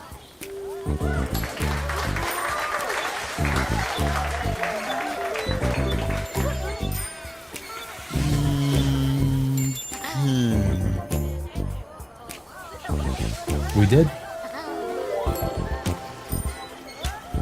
Tomorrow we're going to do, so I got these videos, extreme close-ups. So these incredibly high detailed pictures that the James Webb Telescope takes, and all the observatories up in orbit. Incredibly high detailed, and they zoom in. And there's some of these are 3D images where you zoom in. One is of the Orion Nebula. One is of the Andromeda Galaxy. One is of the Cartwheel, the Sombrero Galaxy. I got a couple of the Andromeda. These are mind-blowing, mind-boggling images that are actually movies, right? You zoom in because there's so many pixels. I'm going to do the history of Santa Claus again tomorrow. I might do a slightly different slideshow tomorrow. There's going to be some Christmas. I'm going to redo the Coca-Cola 24-25 commercials.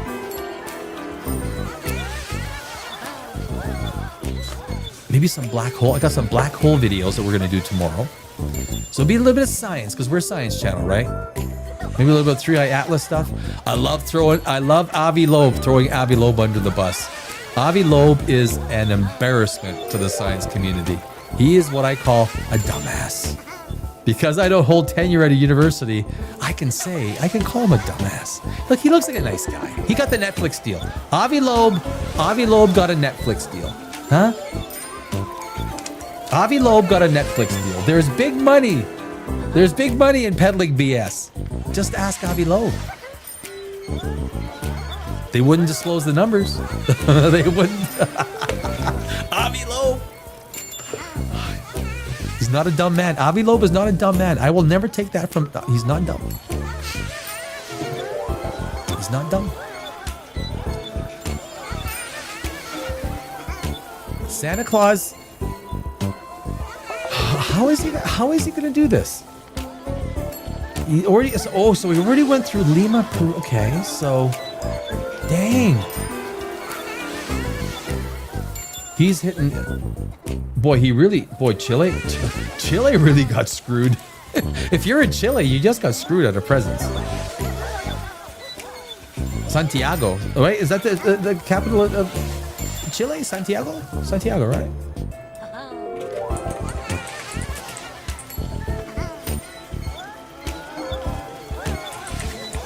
Are you guys having a good Christmas so far? I hope you are.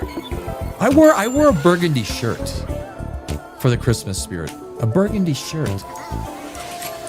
I feel Christmas. I feel it.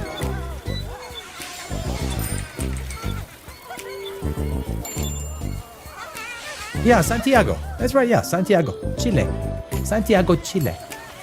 One of the gals that worked for me, her whole family was from Santiago, Chile. When I was in Los Angeles for 20 years. 20 years in Los Angeles. Hellhole. Shithole.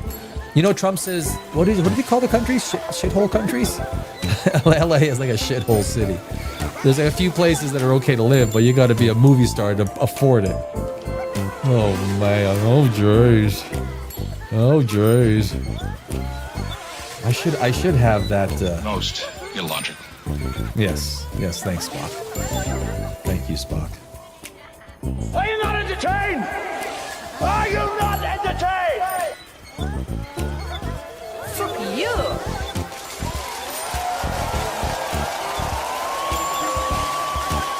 Santa Claus, guys. This is the night. This is the one night.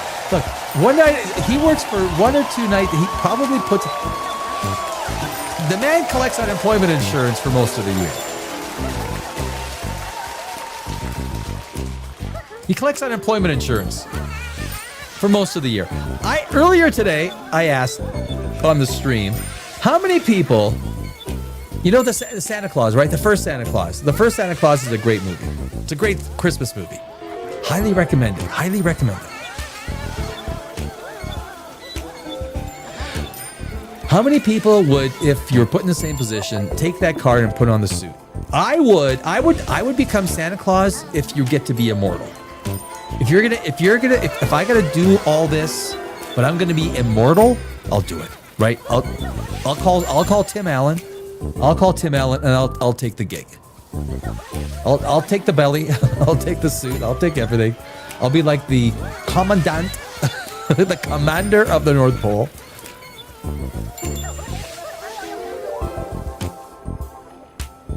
It's kind of a dictatorship, right? The North Pole would be a dictatorship. Whatever Santa Claus says goes at the North Pole. I cannot agree. I cannot agree with his freaking flight path. I cannot. The flight. He is drunk right now. I'll guarantee you. I will guarantee you. Santa Claus is drunk just based on the flight path. It's freaking too many dark stouts. Too many dark ales. Santa, lay off the booze. I can have red wine. I can have Merry Christmas. Merry Christmas. I can have red wine because I'm not going anywhere this evening. And it is a very good red wine. Are you having a red wine at home? Or you don't have to be having a beverage. You could have a non-alcoholic beverage. You could have a cup of tea. You could be having a nice soothing orange juice, cup of cocoa. You could have right now you could be having a cocoa watching Santa Claus. He's coming up to the East Coast.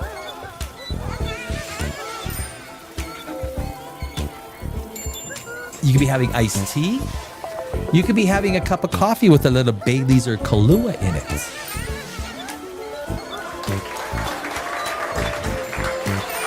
You could be having a beer. You could just be having a beer. If you're at home and you're not going anywhere. Or if you're with family, maybe you flew across the nation. You landed and you finally got your shoes off. You sat down at your mom and dad's place where you haven't been for 3 years. Mom comes by and says, honey, what do you want? Just give me a freaking beer, Mom. Just give me anything with. Give me a freaking beer, Mom. He said, okay, I'll give you a beer. And you could have that beer because why? It's Christmas and you're not going anywhere, so you can relax. All of your problems can go away. Guys, the 26th. Trump declared the 26th. The U.S. now celebrates Boxing Day. Right? Boxing Day. Guys, so the 26th, all week, you got take all of your problems. Today is Festivus for the rest of us too, right? Festivus, isn't it? Festivus or the 23rd? Festivus for the rest of us? Let all of your problems melt away for a while. Who cares? Freaking cares? Nothing's gonna change over the next few days. Allow yourself to sleep. Allow yourself to get rid of some of the cobwebs.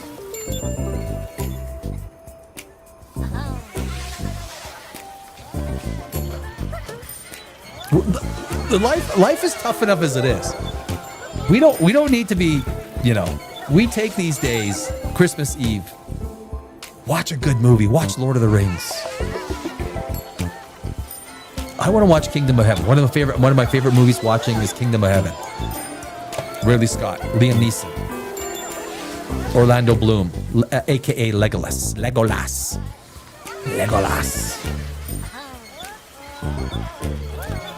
Whether you celebrate Christmas or not, it doesn't matter. These are a few days for you to just unplug.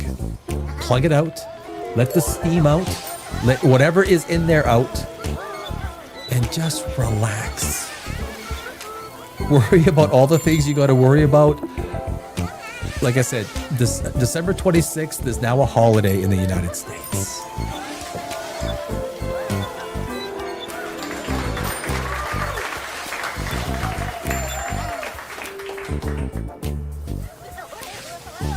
Enjoy it.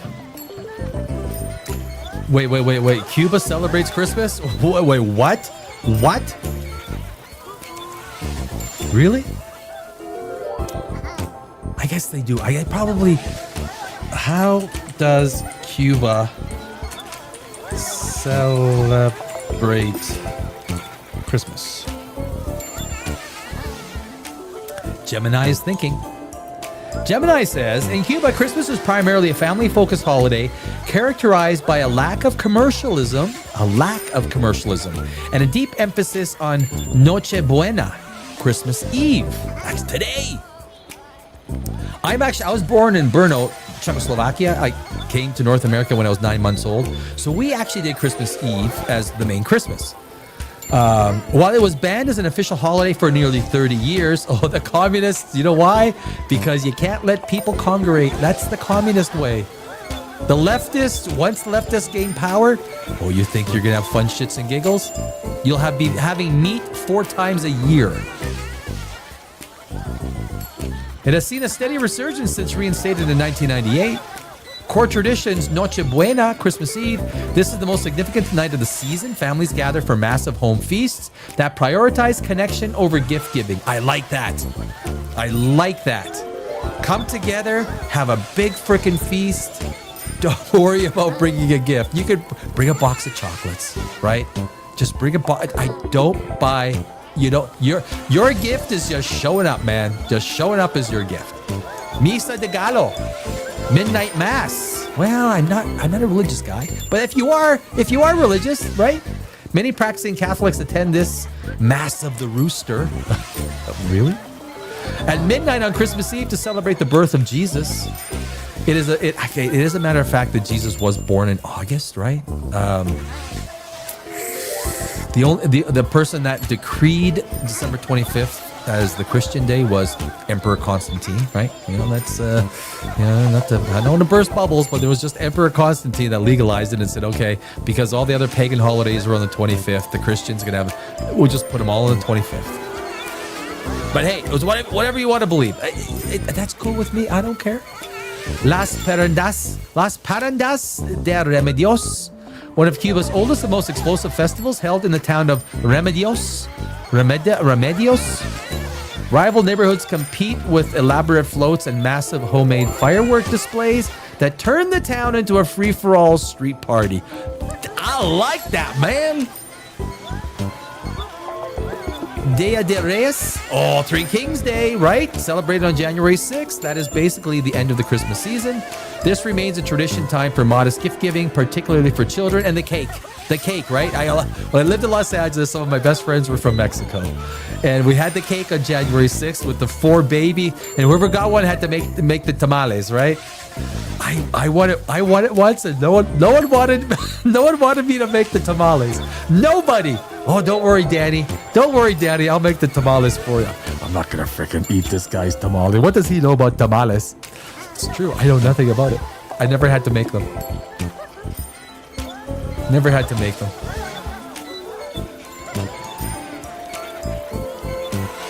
So Santa Claus, he's all over the map. I don't even think Santa Claus knows where he's going.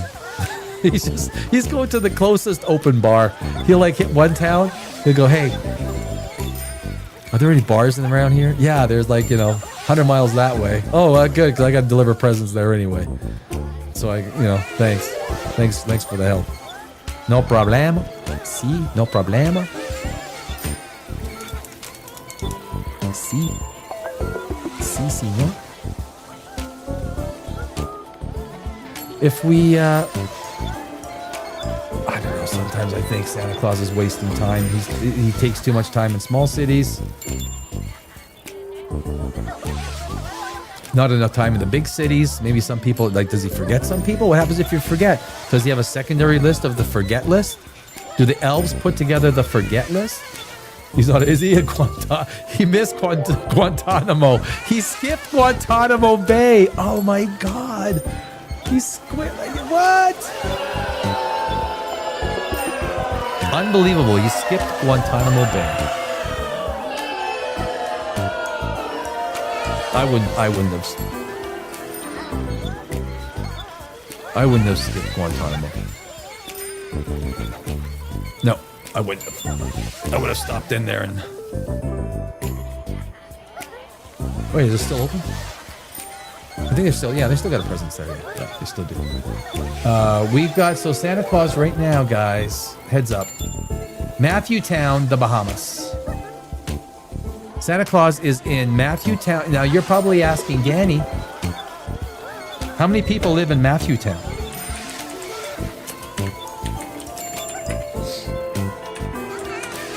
Well, right now it's 77 degrees Fahrenheit, 25 degrees Celsius.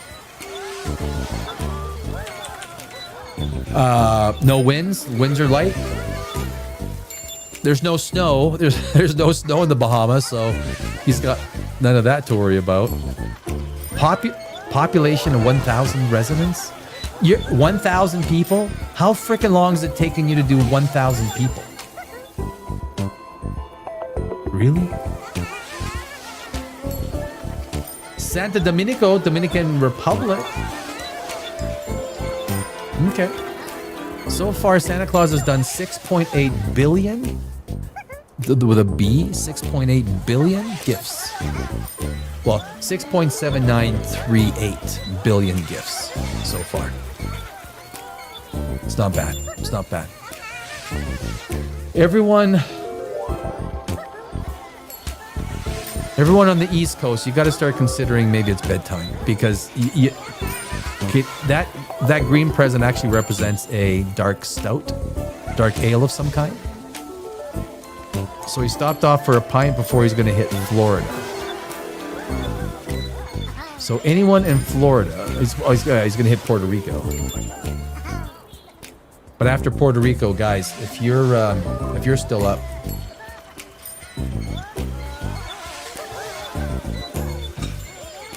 if you're still up on the East Coast and Santa Claus starts hitting the East Coast and you're still awake, you're not going to get the goodies. Just like Les Grossman said, G5 airplane. You want the goodie train. If you want the goodie train, you go to sleep before Santa Claus gets there. Does everyone got like some good food planned for tomorrow or something? Like some sort of delicious food? I hope. Something? Doesn't matter what it is.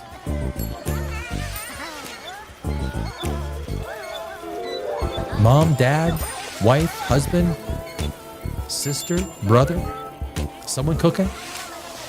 Or someone going to Popeyes to get go to KFC to get the 20 chicken basket? Yeah, I'm here for your Christmas dinner special.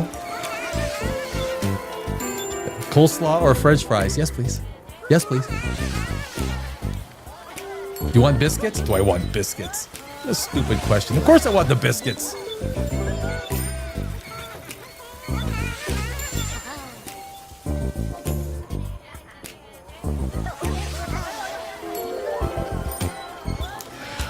All right, guys. You know what? The rest of this is going to be up in the air.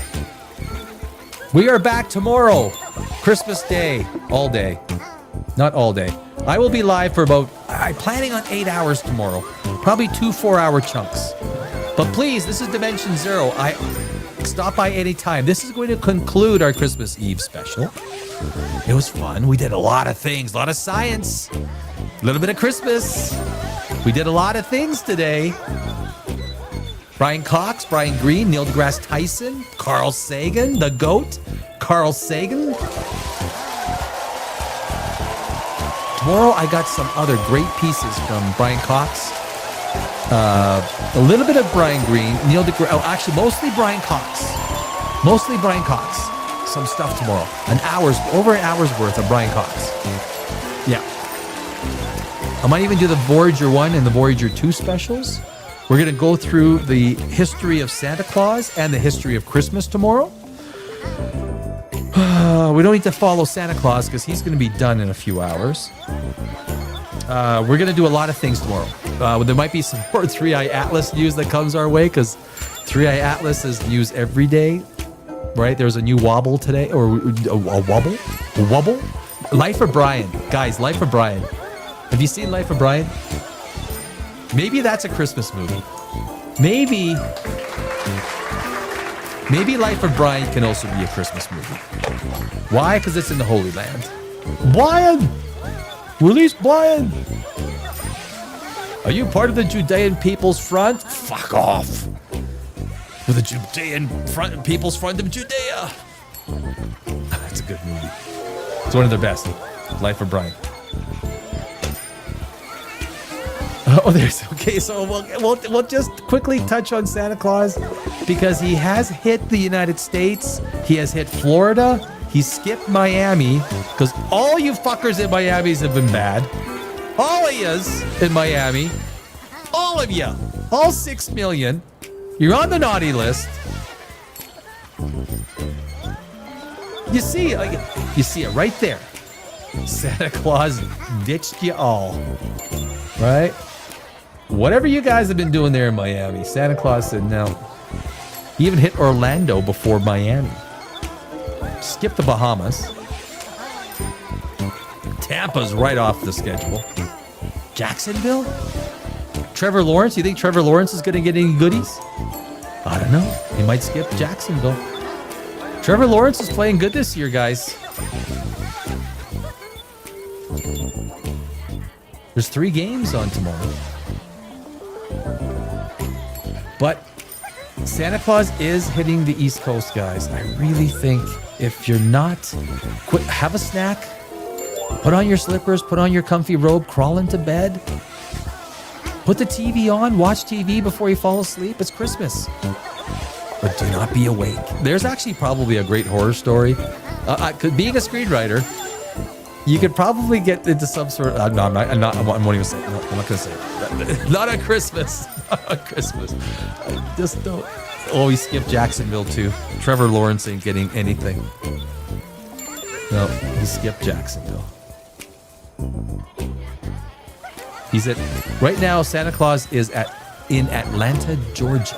Ladies and gentlemen, Santa Claus is in Atlanta, Georgia.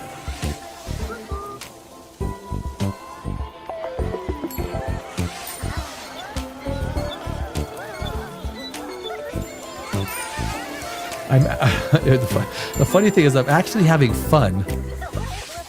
Having fun watching this computer simulation of Santa Claus crisscrossing the world.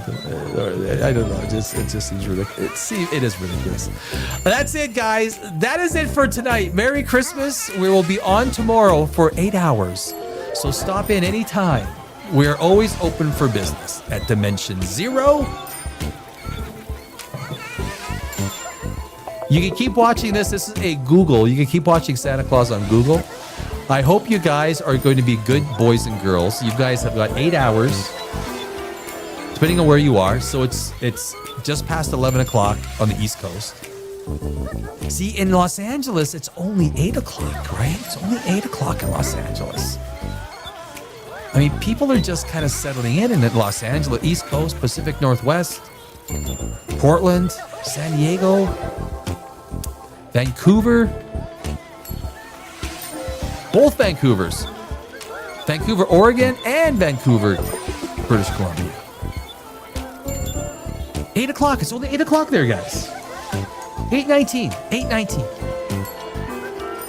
Chicago, 10:19.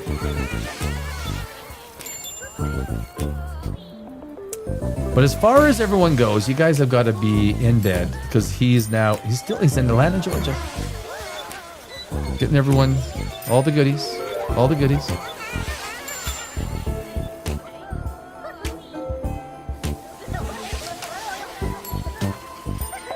There you see him, Santa Claus.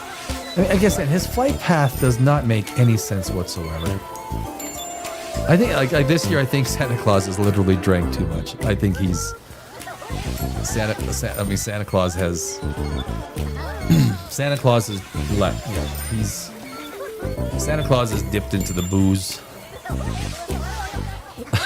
Santa Claus. I can see Santa Claus being like a dark stout, a dark ale guy, right? It just seems like he's got the big jolly belly. He's got everything. If I see him drinking anything, it'd be like a big, thick pint of dark ale, right? Oh, that's what I would see Santa Claus having at the end of the night, right? I think he's tipsy because his flight path is ridiculous. It is Christmas Eve, and he can do whatever he wants. It is his gig. Not like,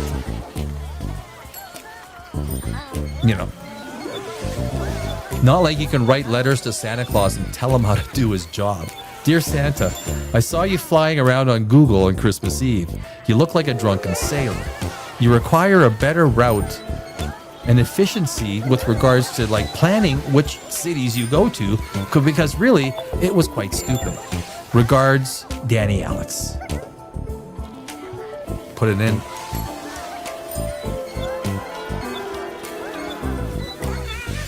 Stay off the booze, Santa. Stay off the booze. My recommendation, stop having a dark ale in every single city you go to. You don't need to have a pint of beer in every city. Even though the reindeer drive for you, Rudolph is driving, so you're not really, those reins you got are nothing. You just sit back and you're. But if you look, guys, I don't have to tell you the crazy path that he's taken.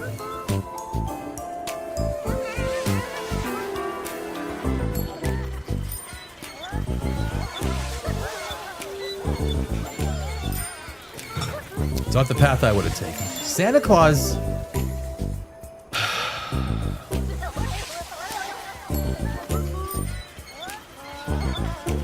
I do.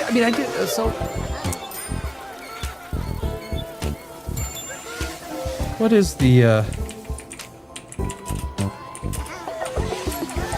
Let's test Gemini. Let's test some AI. Let's test some. I just typed into Gemini as we watch Santa Claus. What I think is a tipsy Santa Claus. I think Santa Claus is tipsy. He's had a few stouts. The history of Christmas. The history of Christmas is a complex blend of religious observance, ancient pagan customs, and modern cultural reinvention. While celebrated as the birth of Jesus Christ, the holiday has evolved significantly over nearly 2 millennia. Origins of the date. The Bible does not specify the date of Jesus' birth. Many scholars suggest it likely occurred in the spring or fall. I believe August is the day because you cannot have sheep. The sheep aren't in the fields in December. The North Star is not up there in December. None of the stuff that they talk about is in December. But this is not historical stuff, right? This is not historical documents that talk. The historical Jesus and the religious Jesus are two different things. So, symbolic selection in 336 AD, the Roman Church formally set December 25th as the date for Christmas under Emperor Constantine. I believe Emperor Constantine set that date because you don't want to fuck with Emperor Constantine because you would end up dead. Emperor Constantine picked it. He legalized it because of the thing that he saw. Then his mother, Helena, who is now Saint Helena, right? She's now a saint because she was a Christian. And the easiest way to quell there was two different, what was the other emperor and the other in Rome? There was the two emperors, right? So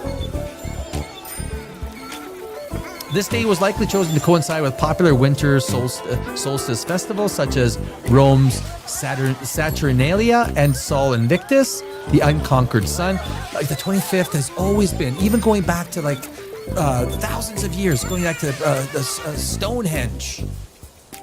Because it's the first day that you can observe a change in the amount of sun that you get after the solstice. The 25th. Literally 4 days later is the first day. So it has always been a pagan holiday throughout all pagan cultures going back thousands of years. Theological calculation, some early scholars calculated the date by reasoning that Jesus was conceived on the same day he died, March 25th. Adding 9 months led to the December 25th birthday. Okay. Evolution through the ages. Middle Ages, Christmas was often celebrated raucously, resembling a carnival or a Mardi Gras with public feasts and misrule. So basically, a crazy-ass party. Bands and reforms in the 17th century. Puritans in England. Oh, the Puritans were badass, man. The Puritans were... and colonial America banned Christmas, viewing it as too pagan or decadent. The ban in England was lifted in 1660. Victorian reinvention, the 19th century shifted Christmas toward a family-centered holiday. Influences included Charles Dickens' A Christmas Carol, and Queen Victoria's husband, Prince Albert, who popularized the German tradition of the Christmas tree. The Christmas tree is a German tradition. Christmas trees rooted in pagan traditions of bringing evergreens indoors to symbolize eternal life during winter. It was adopted by Christians in the 16th century Germany. Santa Claus, inspired by St. Nicholas, a 4th century Greek monk, known for his generosity to the poor. His image evolved over the centuries. Yeah, he got fat. It's just jolly. Sorry, he got jolly. Solidified by 19th century American poets and illustrators. Xmas, the X, Christmas, and of course X is comes from the Greek letter chi, C-H-I, which is the first letter of Christ. Christos in Greek. It has been used as a shorthand for centuries. That is your history of Christmas in a flash. Right there. And Charleston, West Virginia. So there he is, guys. He is on the West Coast. Sorry, East Coast. And again, if you are on the East Coast, you had better get to bed. I am going to get to bed. I will see you guys tomorrow. Tomorrow we're on for 8 hours. So I invite you, please come back, say hi, hang out. We're going to do a lot more science, a little bit more Christmas. Maybe a few end of the year lists tomorrow. It's going to be 8 hours of fun shits and giggles. I invite you back here on Dimension Zero. My name is Danny Alex. I hope you have a great Christmas Eve. The rest of it, go to sleep. Santa's coming. He's coming. He sees you. Santa Claus sees you.